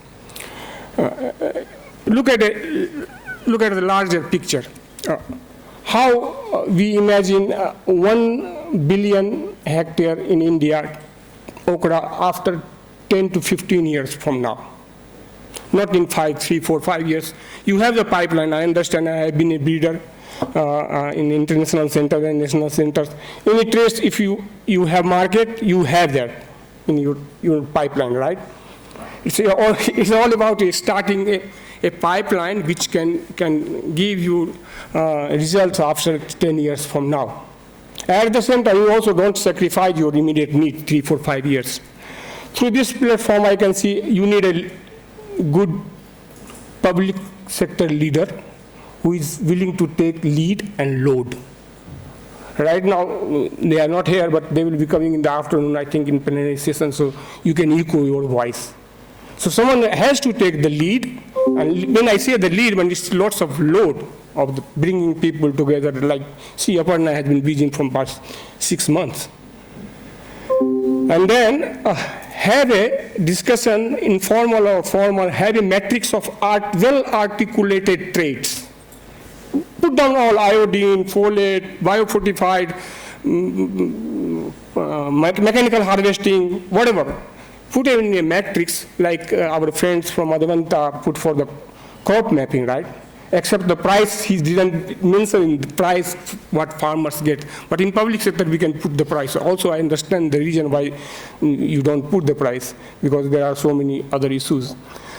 So put that matrix or mapping, whatever you call it, and then see the competency, and leader has to take the lead to see the competency. And then, just for an example, I can see NVPGR, Kerala, and here Dr. Bhatt has developed so much of material that's good to start anything. 4,000 germplasm you have in NVPGR. So, and then small traits what is of a specific group, you can also put those nitty-gritty in the project itself. In work plan 1, 2, 3, 4, 5, something like that. It should have a bigger project where I can foresee that private companies, if government is subsidizing that project through that lead, private sector gets those materials and in return they give you the feedback to the public sector.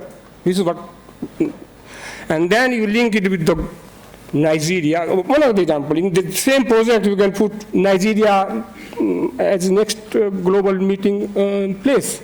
Because if you want to be in global in Okra market, Africa you can't ignore because this is the developing region for the future.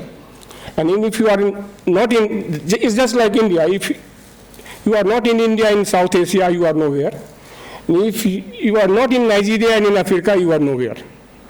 From all the point of view. So I just give you an example. So my thought process is to put a matrix of traits. It should be traits, but it should not be the housekeeping traits, the yellow vein mosaic virus, blah, blah, blah.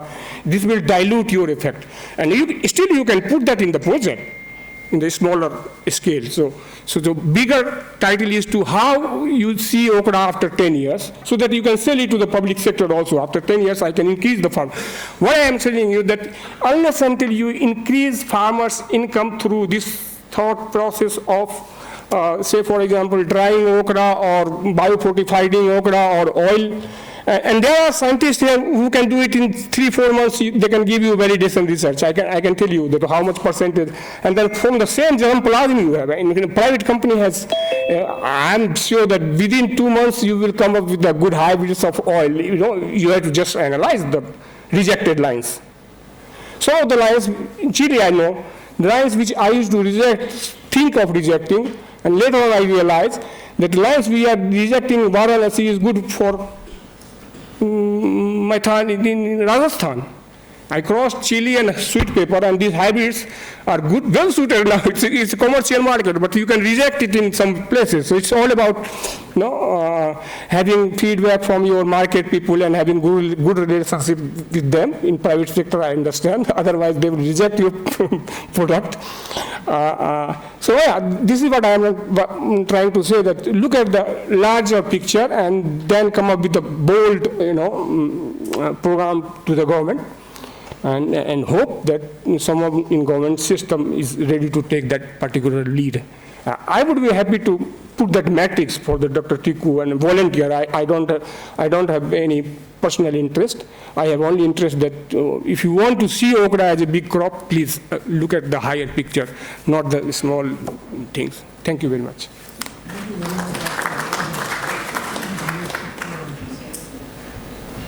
Sanjeev Kumar. Finishing Okra before time, so that the other added advantage which was given to us. Sorry. Now, so it was good that you could not hear me. Dr. Tikku, please, you are invited as the next speaker. I am sorry, I am making mistakes after mistake, but please, Manish Bhatnagar. I am getting your point. Manish has been my student at Panagar. Manish Bhatnagar is the next. Bhatnagar is my student at Panagar, no doubt about that. And he has made an important contribution in NANHEMS in terms of the okra breeding. After NANHEMS, I think he joined for some time the buyers also, isn't it? ENZA. I was heading research as a tomato breeder. And now he is heading the growth unit of MACO. Wherever he has been as a student or as an employee or as a human being, he has always impressed me. So he has several qualities. With this very brief introduction and about Manish Bhatnagar, who matters a lot. Manish, please go ahead with your talk. Thank you very much. Thank you very much, sir. And it was really a pleasure to be in front of such a big group. I remember the days of 2006 and 2007. मेरे गुरु doctor Angadi and Dr. Hariaram दोनों लोग यहाँ पर हैं. I mean, both of them, they are here. And it is really a big pleasure to see okra gathering more than 100-150 people and everybody thinking in the same direction how we can take okra to the different heights. And it's a very great pleasure for me. So the topic given by Dr. Tikku and the organization committee to me is the potential pre-breeding project. So I will limit myself to that. And okay. Is it working? Yeah, please. So I'll go direct to the topic. So the major challenges we have already discussed, and the major challenges are YVMV disease, Okra leaf curl disease, Sarcospora leaf spots, and powdery mildew. So these are the different diseases, viral and fungal disease, which we encounter. And also we talk about the jacids, mites, and the spotted bollworm, which infects fruit and shoot both in case of okra. And apart from that, the lower yields. Why I have mentioned lower yields here, if we compare okra plant, a single plant with tomato or chili. So the amount of yield what we take from a single plant, it is far less than what we harvest from tomato. So that's the reason I mentioned lower yields in okra. And we have talked about what kind of what kind of genome we are having in okra.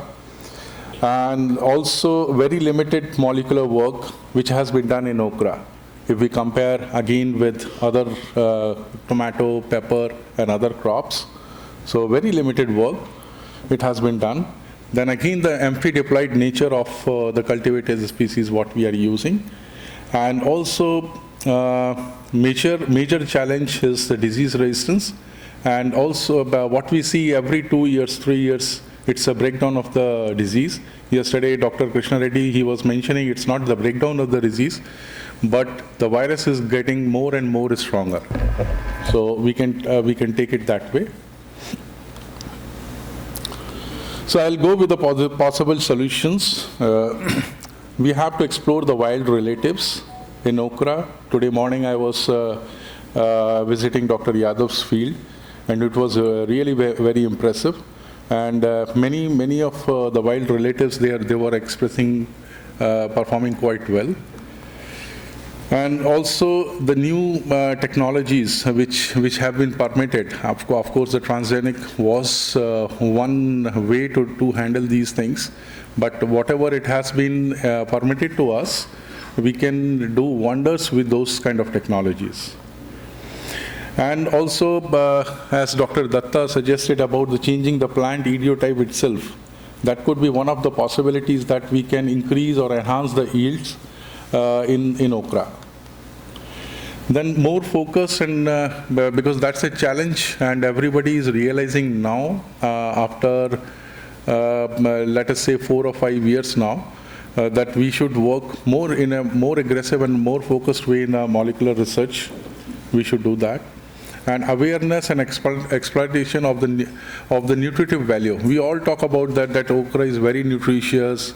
It benefits pancreas. It is helpful in diabetes. But yes, there are scientific research have been done.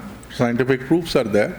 But that we have to take it, and that research, it should reach to the consumer level.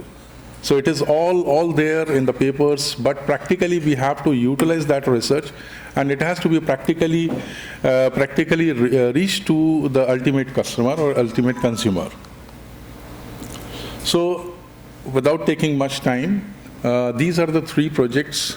Of course, it includes everything what we have discussed. So transfer of YVMV and ELCV from the resistant relatives to the cultivated background, and the genome mapping, which one project it is already running, but we have to speed up that project. And also the discovery of the novel traits, which Dr. Datta has, thanks Dr. Datta that you have already shown the photograph, so it's not like it is only written somewhere. So those are the realities, and we can utilize those things, and we can put it everything together in one plant idiotype, and we can make the dreams true of Dr. Datta, and that way we can definitely help the Okra society. This was all from my side. Thanks. Thank you, Manish, for making a very nice presentation, and you really combined the public and the private sector both together. Presentation was very nice, to the point. So thank you very much. Now, let me say that I don't repeat the mistake this time. Now the next speaker is Dr. Dushyant Baghel. Dr. Dushyant Baghel, please. He is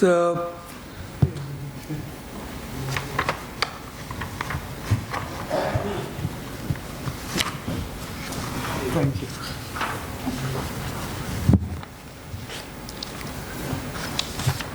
Hello.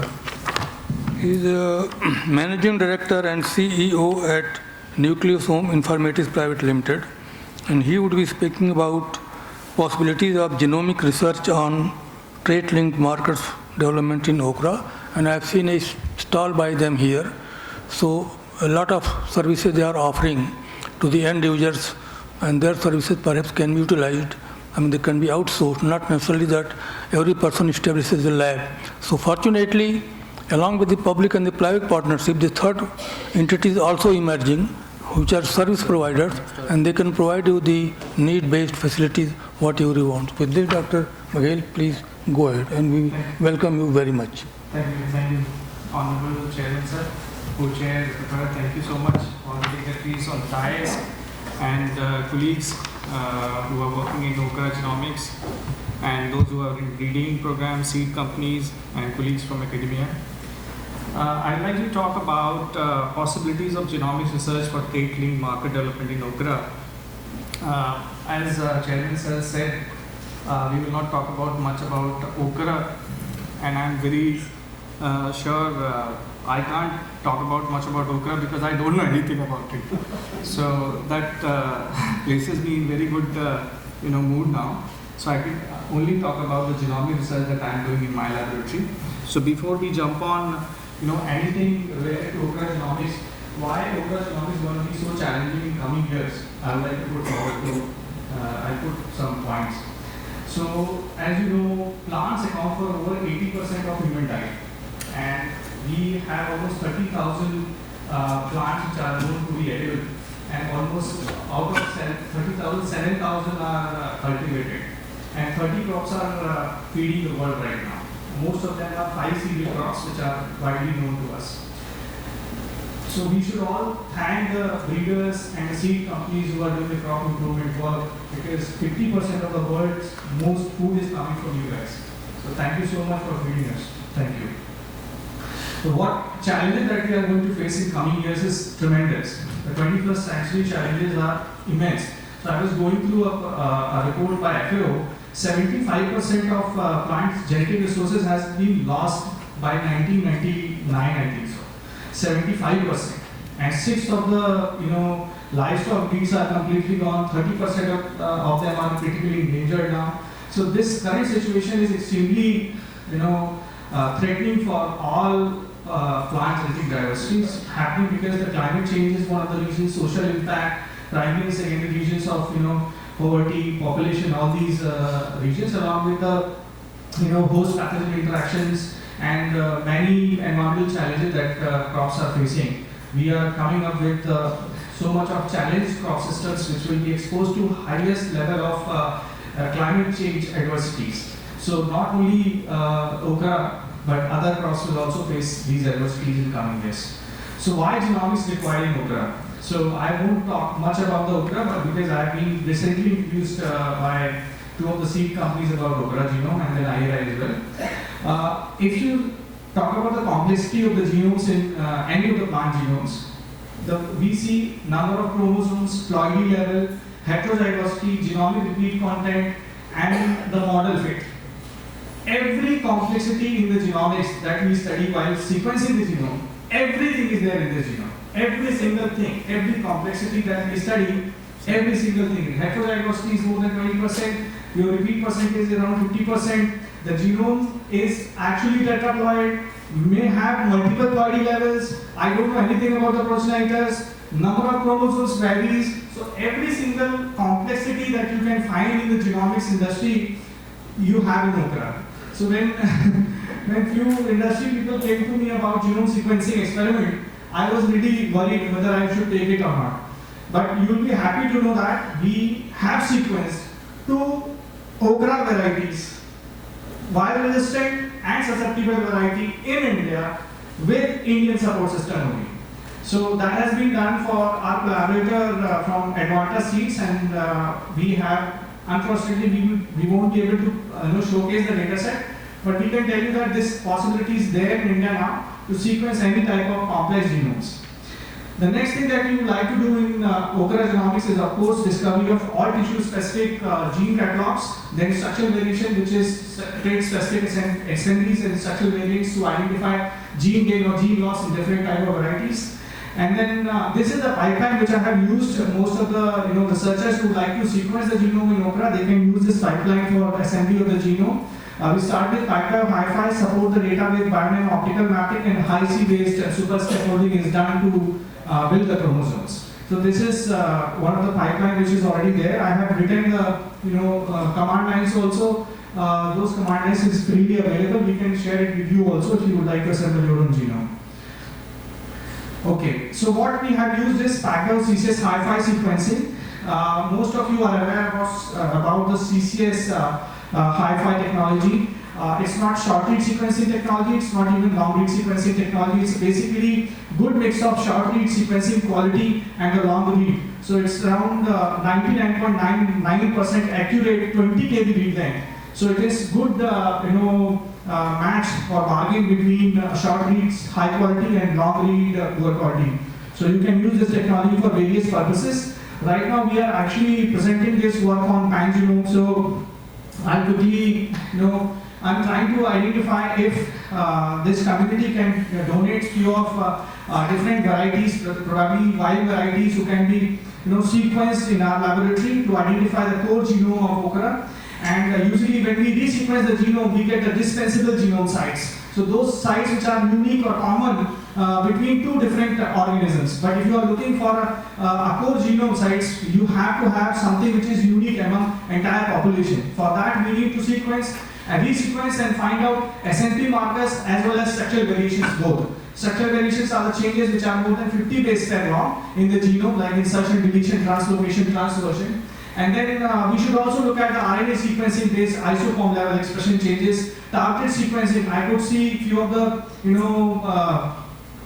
speakers were talking about the possibility of getting markers for specific gene types. So let's say if you have a particular gene and you want to screen across the population, we can do that for you. If you have a particular gene and you want a tissue type and you want to identify which gene is responsible, I can sequence and identify the exact isoform also and tell you not only the gene, how this is expressing and what isoform level changes are happening. So that sort of knowledge we can bring you to the table.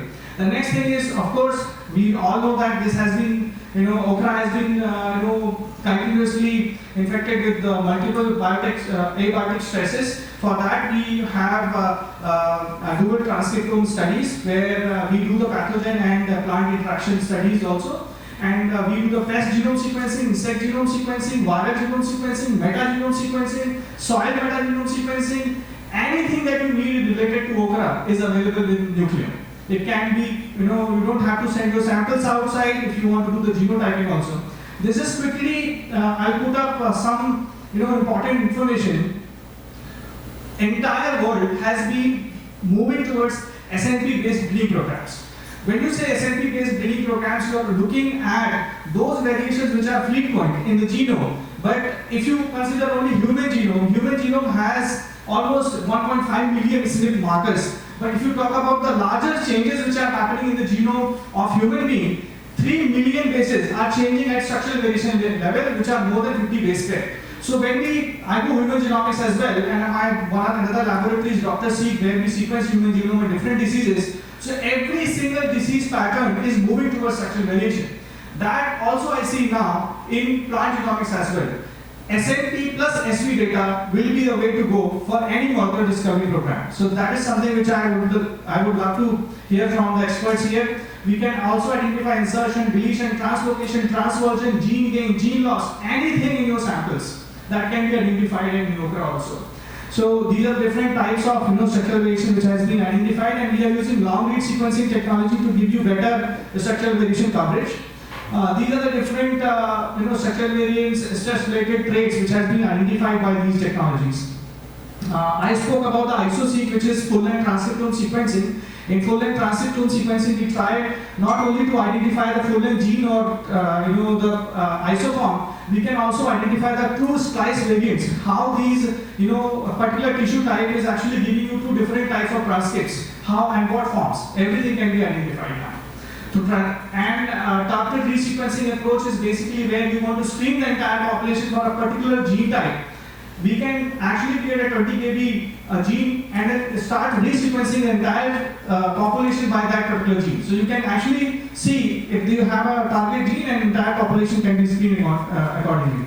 The best part is multiplexing. Everybody was worried about how to reduce the cost per sample in case of long read sequencing technologies like PacBio. So we have now capability to multiplex up to 10,000 samples in one smart cell. And that can deliver in just 24 hours. So you just have to do the pre-prep, that takes around 3 days, and the runtime is just 24 hours. So in 24 hours, your 10,000 samples are screened. So you need only a week time to screen your population. If you are targeting that sort of technology now is available in India, and with your support, we can offer this to Okra breeders also. Now, the next thing that we are actually targeting is multiplexing. How we are doing it? Because we are actually using the approach of meta barcoding, and we are also multiplexing with barcodes at library level, barcodes at the amplicon level, and then we try to multiply multiple libraries that can be sequenced in one go. Okay, let's say most of the people are talking to me about how we can do some of the study on viral resistant and susceptible lines. So this is one example. You can do the bulk segment analysis, and we do bulk segment analysis at both level, SNP level and SP level. So you can use Illumina and Packer based both technology for bulk segment analysis to identify causing genes which are responsible for a particular trait. Then we can also identify the SNP markers, SV markers, and give you the panel. We can develop the panel for one SNP marker to 50 SNP markers. If you want to go beyond 1,000 markers, we have 1,000 to 10,000 marker sites also. And if you want to go for mid density or high density exome arrays like array for the fingerprinting or the larger screening work, SD genotyping array is also available with us. We can design it for you and genotype it on exome platform.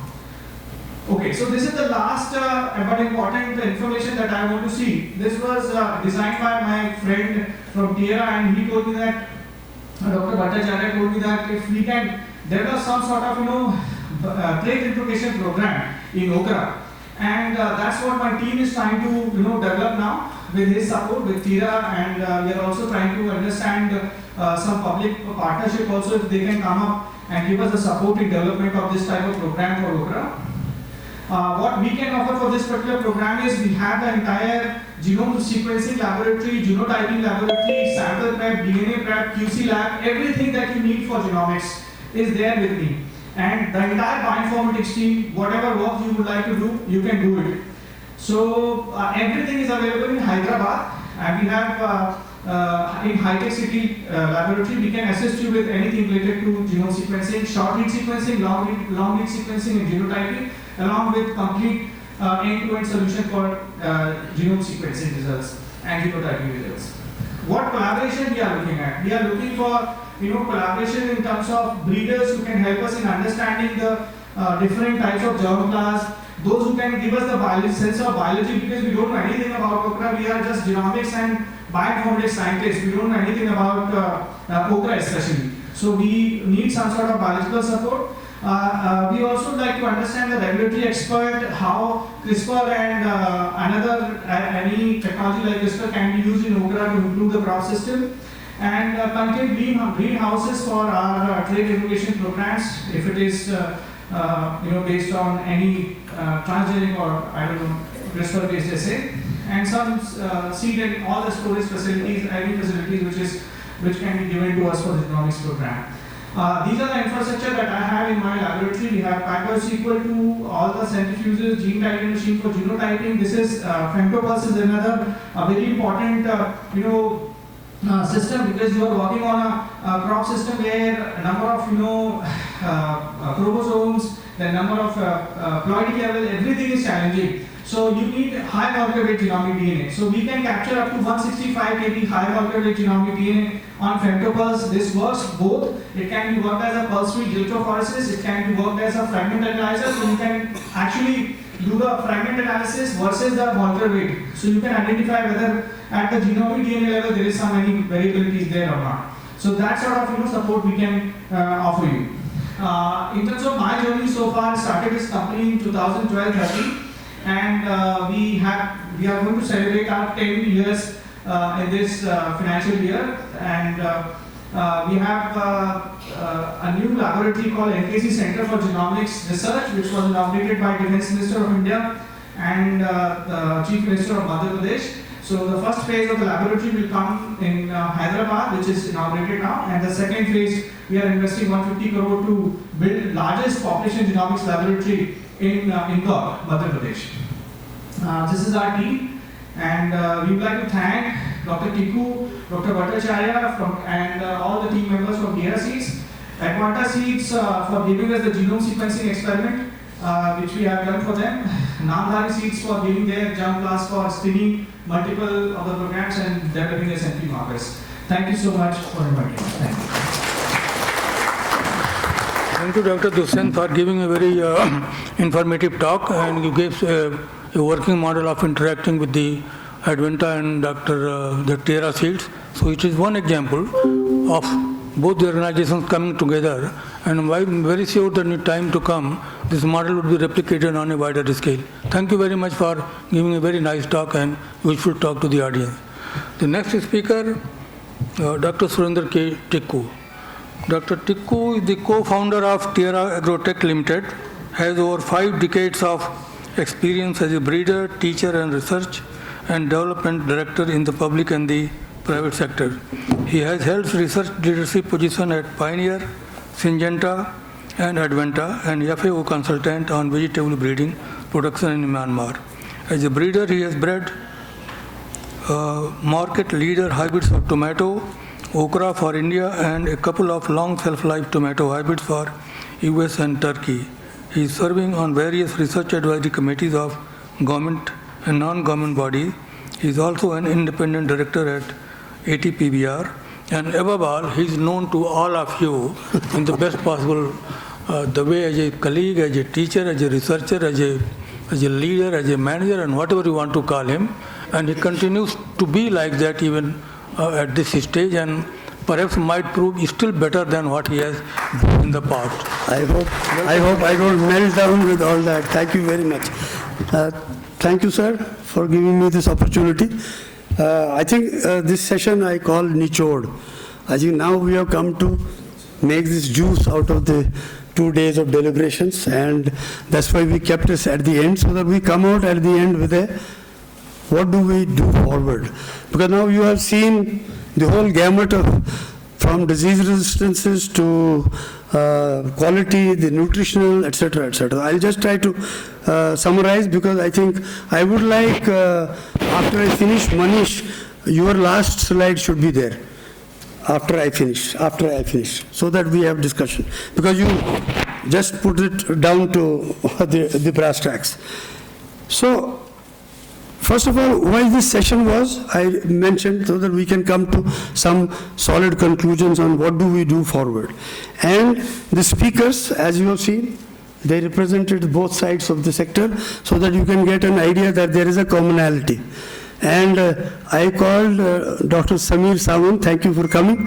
The idea is, cotton is also an allotetraploid, so you can learn. So I hope Dushyant is here and others who are from the biotech. I don't understand biotechnology. I only understand how we can use it in breeding. Once you are ready with something. When it is ready, we milk it. I've been doing that for the last 20 years. So the idea is that was one. The second is to also show you, with him and Dr. Dushyant, that PPP is happening, but it is private-private partnership. We need public-private, so that's also PPP. So we need to have both. So I hope we can start generating that kind of a thing from here. Clearly, we have reached a point where these breakdowns are happening as you saw from Manish's and what you have heard from them. Then even I feel that the genetics of those resistances are not still clear. We say that it is, probably incomplete dominant or wrong, but we need to work on that. How do we work on that? Because private sector doesn't spend that much time and doesn't have even that much resources to do it, so we need to find. Then you heard Dr. K.V. Bhatt and Dr. Joseph John's talks yesterday, and look at the kind of enormous work they have done on the pan-genome of okra. You have seen the species, you have seen from the flower variations to, yesterday we learned from Helen that even flower is eaten as jam, as tea, and so for me, okra has become the next kalpataru. We used to call coconut the kalpataru. I think okra also. And today with Mr. Ukani telling us that even the stalks are used for biodiesel and pods that come out of the seed production are used for making linen. So I think not only a vegetable crop, it's also going to be an industrial crop very soon if all these things happen. These take time, I know. Dr. Datta showed you what phenotypically could be done. Of course, we'll have to see the biomass related things that may be needed to sustain that kind of productivity. The genotypes are there, but will they go, do we do just 1 kilo of seeds per hectare or do we do 10 kgs of seeds per hectare? We will have to work on that. So these are questions. The other question was, which is very, very important, is the GMS and then the CGMS. We need to discover the CGMS system and it is available in cotton, and I think we should find from the Sinde, from cotton genome, where we can find them in okra. That work is not being done. So why can't we do that? On GMS, for me, GMS will work only properly if the pollination work is handled. Because you can't call labor only for half a day for pollination and then send them back. For that, Satish Hegde is saying very, very important that they are doing it with family and they have made smaller units for production. So they do 4 people in a family are managing those 2,000 plots or 3,000 plants in a plot and doing this. But still I feel there is a drudgery involved in getting the pollen, getting it done and then pollinating. So you must have heard that I had requested Amit Godse.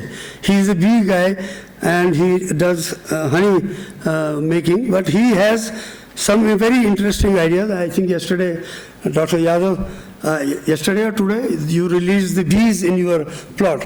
So, but the challenge would be that okra is a predominantly self-pollinated crop, but there is 6 to 17% cross-pollination, but some people, I think I saw some yesterday, I think Suman Lata saying even up to 60%.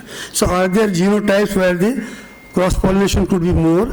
Then maybe they have some nectaries that may not be present in the predominantly self-pollinated one. So we need to do that experiment.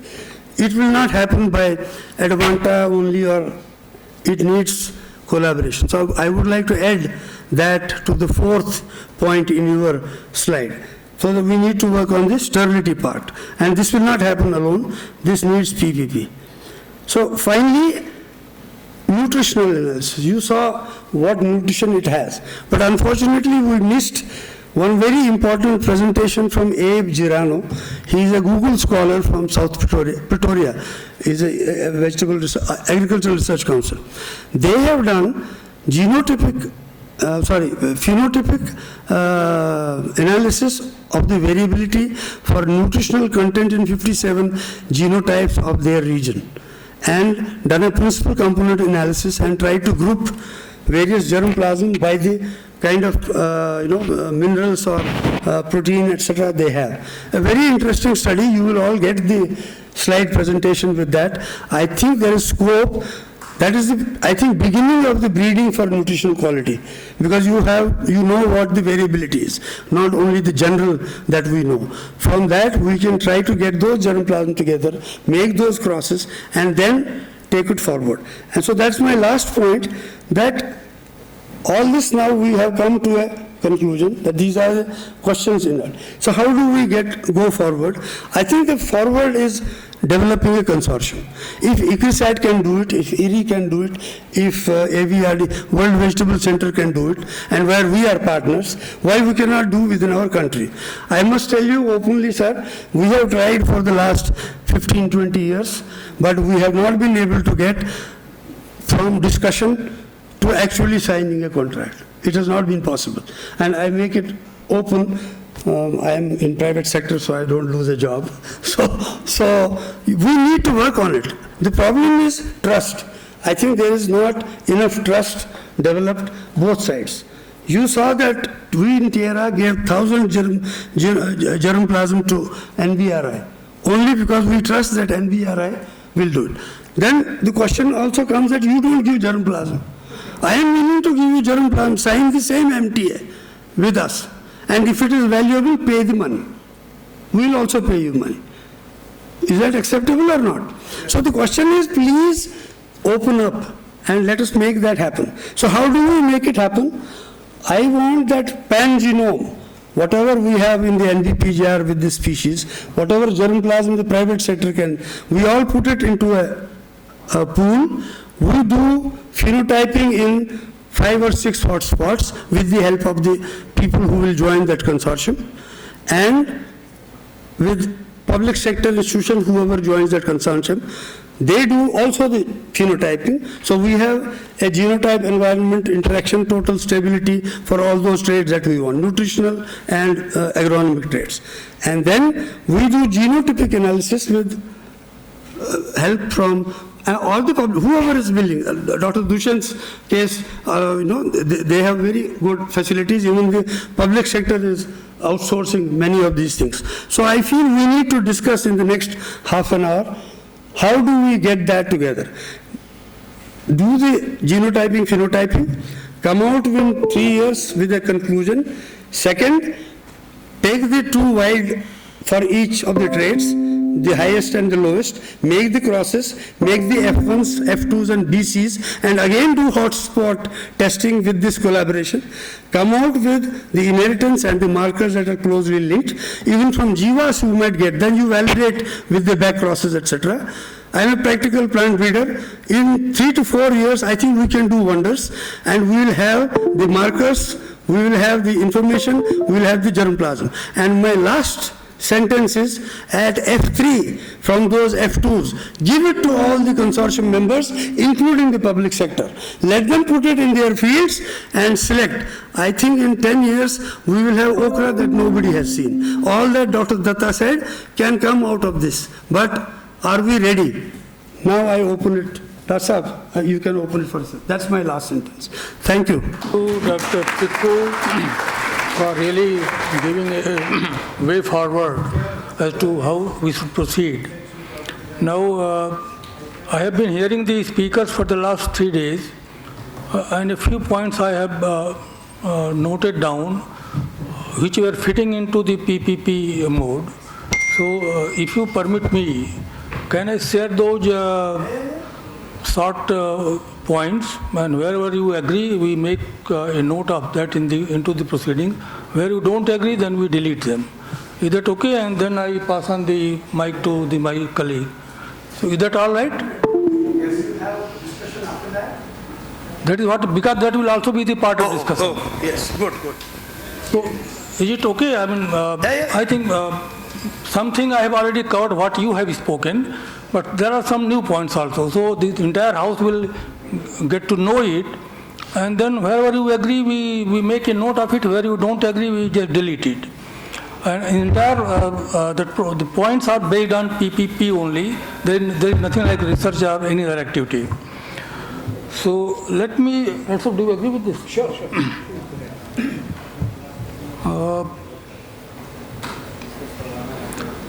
I'm just reading it because it cannot be possible to speak extempore. The competitive mode of working between public and private organizations needs to be changed into partnership mode of pattern, which you just suggested. On the pattern of AVRDC and the private seed companies, where AVRDC conducts field days at the headquarters station, that is the Sanhua, And they also conduct the field days at their Bangkok Research Station in Thailand. They invite the breeders. Breeders go there, they select the lines, and then they share the seed to them in the consortium mode of the working. So that is what you suggested, and that is very much needed on the pattern of AVRDC, ACRISOT versus the private seed company, but that has to happen maybe between the private seed company and some of the leading public sector research institutions. Same thing is happening in ACRISOT is distributing the A, B and R line of pearl, millet and sorghum very effectively to all the concerned people, and that is how their habits are coming up into the picture. So that needs, then the partnership mode of working in academic areas through joint publications, especially in area of hybrid seed production. And one typical example I can give, at Kajri there used to be director Dr. O.P. Yadav, and there was one breeder, Mahla in the Pioneer. They brought out a wonderful publication on pearl millet research, genetics and seed production. I have seen that paper. Something of that sort where a public sector leading person and the private sector people, if they can come together and produce a manual related to genetics, breeding and seed production, that will be coming together plus working together plus for the general benefit of the student in general. So that is my another submission. Then the third one, which I have the partnership mode of working in academic areas through joint publication, especially in area of hybrid seed production technology as applicable in farmers field, through PG student internship program for thesis research between SAU and seed companies located in the same area. I have been working on the model. The Jain irrigation system has a real beautiful lab of biotechnology and the field work. The students of the Jalgaon University, they provide them facility to work in their field, in the lab, and that doesn't cost much to them. And sometimes they work on the project allotted by them. So that is how the students are entering into their labs in the field. And actually they carry forward some message back to the institution. And with that process, the academic people also come together. So that kind of facility, wherever it exists, this will be located within the city itself. For example, in Bangalore, if the student of US Bangalore, if they have some opportunity to work in a private sector seed farm or a lab for thesis work only, that might add to, it will give some, the impetus for coming together of both the organizations together. So that is my submission. If you will agree, you will write. If you don't agree, goodbye to that. Engagement of private seed company R&D lead breeders and adjunct professor for teaching program. See, a lot of people have gone from public to private. In private, they are doing something different which the public organizations are not doing.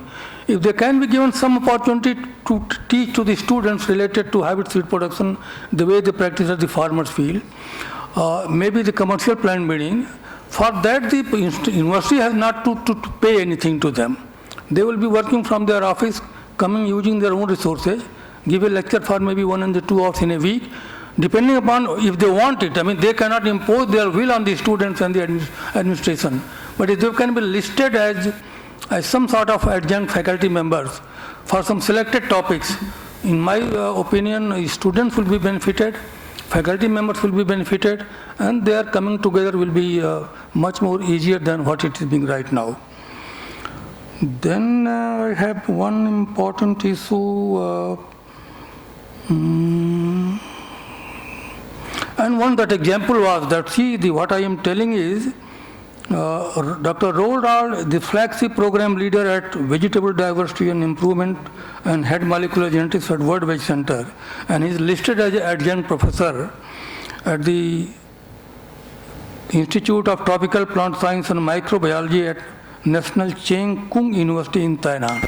So if that model is working there, if advantages have to be taken off without paying any cost, let me tell you very clearly, that opportunity should not be lost, it must be utilized. This is what my submission is. Joint publication, I have already talked about it. I have given one typical example also. Project funding by seed company in SAU and the ICAR Institute to do some need-based research can also be taken care of on a limited scale. If, for example, you are doing something with the NBRI, naturally the cost is involved. So if for a limited specific program, a private sector seed company wants to do, or it wants to be done by some leading institution, that kind of public, what you call the research funding, will have to be provided by the seed company if they want something to be done for themselves. Coordinated trials, especially for assistance bidding, should be allotted to seed companies having trial facilities in hotspot locations. Now the All India coordinated trials are not being allotted to the private seed companies. Although private seed companies are contributing the material for the testing, but they are not being considered as a testing stations as was the practice in the past. So if for the resistance trial, where the private seed companies themselves are also contributing a lot of material in the terms of the hybrid, if they get recognized as a testing location, only in those locations which are hotspot locations, that data will be of much relevance and value to take a decision in terms of the varietal identification by the coordinated trial people. But that has been, I don't know why it has been put on back the burner. It needs to be revived with the help of maybe the DDG Horticulture and the Project Coordinated Vegetable Science. Pooling together of okra germplasm from African region, Southeast Asian region and India, and their multiplication and distribution through ABRDC, NBPGR, a few leading seed companies having strength in okra breeding. That needs to be done. See, ABRDC has collected a lot of germplasm of African region, and at one given point of time I got some germplasm from ABRDC, which was quite variable in terms of the plant height, a lot of podding, huge okra, the pod length. So the entire germplasm from Africa, Southeast Asia and the India, if it can be brought together on one platform and then multiplied and shared on a by signing up the MTA or the material transfer agreement, at least everybody can get the germplasm. Now depending upon how capable they are, they can make use of that germplasm. But right now, I mean, nobody is sharing the germplasm. We are just only writing germplasm should be shared, it should be shared, it should be. ABRDC one can get, I am very sure, because they have the one important component to multiply the germplasm, to maintain the germplasm, to distribute the germplasm. And in one of their annual reports, their entire function is reflected at how much expeditions were conducted, how much material was collected and how much was distributed. So they boast of to so much material we have distributed to the so many partners. That is lacking somewhere. So my submission is for this, a leading seed company like maybe Adventa, one gentleman from NBPGR like Dr. S.K. Yadav made a presentation yesterday, and ABRDC is always perhaps available. If they all can come together and somehow they pool the entire germplasm at one place, I think then everybody will be benefited. And we are hearing this, I mean, at least since 1970s. So from ABRDC you can get, from NBPGR, I don't know selectively, you might get, you might not get, but if some conscious effort is made, that all can be pulled together. If fund is needed, I think the stakeholder can fund it also.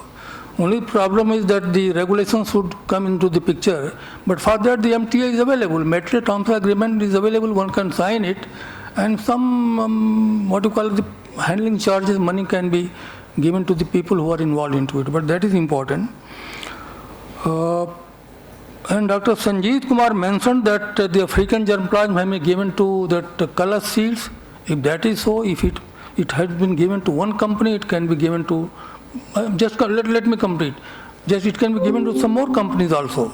That is needed to make the germplasm quite wide based. I am very now close to pooling together of all wild type okras. I just read a paper, Dr. Nirkar sir. The paper is written by Dr. Nirkhede, Dr. Deshmukh, Dr. Sinde from Agriculture College Latur, published in 2015. They have described that entire okra wild types. There is a lot of confusion with respect to the okra wild type. Dr. Sanjeev was telling that what we are calling as Abel Mascus many hat, that is perhaps not many hat, that is something different. Dr. Yadav is sitting here, he said he doesn't have Abel Mascus many hat. So unless we have all the Okra germplasm, the wild type at one place, validated in terms of the karyotypic analysis with the help of some cytogeneticist, and then that is multiplied and distributed across the board. So that ये रोज का रोना धोना कि मेरे पास germ plasm नहीं है, and then everybody is writing that there is a need to introgress the resistance from wild to the cultivated type. Unless you have all the wild type together, 2 might be available at NBPGR, 3 might be available at Terra seeds, 4 might be available at XYZ place, all can be put together, characterized and validated through karyotypic analysis. And once for all, this is what it is, that can be distributed to the people, depending upon how much effective they are to use it. So that is my submission, and Dr. Nerkar, you started that inter-specific hybridization at your place, Parbhani, and your colleagues, I have just named them, if they are available there, and if you can take a lead, with the support of financial, some support from the consortium approach, maybe with the help of Dr. Tikku and the colleagues, that will be very vital service to the okra breeders, and this confusion will be over forever. At least everybody will have access to those types from where they want to introgress. And unless they have the material, just telling that we want to introgress, we want to do this, we want to that, the time will pass and nothing will happen. So this needs to be, Dr. Nerkar, please, can you help us? You will react later on. Just let me finish it. I am very at the fag end. This is over, sir. Karyotypic analysis is needed. I am already done. This was something. Where should we find out? We would like to have audience. How do we now take it forward? उनका जरूरी है input. नहीं तो वो तो बोलेंगे ना, मैं एक point पे बोलेंगे. They would speak on point wise. No, I am already at the end. What I am saying is कि that is what that they will be speaking anyway. Unless they say yes, it goes out of record. Thank you. One way should we find out to share the germplasm from private to public. Public people always complain that we don't get anything from them. It is one-way channel. We have to make it both-way channel. Modus operandi, Dr. Tikku will find out. Just a minute, sir. Consideration of All India coordinated trial data for state licensing is a must. We conduct the coordinated trial at all across India level, then the state government says that you conduct the trial at the university level also. That is a repeat of the trial. We should write a letter to them that the All India coordinated trial data should be taken into account for licensing into individual states. There is no point in repeating the trials. The basic purpose of why they are repeating it, just they have to get some money out of your... Yeah, that is a bigger question, not that's a bigger question. आप कहते हैं उनको money भी दे दीजिए. You can help them also, but you can ask them don't conduct the trial. You just take the money. Just as advisory. That problem we cannot solve here. That's a bigger problem. We don't need to take it here. Proceeding बनेगी, किसी को भेजा जाएगा, कुछ तो कहीं तो strike करेगा वो. Change होना चाहिए. Opening up a research facility of seed company to visit up scientists from SAU. That's all. आपकी जो in-house discussion facilities हैं, sometime open it to your other colleagues also. They say that we are not able to know what they are doing. So why not? You keep these secrets as they guarded, but at least general purpose projects can be shown to them. Technology sharing of SAU and the ICAR Institute on one-time payment basis, one typical, I am repeating it, one typical example. Now they are opening up. For example, Dr. Ramesh Yadav says that Pusa, Bhindi 75,000 one-time payment, no hodgepodge, nothing here and there, and 4 kg seed at the rate of 5,000 per year annually only. And you take it forever. And he is distributing the seed to... वो हम ले लिए हैं already. नहीं, आप ले लिए क्योंकि वो दे रहे हैं. डॉक्टर साहब वो देना शुरू कर दिए तो आपने ले लिया, पहले वो देते नहीं थे. So they have opened up, that is good thing. And in the same context, कम से कम उन्होंने पैसे भी बता दिया, कहा कि आप इसको पब्लिक कर सकते हो. चलिए. I think another example is IHR GMS line. I think they are also doing it. Commercialization of OPs. I think private sector, as a principle, they don't say on platform that they can do that breeding of OPs. And OPs, I think 2,000 tons of hybrid seed and 3,700 tons of OPs were selling it. So don't make it a policy statement that we do not work into the OPs. Please work into the OPs also, wherever it is making business sense to sir you. वो बहुत बड़ा मुद्दा है, यहाँ नहीं कर सकते। मुद्दा है, लेकिन OP का मुद्दा दिन लग जाएगा, आप पूरा दिन में फिर भी सॉल्व नहीं होगा। चलिए आप मत कीजिए, बट बेच तो रहे हो आप ना, seed you are selling anyway. मुद्दा जो है वो अलग है, नॉट डॉक्टर साहब सीड तो आप बेच रहे हो ना, ओपी खत्म हो रहा है। इन प्रिंसिपल जब जो काम कर रहे हो उसको एडमिट करने में क्या प्रॉब्लम है? My submission is that my submission today for the panel discussion is now the house is open for discussion. कौन से project में are they interested or not interested? ये The points I have just flagged the points. I think you did a right job. Only the issues have been flagged.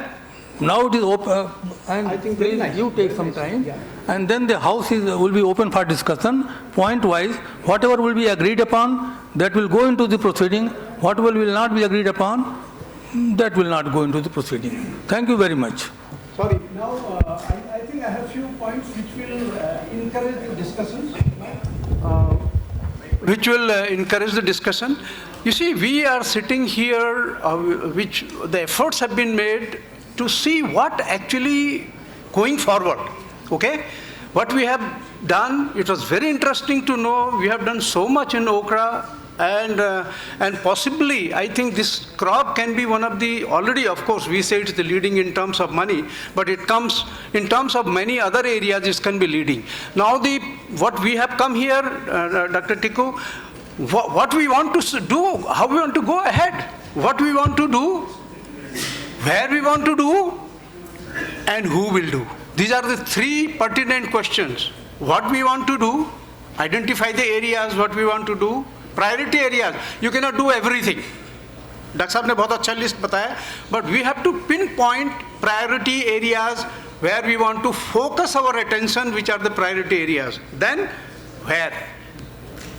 Do we identify, create a structure for doing this job? Or we can identify existing our locations, or rather institutes. I think they are the best locations. Whether it can be IARI, IVRI, IARI, anything. Can be, we can identify people there and have a support to them. Correct? And who will do? Then we can decide that. Identifying areas, we really what we want to do. First thing is that whether we really want to go ahead. Most important. I think this is an open discussion for all of us. And second thing, where we want to do, what we want to do, where we want to do, and who will do that. These are the three pertinent areas we need to discuss here. That's what I have said. Yeah. So, very simple. Now, please. The points are there. Yeah. And to that we will add the fourth point, GMS. Does anybody want anything else to add to that? Then second is, are all of you agreeing to do this? Can you guess which is the first priority? You all are private people. Yours is a daily bread butter. Yeah. So in this slide, the first point is already written.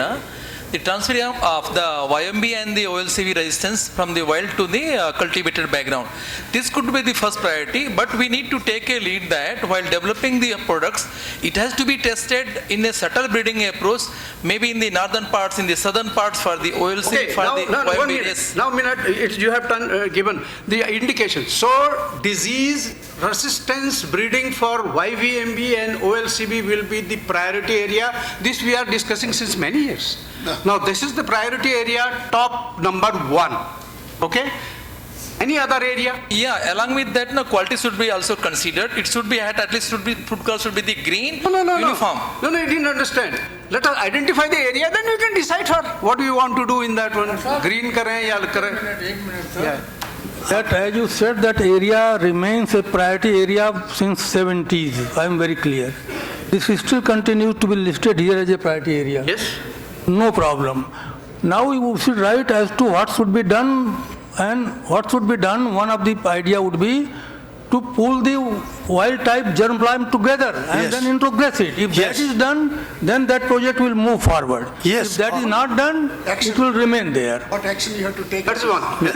So germplasm pulling the bar, Dr. Tikku, the way I suggested, if it can we put it down there with the collaboration of the Latur people, NBPGR people, and all can be put together. We have to select areas. Area to karenge, a team who will then take it forward. मैंने suggest किया था Dr. Nerkar and his that Latur team, because they have published a wonderful review paper. By anybody else? Anybody else, please? So, please come up. And we are limited right now. The discussion is transferring YMB and OLCD resistant gene into cultivated background only. No other point will be touched unless it is finished. We have to. बोलो भाई कोई बोल नहीं रहा. Sir, here. Hello. Anita Verma here, sir. Manish priority area बहुत हैं. पहले वाले को मोडस ऑपरेंडी तय होना चाहिए. केवल listing priority area and finishing and saying goodbye is not enough. Let us say what has to be done, what is to be done into that priority area. And I have suggested that pull together the wild type okra at one place, multiply them and distribute the seed. Sir, distribution नहीं होगा. Hello. Doctor साहब को कैसे मिलेगा? Sir, this is Ilan from Advanta. Please tell, yeah. Yeah, we are talking about bringing the new alleles for this YVME and OLC from the wild type, right? So in this case, the public sector should transfer from the wild type into the cultivated and do the embryo rescue and all and develop the line from that. Exactly. Rather than just distributing only the wild seeds to all the private companies. Because everybody is trying to do it in a different way. But instead, if we can pool the resources and the public sector can do all this kind of embryo rescue or the new kind of in-breed line development, that will be beneficial for all. No, Ilan, was that Ilan go? Yes, sir. Can I? Yeah, please. Ilan, the idea is, you remember when we did the this tomato accessions, they went to about 35 locations around Asia. Yep. Same set went everywhere. Right. That is what I feel we should do. If everybody agrees, we get all those materials that Dr. Hari Ram said, or we have Dr. K.V. Bhatt said, Dr. Joseph John said. You may let us get all, but it should be same set going to different agreed locations with this. So that's my submission. Yeah. Do we agree for that? Yes, that will be a good breeding material. Yeah. Because then 2 seasons we do the testing, and that will lead us to not only phenotyping but also genotyping. This will be a wonderful point. Why? Because collect and multiply, and from where he will get the seed. एक season multiplication के लिए लगाना पड़ता है. Doctor साहब मिलेगा कहाँ से पहले? That is more important. From where to collect? NBPGR, wherever. NBPGR. We have to make timeline कि कब तक कलेक्ट होगा, कहाँ मल्टीप्लाई. ये तो 4-5 साल का प्रोजेक्ट बनेगा. And Dr. Sanjeet, ABRDC also. No, NBPGR has the largest collection after USA. And World Vegetable has only 1,500. All the collection from West Africa is housed in the NBPGR. They made two replications in 86, 87. One went to USA because USAID was supporting that collection. One went to USA and one is housed here in NBPGR. So these materials are available here, 5,000 accession ago. Doctor, from NBPGR it is not that easily available. This is what we are trying. You write 100 times, but you will not get the. That becomes a difficult problem. One can get the seed from ABRDC easily. Not from NBPGR. That's true. To say that. Dr. Yadav, आप कुछ बोलेंगे? NBPGR तो है नहीं. Excuse me, sir. I have something to say. No, that yesterday. वो कुछ बोल.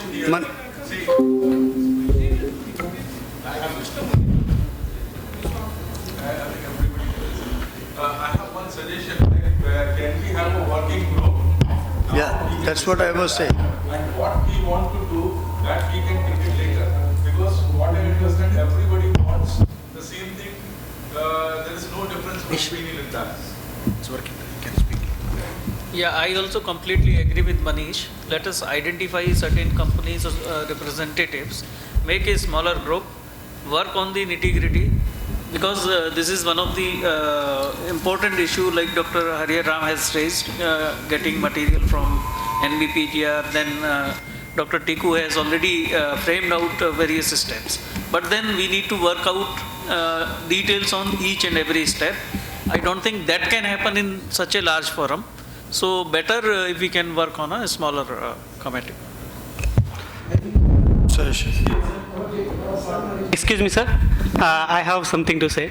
In this forum, since 2 days, we are discussing a lot of things on pre-breeding. Wild species are they have got immense importance for okra genetic enrichment, be it Moschatus, Tetraphilus, tuberculatus, pungens, or tuberculosis. They have got very good, they are the sources for different traits. Be it for powdery mildew, ELCV, YVMV. What I think is that for a long-term vision purpose, we need to aggregate them, evaluate them, maybe Moschatus for cold tolerance, tuberculosis for very short internodes and very narrow angle of branching. That kind of wonderful traits are there in those wild species. What I feel is that we need to derive at least 10 lines from each species. 10 tuberculosis derived lines, 10 tetraphilus derived lines, 10 Moschatus derived lines. Likewise, we need to derive introgrested lines, and later we can use them for okra improvement. What change it is going to make is that once for all we are going to change the problem of heterosis, because we are going to get a lot of diversity from it, and we are going to solve the problem of longevity, and we are, as O.P. Datta sir was showing us, we can increase the number of fruits from 20 to 30 to 200 to 300 fruits per plant. That possibility we can bring into reality only when we do the things like this. And we can also say that we are going to do something like heterotic grouping. Species-wise heterotic grouping also takes place at once. So this kind of long-term visionary project can be designed through this forum. Dr. Narayanan, yes, sir. J.K. Rajan has something to say. KV Bhatt sir, he was my advisory committee member. He has really done very good introductions from various species. Maybe this is the time to utilize it for the betterment of the okra fraternity and the Indian farmers. Thank you, sir. I think our friend J.K. wants to say something. Yeah. With the permission of Chair, I want to submit 2 points. Regarding the germplasm of okra tested at the same pool of the germplasm should be tested at the different place. The NBPGR had the project on the CRP on agrobiodiversity, where almost 1200 to 1300 germplasm they have sent to the different places. So my submission is, so private partner can request the director NBPGR to join that project, so that that same set of the germplasm can be tested for YBMB or OLCB. The project is already there today. And second thing, the NBPGR is not supplying the seeds. They have opened for the private partner also.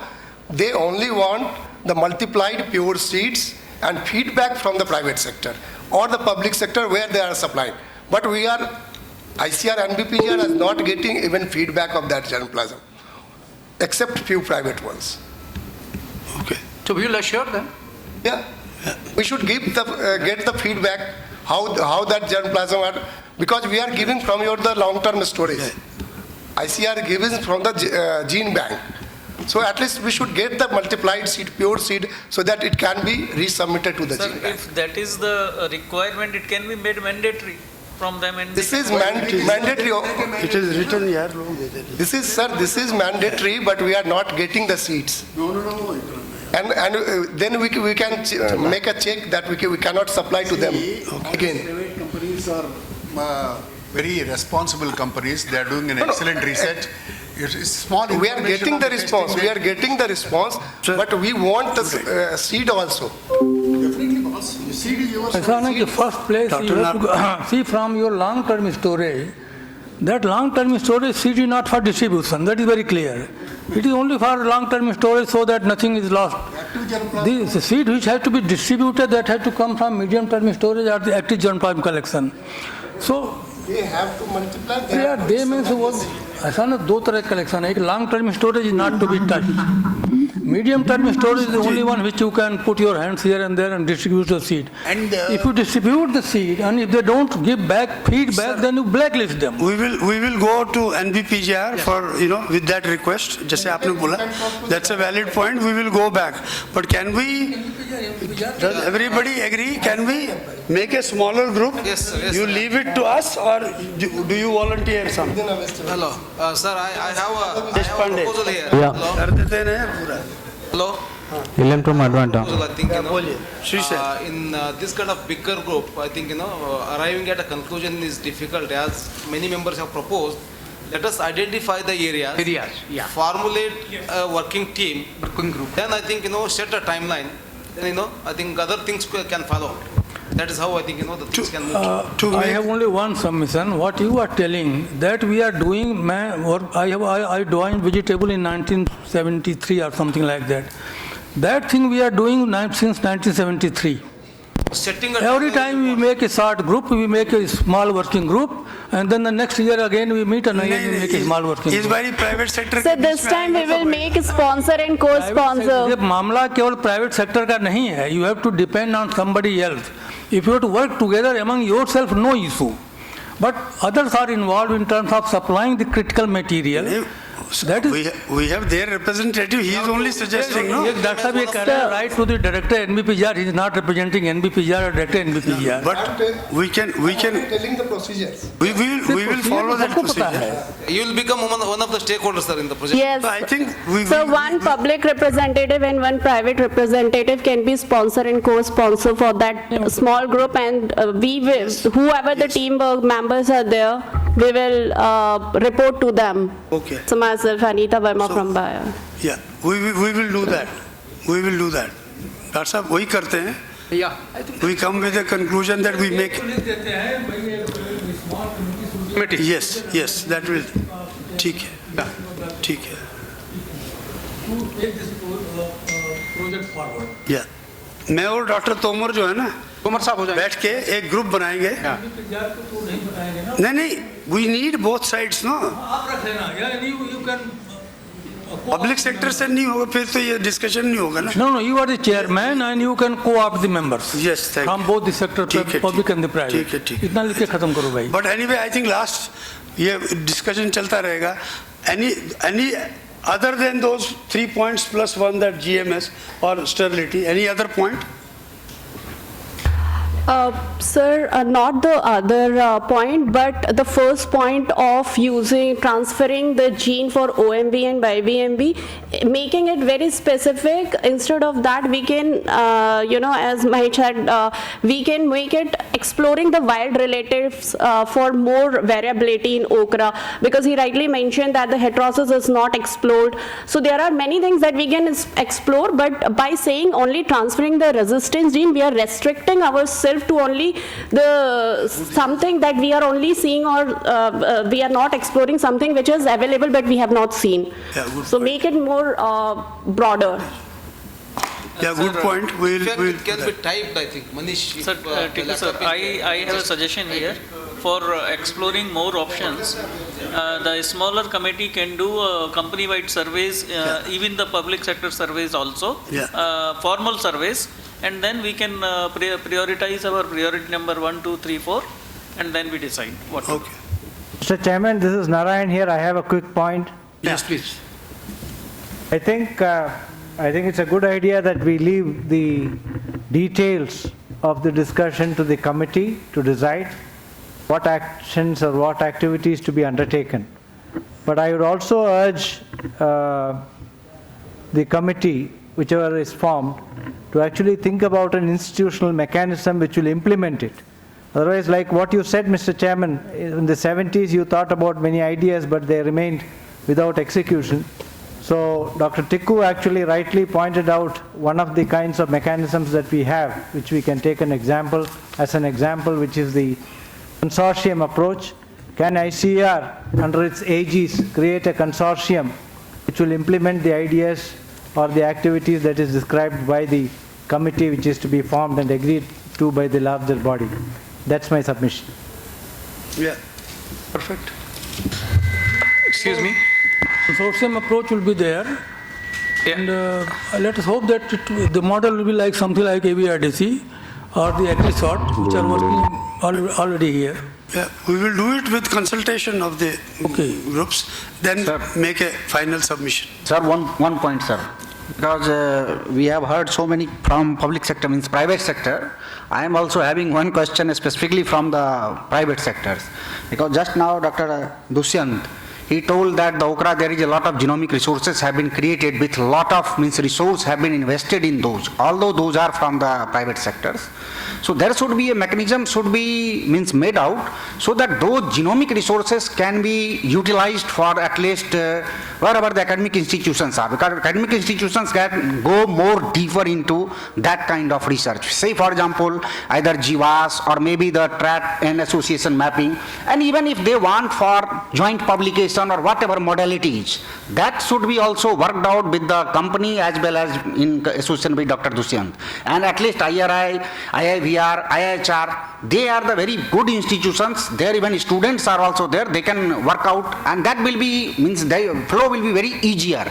That can those trade association can be help to all the breeders across the all the private sector also. Yeah, in my model, that's what I said. Yes. Phenotyping and genotyping of that set of germplasm that we all agree and we get access to. So this will take maybe next 3-4 months. Then we will have something concrete to say, and then we will build on that. That's my submission. That's up, but that genotyping is cost-based, isn't it? I mean, everybody whosoever wants that genotyping to be done, they will share the seed sample to them or leaf sample to them.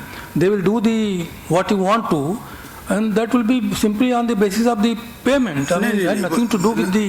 That is genotyping as a service. That is for existing markers or existing something. We are talking of doing this GWAS for this pan-genome. For example, already he is having the genomic information. Yeah. But that is make it public to everybody. No. This is what you were talking about with. See, say for example, if the public sector is investing any money, say for example, the genome is making, then we are publishing it. We need to close. With the request that this needs to be done, they will do that and charge the money and give the result back to you. That is a different thing. Okay, sir. Okra may say, for example, already the genomic information is available with them. So whether in the consortium those information can be shared with a joint publication or whatever some criteria should be fixed. Excuse me, I have one point to... That's consortium. Dr. Harshvardhan. We need to close them. This is, there are the 3 areas we have identified. Any other area anybody wants to include? 4th area was sterility. I think if everybody... Okay, sterility हो गया, तीसरा था ना? नहीं, 3 में 4 थे ना उसमें. 3 तो already. Anybody has any interest in nutritional area? Sir, I have one point to make out here. Yeah, please. So just now the gentleman, he was saying that the information the genome sequence. The last one. Genome sequence has been made in Okra and that could be shared, right? So the private, as I know, the private sector has made an efforts in sequencing the draft genome through the consortium, and now the paper has been already in the bioarchive. So that publication will be available soon. Once it's published, then automatically the data will be available to the public. So that is actually a public sector. Sir, Nirkar sir, Dr. Nirkar. Sir, in light of the nutraceuticals, tremendous variability exists. The land races available with the tribals and many ecological niches in the country. Some common pool from the consortium comes forward, this material could be collected. It's very, very rich material, taste-wise, the mineral-wise, the other characteristics. All these will be provided by this material, and I am afraid so far nothing has been done. Yes. From this point of view, in this sort of consortium, or before the consortium is formed, can the industry put some money and entrust that activity to some group which can collect, and this material can be shared and utilized? Land races, Yeah. Yeah, collection of land races. Yeah. So what can we say? Ultimately, we'll be meeting in the after 2-year gap. So first we only take up this first priority, what we have discussed. Remaining things we can think for the second round of discussion. I think As a consortium, we need to focus on one milestone at a time. Okay, now we have Helen has to say something. Yes. Thank you. Please Yeah. say. Sir, when we make a consortium, we need to take only one objective to be clear, and we need to be very precise. Once we execute it, then we can go to the phase 2. Because we take 4 objectives, now it's really too much. No, you know, for that we are having a working group. Yeah. We cannot take everything together. Yeah. So we will be, the working group will decide and also decipher this information to all of us. Okay, Yeah. good then. Now Helen, yeah, please. Yes, that I will also want you to look at the nutritional aspect of the mucilage, which people don't like, which we like in my place.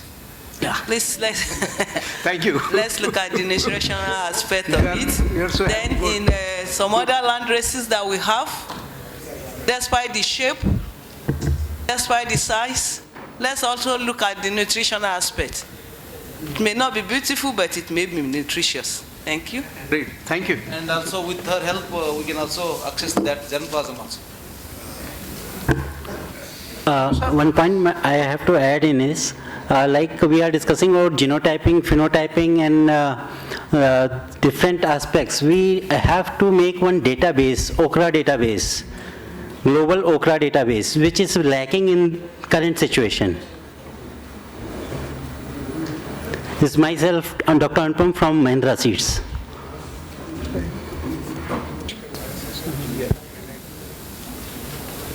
No, I think if the, So, anyway, so after hearing all the views, now we have come to the conclusive stage where, yes. Chairman sir, I want to add the discussion we have. Sir, please use this mic.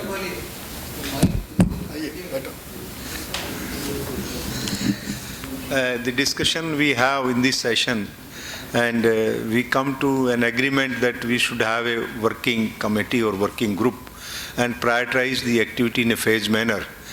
So let the group should form and work, and I propose that we can host one day brainstorming on the priority areas once the group come forward in collaboration with the public as well as the private sector in a limited group, maybe 20 or 30 group person, and we will ensure that our Honorable Director General will be the part of that, because I want to share, we have met him and approached him for the valedictory function, and he was kindly agreed, but because of the Prime Minister's meeting, he is unable to come over here. So he has shown that Dr. Tomar, you should discuss with during conference whether we have a public-private partnership, how we can move ahead, what are the barriers and constraints, so that at the government level I can address and I can felicitate the smooth flow of this. Because last couple of years in public sector, there is a pressure and everybody is saying there should be public-private partnership.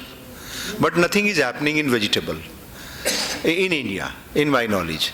So our Honorable DG has shown the interest and he has directed us that you take care of that, and we will organize one day brainstorming in presence of our Honorable DG as per his convenient date, so that the really policy issues at the government level has to be resolved. So that is his intention. That's why I want to add and share the views expressed by Honorable Director General ICAR. I fully agree with you what you have told just now. So if all of you agree, then in addition to that small working group which we are constituting here, another group will be specifically entire one full day discussion on PPP, where government policies will come into picture, and maybe how to take it forward with the consent of the DG. And if DG is there and if he says that yes, germ plan can be shared in a time-bound manner, then that will be implemented without any difficulty. So, I mean, if you agree, then the another group can be another selective group meeting only on PPP under the chairmanship of DG ICAR. Yeah. So that the policy issues can be taken care of at the highest level. And once they are taken care of at the highest level, then they really would be implemented. So this can be the part of the proceeding, if you all agree. Yeah. Sir, as you mentioned that now public sector is very open mind. Yes. We are open mind after assuming head division of vegetable science, we have overcome the barrier of this royalty issue. Yeah. We have been pressurized that vegetables are not moving out, you are developing varieties and hybrids. What is the fun of that? Every meeting in corner, Honorable Minister raised, अरे doctor Tomar कुछ public को तो दिखाओ. तो हमने पहला bottleneck, what I realized that earlier we have put 4 lakh, 5 lakh value for the variety and parental lines. So nobody came forward. Yeah. Then I realized what are the difficulties why people are not, because in India I feel 8 or 10 companies are of having MNC level tag, they are highly capable, they never come to IARI or any organization. Because they are very rich in knowledge and resources and all sense. So we have brought down the limit to within 1 lakh in large number of product in IARI, and we have resolved the issue of this paying the royalty. Yes.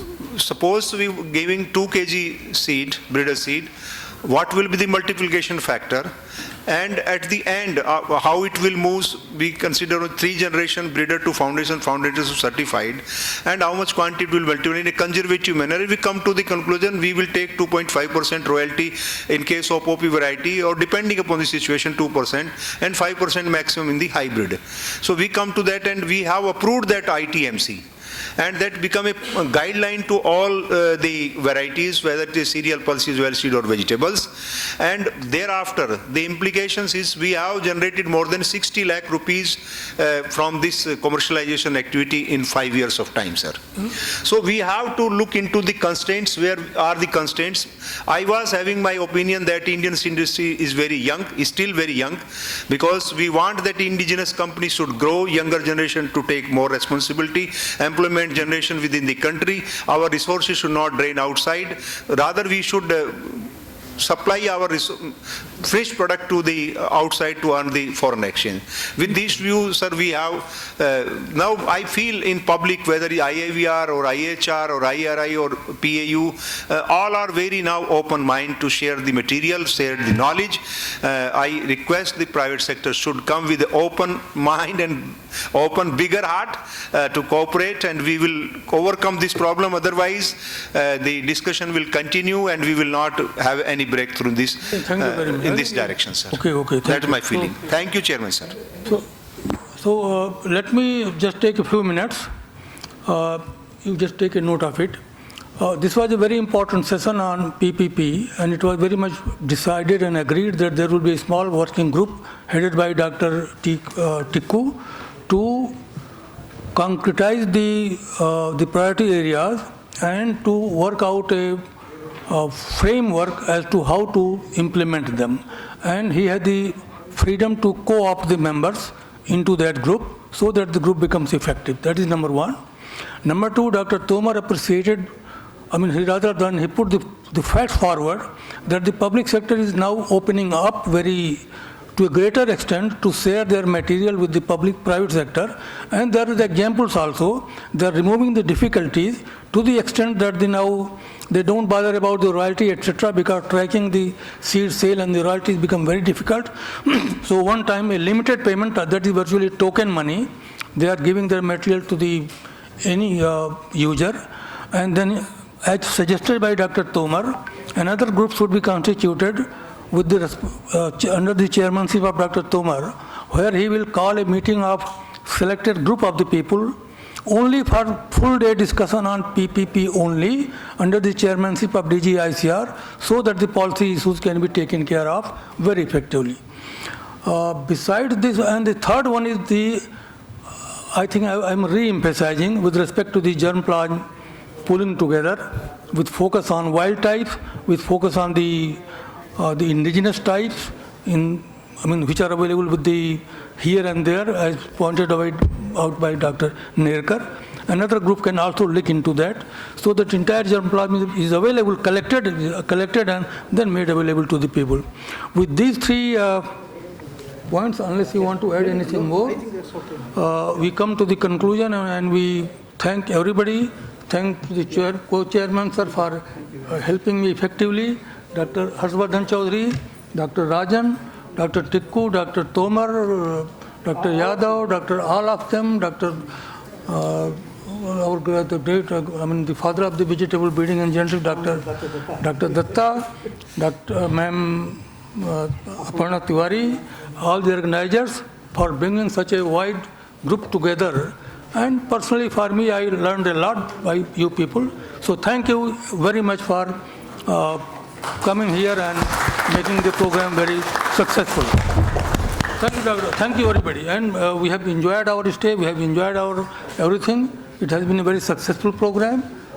And I think for one crop like okra, pooling so much of the people under the one organization with the active role of Dr. Tiwari and Dr. Tikku, a great job has been done. So thanks, everybody. Yeah. The flame should be continuously burning. Thank you. Okay, thank you very much, sir, for igniting the ideas. Before we end the session, we would like to honor the different participants, the different speakers of the session. So may I now request the chairman and the co-chairman, sir, to come forward. And I would like to request the different speakers of the session. First, Dr. Samir Sawant. May I now request the chairman and co-chairman, sir, to come forward, sir, for giving the momentum. Yeah. मुझे तो training लेनी पड़ेगी।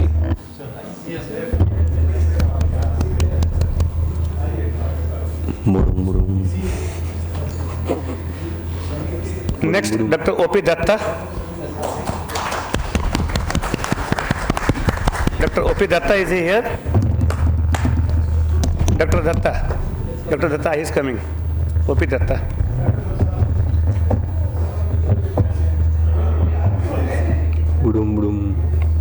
Next, Dr. Sanjeet Kumar, is he here? Yeah. Yeah, but then you are the speaker in 2 sessions, sir, so it's for you also.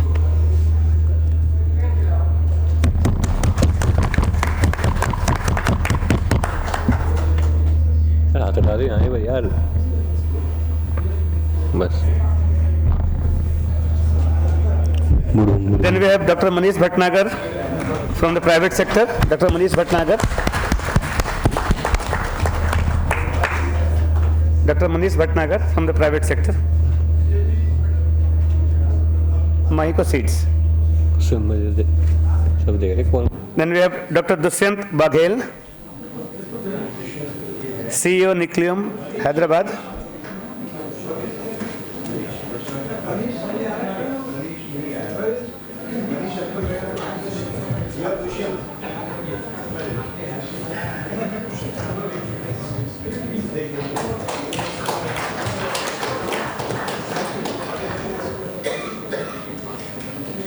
Then again we have S.K. Tikku sir. Tikku sir, all-time, all-rounder basically, in all aspects. Dr. Tikku. ये सामने बैठे हुए हैं sir, सामने.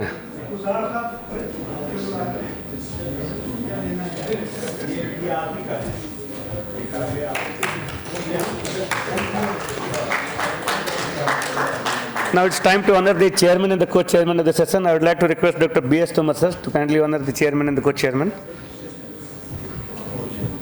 First co-chairman, Dr. C.S. Pathak sir. And then we have the privilege of having Dr. Professor Harihar Ram, who has ignited so much of discussion in this session.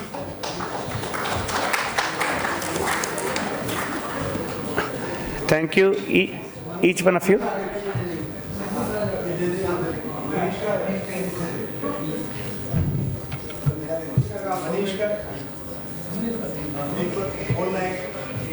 Manish ka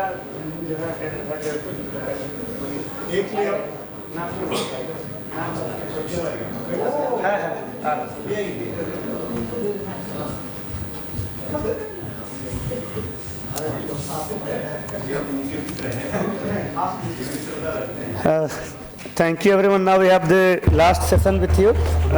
We come to the validity session, and without a break, we will start the session, the last session. I invite Dr. K. Narayanan, the chairman of the session, Dr. K. Narayanan, the co-chair, our own Dr. B.S. Thomas sir, and the reporters, Dr. Aparna Tiwari and Dr. Arpita.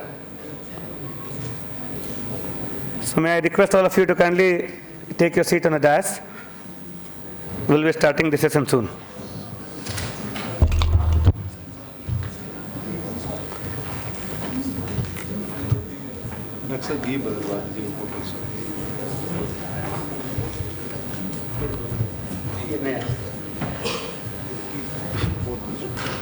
We'll start now. Good afternoon, friends. Thank you all for staying so long. It's been a long and tiring 3 days, lot of information. We've been pumped with a lot of information and thoughts and ideas. So according to the program book, we have another 15 minutes before we close. Actually, 12 minutes. We should have closed at 5 o'clock, and we'll try to do that because all of you are aware. I have some remarks to share with you. Before that, I will let my co-chair to actually share his thoughts, and then we can go and conclude.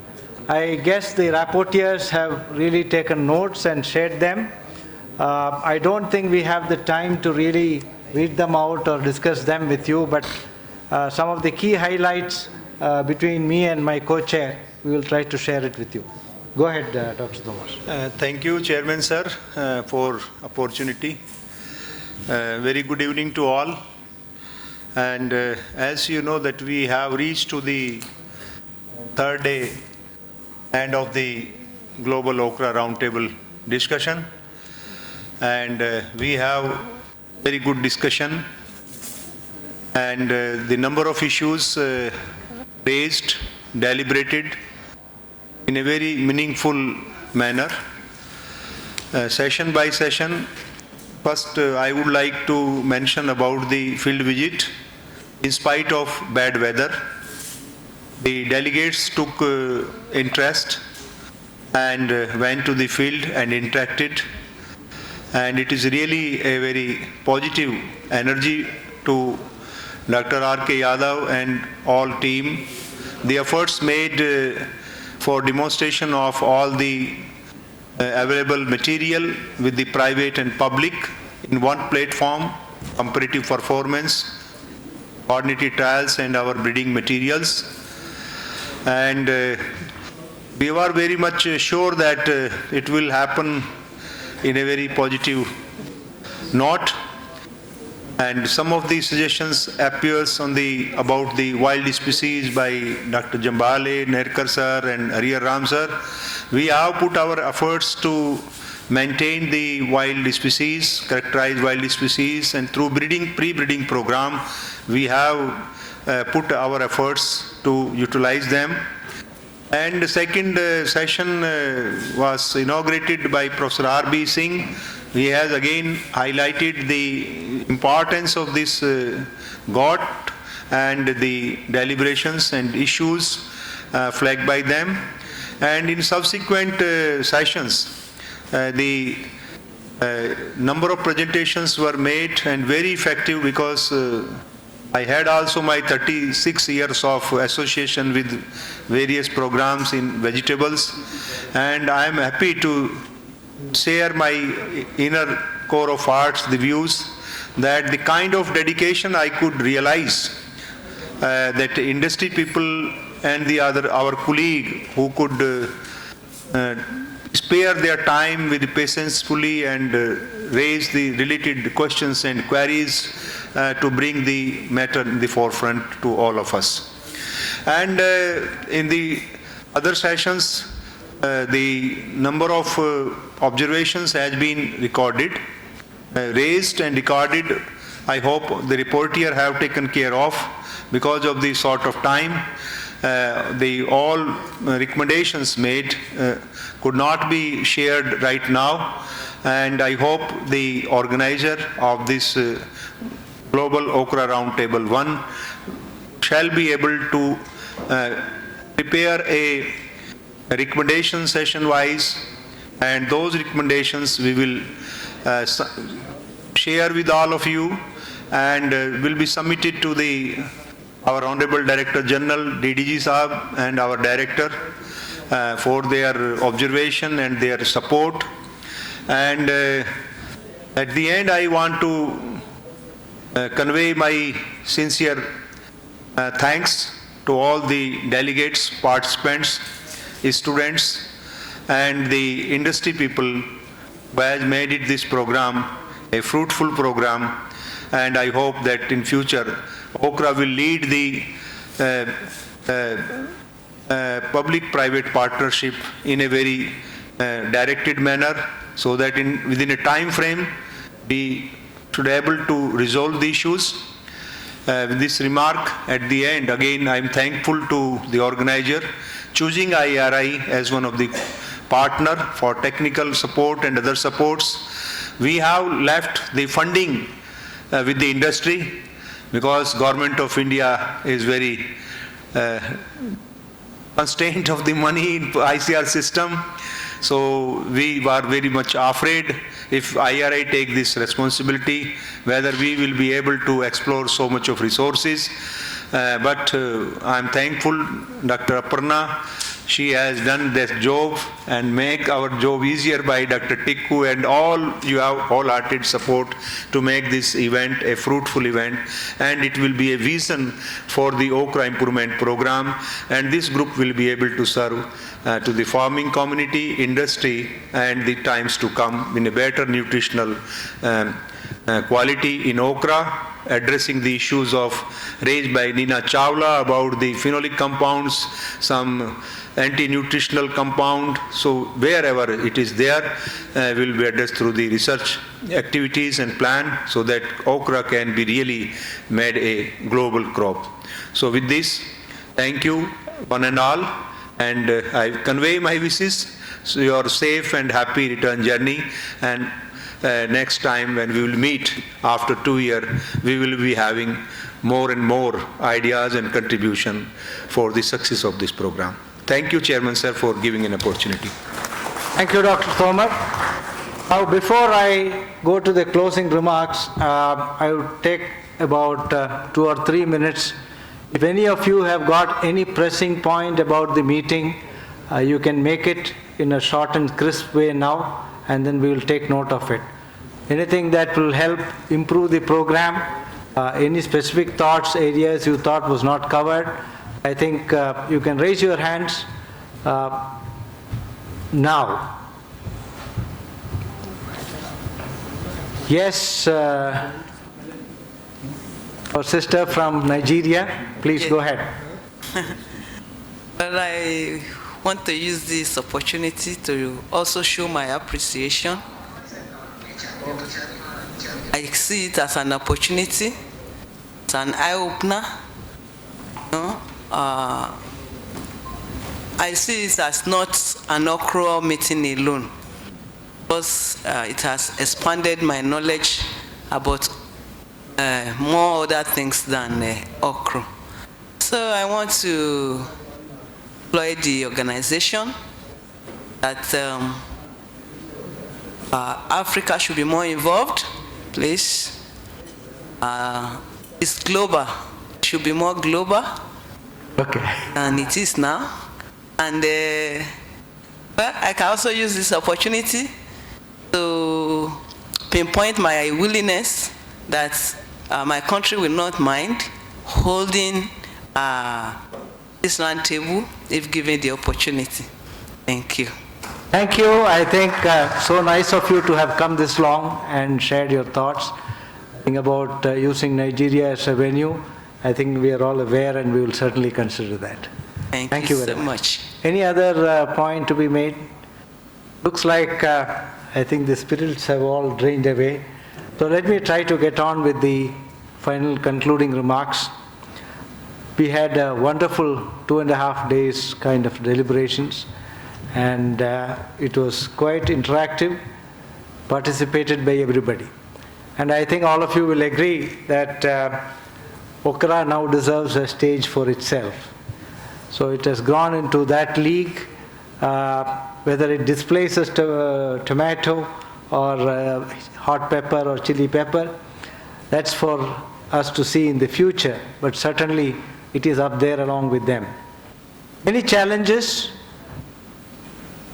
it is polyploid, sequence information is limited, breeding challenges are there. Functionally, we know some of the genes, but what is the molecular mechanism needs to be understood. Some of the new tools are not so easily applicable in Okra, for example, gene editing, because you don't have enough sequence information. So these challenges have to be met through combined efforts by all of us. Well, we should also realize the reality that we have the public sector and we have the private sector. And in the private sector, at one level, we are all competing with each other to produce better products and getting better market share. But in certain respects, we should all be willing to come together to meet certain common objectives and common goals and share the fruits of the outcomes of addressing those common goals in an equitable manner. And it's also very important that we go hand in hand with the public sector. Now, if you take the example of all science-driven developed economies, the private sector and the public sector have worked through a seamless continuum. The basic research, discovery of markers, I think the private sector may have the competence, may be able to give the specifications, but they may not have the resources nor the patience to work on some of those things. And that's, I'm giving you an illustrative example, and that's probably the work of the private sector. Whereas translating the result into what can be finally delivered to the customer of those technological product is something that the private sector is very good at. So I think there should be a seamless continuum between private and public sector. I agree when Dr. Tikku talked about the trust deficit. There is a trust deficit, but we all keep saying about public-private partnership, they are two sides of the same coin. I don't like that expression. The two sides of the coin don't face each other, they face away from each other, and that's not the way to be. And we need to be working in tandem, together, hand in hand, in working towards that. We need to have institutional mechanisms. Here is an opportunity for us to work together for bettering the prospects of okra as a global crop and as a commercial crop. I think we need to build those institutional mechanisms. It's not enough if we decide the details of the activities that need to be done, whether it's a consortium model.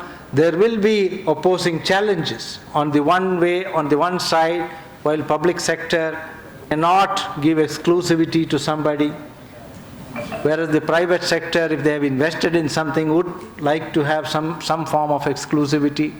So these are all part of the existential dilemmas. And you cannot sort it out in a big gathering like this. They need to be worked through a committee, and I'm happy that we have decided that we form a committee. And so via media, we have an example of a consortium approach where companies who wish to participate needs to pay some fee or something, and they get something. May not be a very strong exclusive relationship, but kind of something in between. And we need to work out the details as to how this can be worked out. And that will actually contribute to the success of what we are set to achieve. Because otherwise we will all end up as a talking shop, and that's not the point that we want to make, and that's not what we want to continue. And before we come and meet again, there should be something concrete on the ground. In fact, we should have a system by which we review what happened after the last meeting and what progress we made, what we didn't do, what we can do better, and that's the way to go. And public-private partnership, there has to be a different paradigm altogether. There has to be many concepts and rules which needs to be tinkered with. And I don't believe in the concept that, no, it has not happened before, how can it happen now? It has to happen for the first time. Many things have happened. If there is a will among the participants, if there's a political will, if there's a bureaucratic will, things will happen. And unless we work for it, it will not happen. So I would certainly urge some of you to really support Dr. Tikku in getting together that committee. It has to include different interests, private companies, service providers, public institutions, representatives who can take a call, who can take a decision on getting these things off the ground, and try to see where all these interests are optimally mixed. Sometimes we have to agree to disagree, which is fine. But as long as there's an optimal mix of these kind of interests, I think, I'm talking at a very high level and without going down, so these things will not be operationalized. So we have had kind of sometimes bombastic statements, public-private partnership, adjunct professorship. I think we have been talking about it for a long time. Mr. Chairman, last session you mentioned about having private sector people working in the public sector. And I don't see why public sector people should not get a sabbatical and work in an industry for some time. I don't see why in a public institutions when you get into a contract you can't sign an NDA, non-disclosure agreement. You saw our friend from Nucleome saying that he has sequenced the genome of the Advanta lands, but he couldn't disclose it because he probably has an NDA, which is very reasonable because somebody has invested resources in it. And that's not something that should not happen between a public and a private sector. Why can't the public sector do that? This happens routinely in some of the Western institutions and things like that. So there is a confidence. These are all mechanisms which kind of go to strengthen the mutual trust, or in some ways reduce or bridge the trust deficit that is there. I know it has been a long 2-3 days. There are many people whom you have been seeing very often, including me, who think we have all organized the meeting, and I think thanks have been kind of pouring in, kind of raining out. But I want to remember many of those people who are invisible, who are behind the screens, who have contributed either in terms of their service or resources to make this program a grand success. You know, there is this adage, it's not the mighty sails that move the ship, it is the unseen wind. And so I use this occasion to thank each and every one of them without naming them. I particularly want to thank our visitors who have come or traveled long distances from abroad to come and be part of this meeting. Now we are all become a family. Now the bondage of this meeting should continue, and we hope to have such gatherings specifically for Okra, for reviewing the progress, and maybe look at other crops as well in future as well. So whether it be an annual meeting or a biannual meeting, all depends on how much interest there is and also how much resources we are able to garner. And it is very, very significant that we are actually having it in the surroundings of Indian Agriculture Research Institute. I cannot thank the director enough, and also his team members and the departments which actually came together to put this conference and make it a grand success. For a first of its kind, I think it has been a wonderful success. I hope if you all agree, we can put our hands together.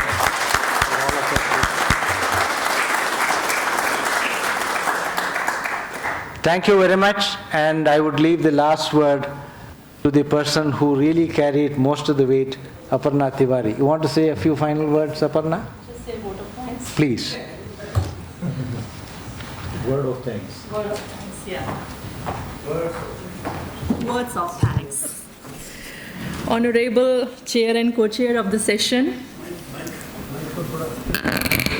choti hu haan. Our most valued guest, speaker, dignitaries, and all the participants present in this hall. It's really an honor for me to present words of thanks for this valedictory session.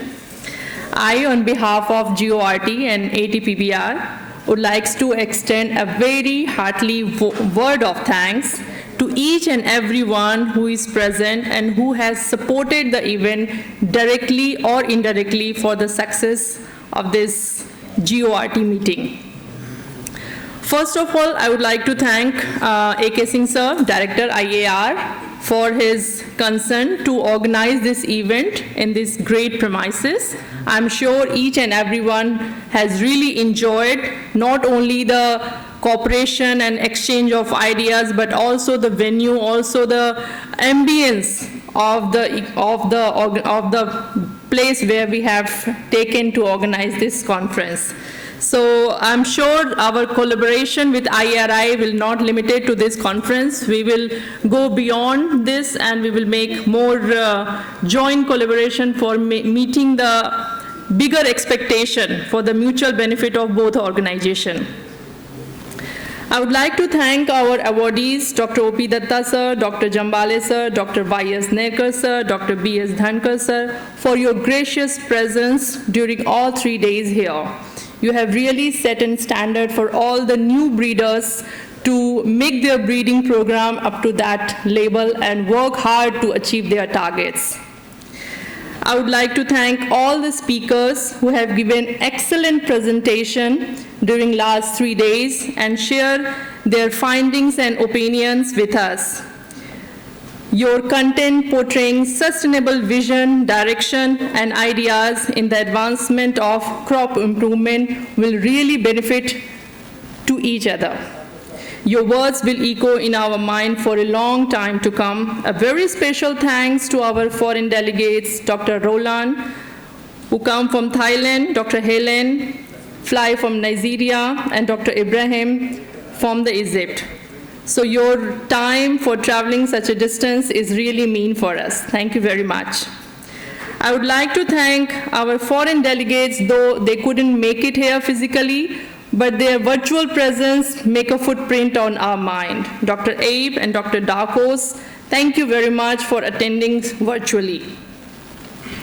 I would like to thank chair and co-chair of all the sessions, including Mr. Prashant Balgamwar, Dr. Roland, Dr. Tushar Kranti Behra sir, Dr. Krishna Reddy sir, Dr. A.S. Dhatt sir, Dr. Shishel Harpat, Dr. K.C. Bansal, Dr. Ilan Gawan, Dr. Y.S. Nerkar, Mr. Sridhar Hegde, Professor Harihar Ram sir, for sparing your valuable time and giving a great coordination of the session.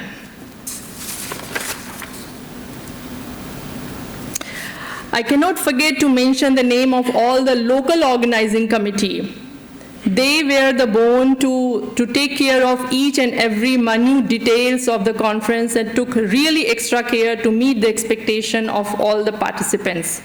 Thank you, first and foremost, Dr. Tomar sir and Dr. Yadav sir for managing the field day so smoothly. Despite of having bad weather, we could able to demonstrate what they have in their basket, including varieties from the public and private sector. It was nicely executed. Thank you, sir, very much for all your hard work since last 6 months you have poured. Thank you very much. Thank you, Dr. Sabina, Dr. Arpita, Kavya and Gitika for managing the registration desk. It was really crowded sometime, but with your patience, you managed it well. Thank you very much. Thank you, Dr. Manisha Mangal and Dr. Suman Lata and your team for a wonderful execution during the inaugural session. Thank you, Dr. Rajkumar sir, for the hall and auditorium management. A very special thanks to Dr. Chaudhary sir and his team. He has taken the responsibility for the travel and accommodation, one of the most challenging domain, and he has able to manage it. Thank you very much, Chaudhary sir. Thank you, Dr. Anil Khed, for your team for managing the food. Thank you, Arpita Srivastava ma'am, for a wonderful coordination of the cultural program. I cannot forget to thank Dr. D.K. Ranjan sir, Dr. Varman sir, Dr. A.K. Jha sir, who really give a great deal during the management for the technical support. We have come across with some unexpected problem and they solve it with a great patience. Thank you very much, sir. Thank you very much. Thank you, all the staff of the vegetable division of IARI. You have supported us directly, indirectly, and it really means. So thank you very much. My gratitude to all the sponsors. Again, without your support, it would have been impossible to conduct and organize such an event. Again, I would like to repeat my words for the platinum sponsor, Adventa, networking sponsor, LGC Biosearch Technology, silver sponsor, Syngenta, silver sponsor, Indo-American Hybrid Seed, bronze sponsor, VNR Seed, bronze sponsor, East-West Seeds, bronze sponsor, lunch sponsor, Asian Highway, lunch sponsor, Namdhari Seed, lunch sponsor, Bayer India. Thank you very much for all your support.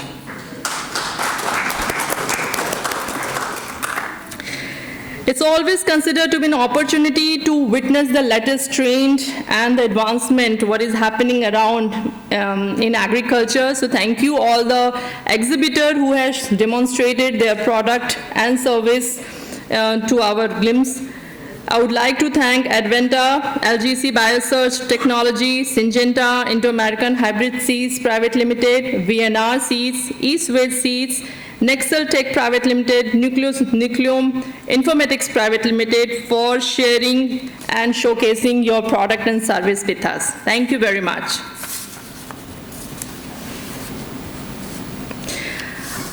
I also like to thank to all the volunteers who have supported without expecting anything from us. You were really wonderful. So I really thank you all for standing and giving the best for the execution of the program at the ground level. Thank you very much. And most important, I would like to thank to all the audience. We have more than 200 audience representing 54 organizations from 13 states. That is really wonderful in its own because it's a single crop having such a diverse people representing industrial leaders, academic people, policy maker, executor, farmers, students. So that's a really unique combination. We managed to get it at the one platform. So thank you very much for coming from different places in India and abroad and making a great success to this event. Thank you very much. The exchange of the perspective was the main motivation and aim we had it, and I hope we managed it very well to achieve the objective what we have targeted.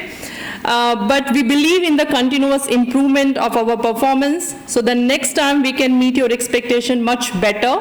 And I have shared the online version of the feedback form. I request you all to don't forget to fill those forms before leaving this hall. So at least next time when we meet, you will feel more proud that we did some homework before you arrive to the next event.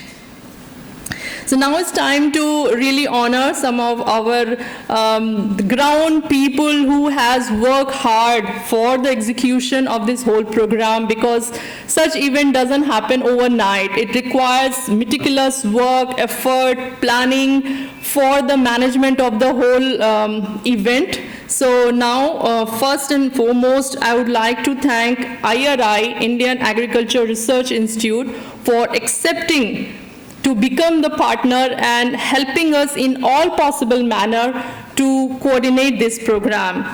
So to give the honor, I request Narayan sir, Tiku sir, and Sharan sir, Director of ATPBR, to come on the dais. And to take the honor, I request Tomar sir and Yadav sir to please come on the dais and take the honor in behalf of IARI.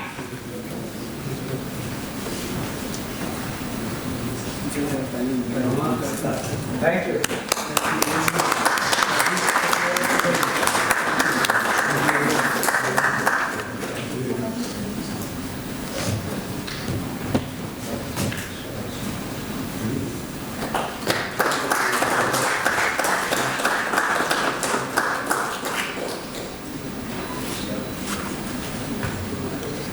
So please be here. You will be honored separately. So now I would like to Yes, sir. That's for IARI. That was for IARI. No, well, Tomar sir. So first, I really, give a very special respect to the Tomar sir. He was the point of contact for everything, for each and every minute detail. He has taken a very keen eye to see and make sure that nothing went wrong anywhere. So thank you, Tomar sir, for giving all the support.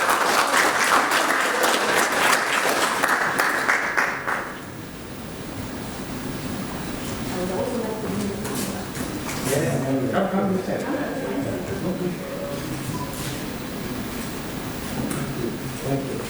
That's yours. Thank you, sir. Thank you very much. Oh, 1 second.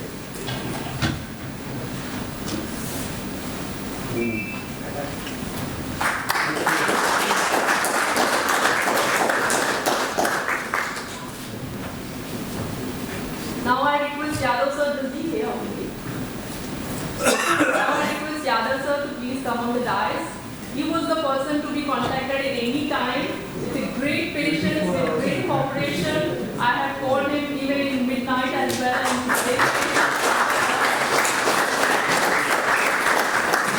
you, sir. Thank you very much for every support you have given for the planning and execution of the program.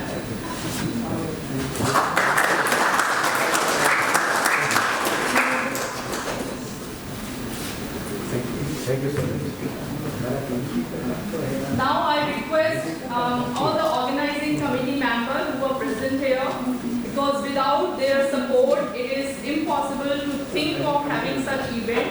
We were working since last 4-5 months regularly, and behind the curtain, they have given full support for the planning and execution of the program. So, in the list first, I would like to invite Ashok Dede sir. Are you here? No. Anybody from Advanced? Everybody gone. ठीक है. Dr. B.S. Krishna Prasad sir.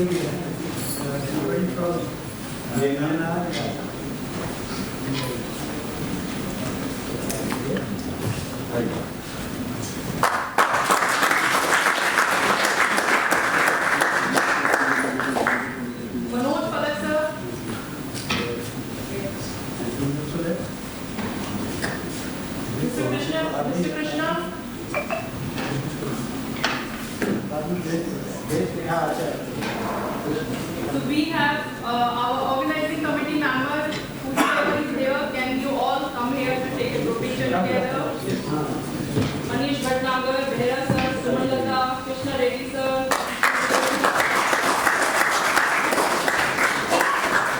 Sanjeev Kumar sir.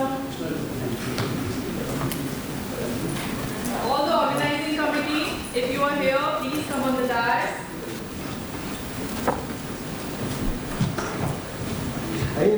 Sumanlata, the organizing committee, and they were the people behind the curtain who pour maximum energy for the planning and management of this whole program.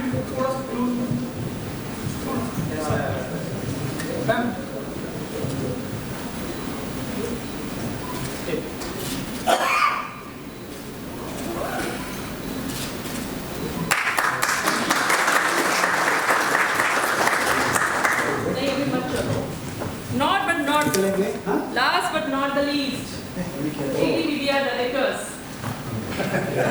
Oh, sure. Still. Have to. Mainly, sir. Sure. I don't want to say anything because they are the people who make everything. We want First, I would like to All right. I request Pusa to please honor Narayan sir.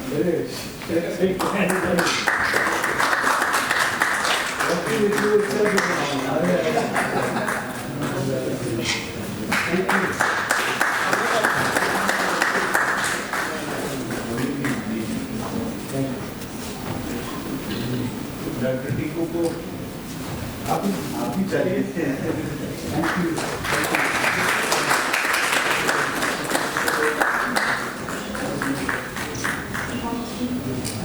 ठीक है ना? बच्चे सभी आ रही है तो मैं madam को भी दे दो ना अभी देगा last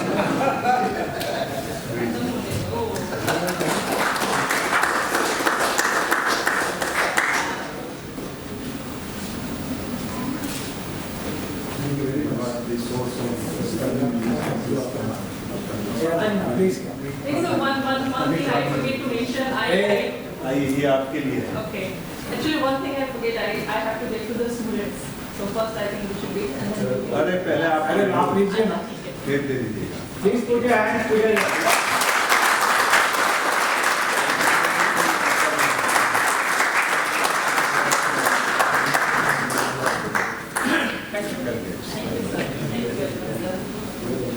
So I forget the name of all the students who had given the great performance on the day one. It was full of passion and energy. So I would like to request all the students to please come on the dais. Hey guys, come man. आइए रबड़ा student आइए ना Umesha ओको number आ जा किसी को दे दो camera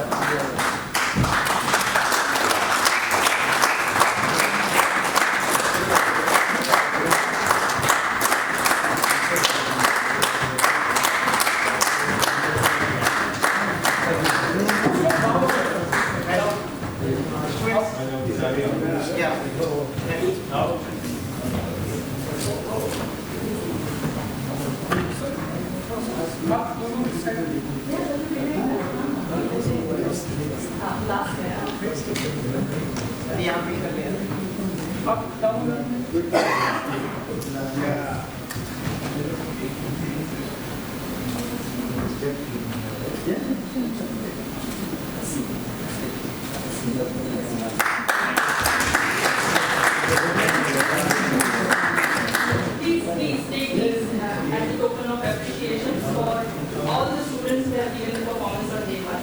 Thank you. God bless you all. Thank you. God bless you all. I love you.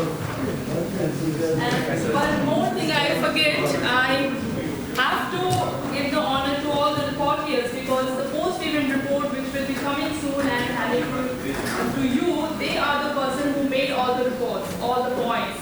So I would like to request all the reporters to come on the dais and take the honor. Mr. Venugopal.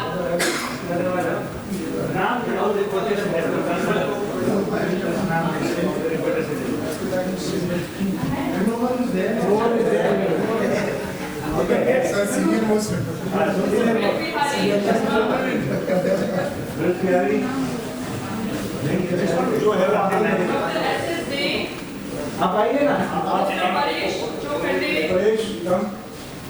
Dr. Vyas Vishwanath. आगे आ जाओ.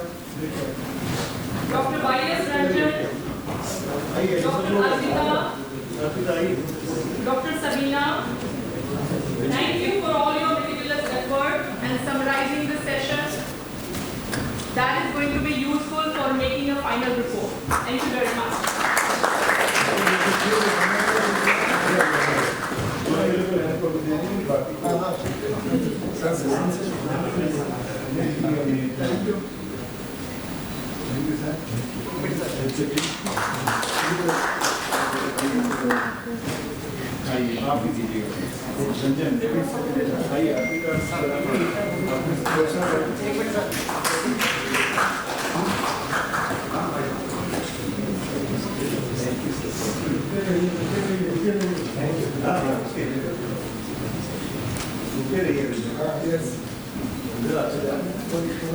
Yes.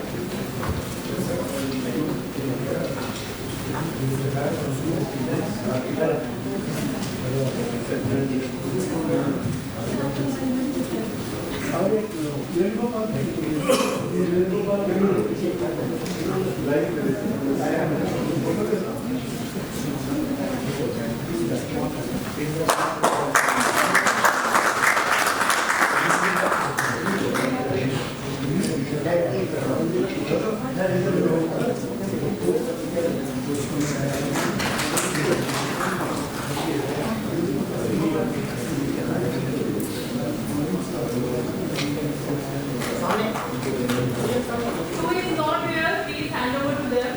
Ranjan sir, I need. So maybe we can take a group picture together. Are there more people? Are there more people?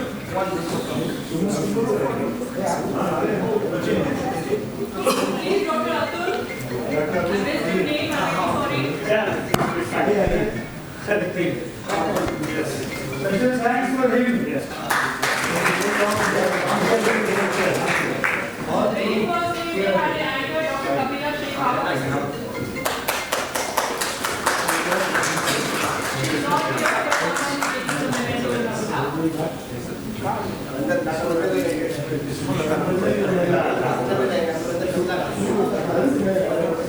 Everybody come on the dais to have a good picture together. Yeah, everybody.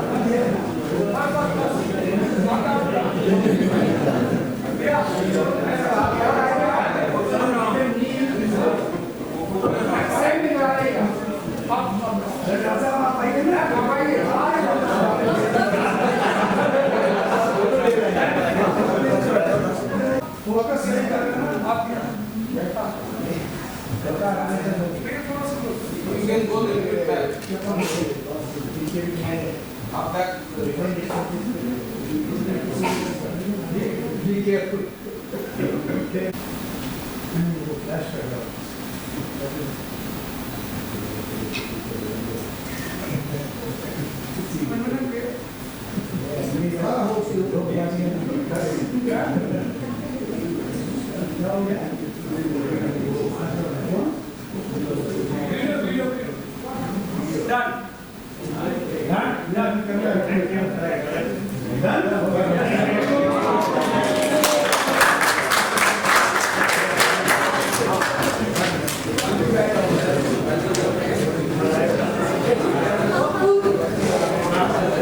So I have to make one more announcement. After end of the session, you will all receive the PPT and also the YouTube link for all the recordings we had it. It will be on our website, so please keep visiting. In a week of time, you will receive it. Thank you very much.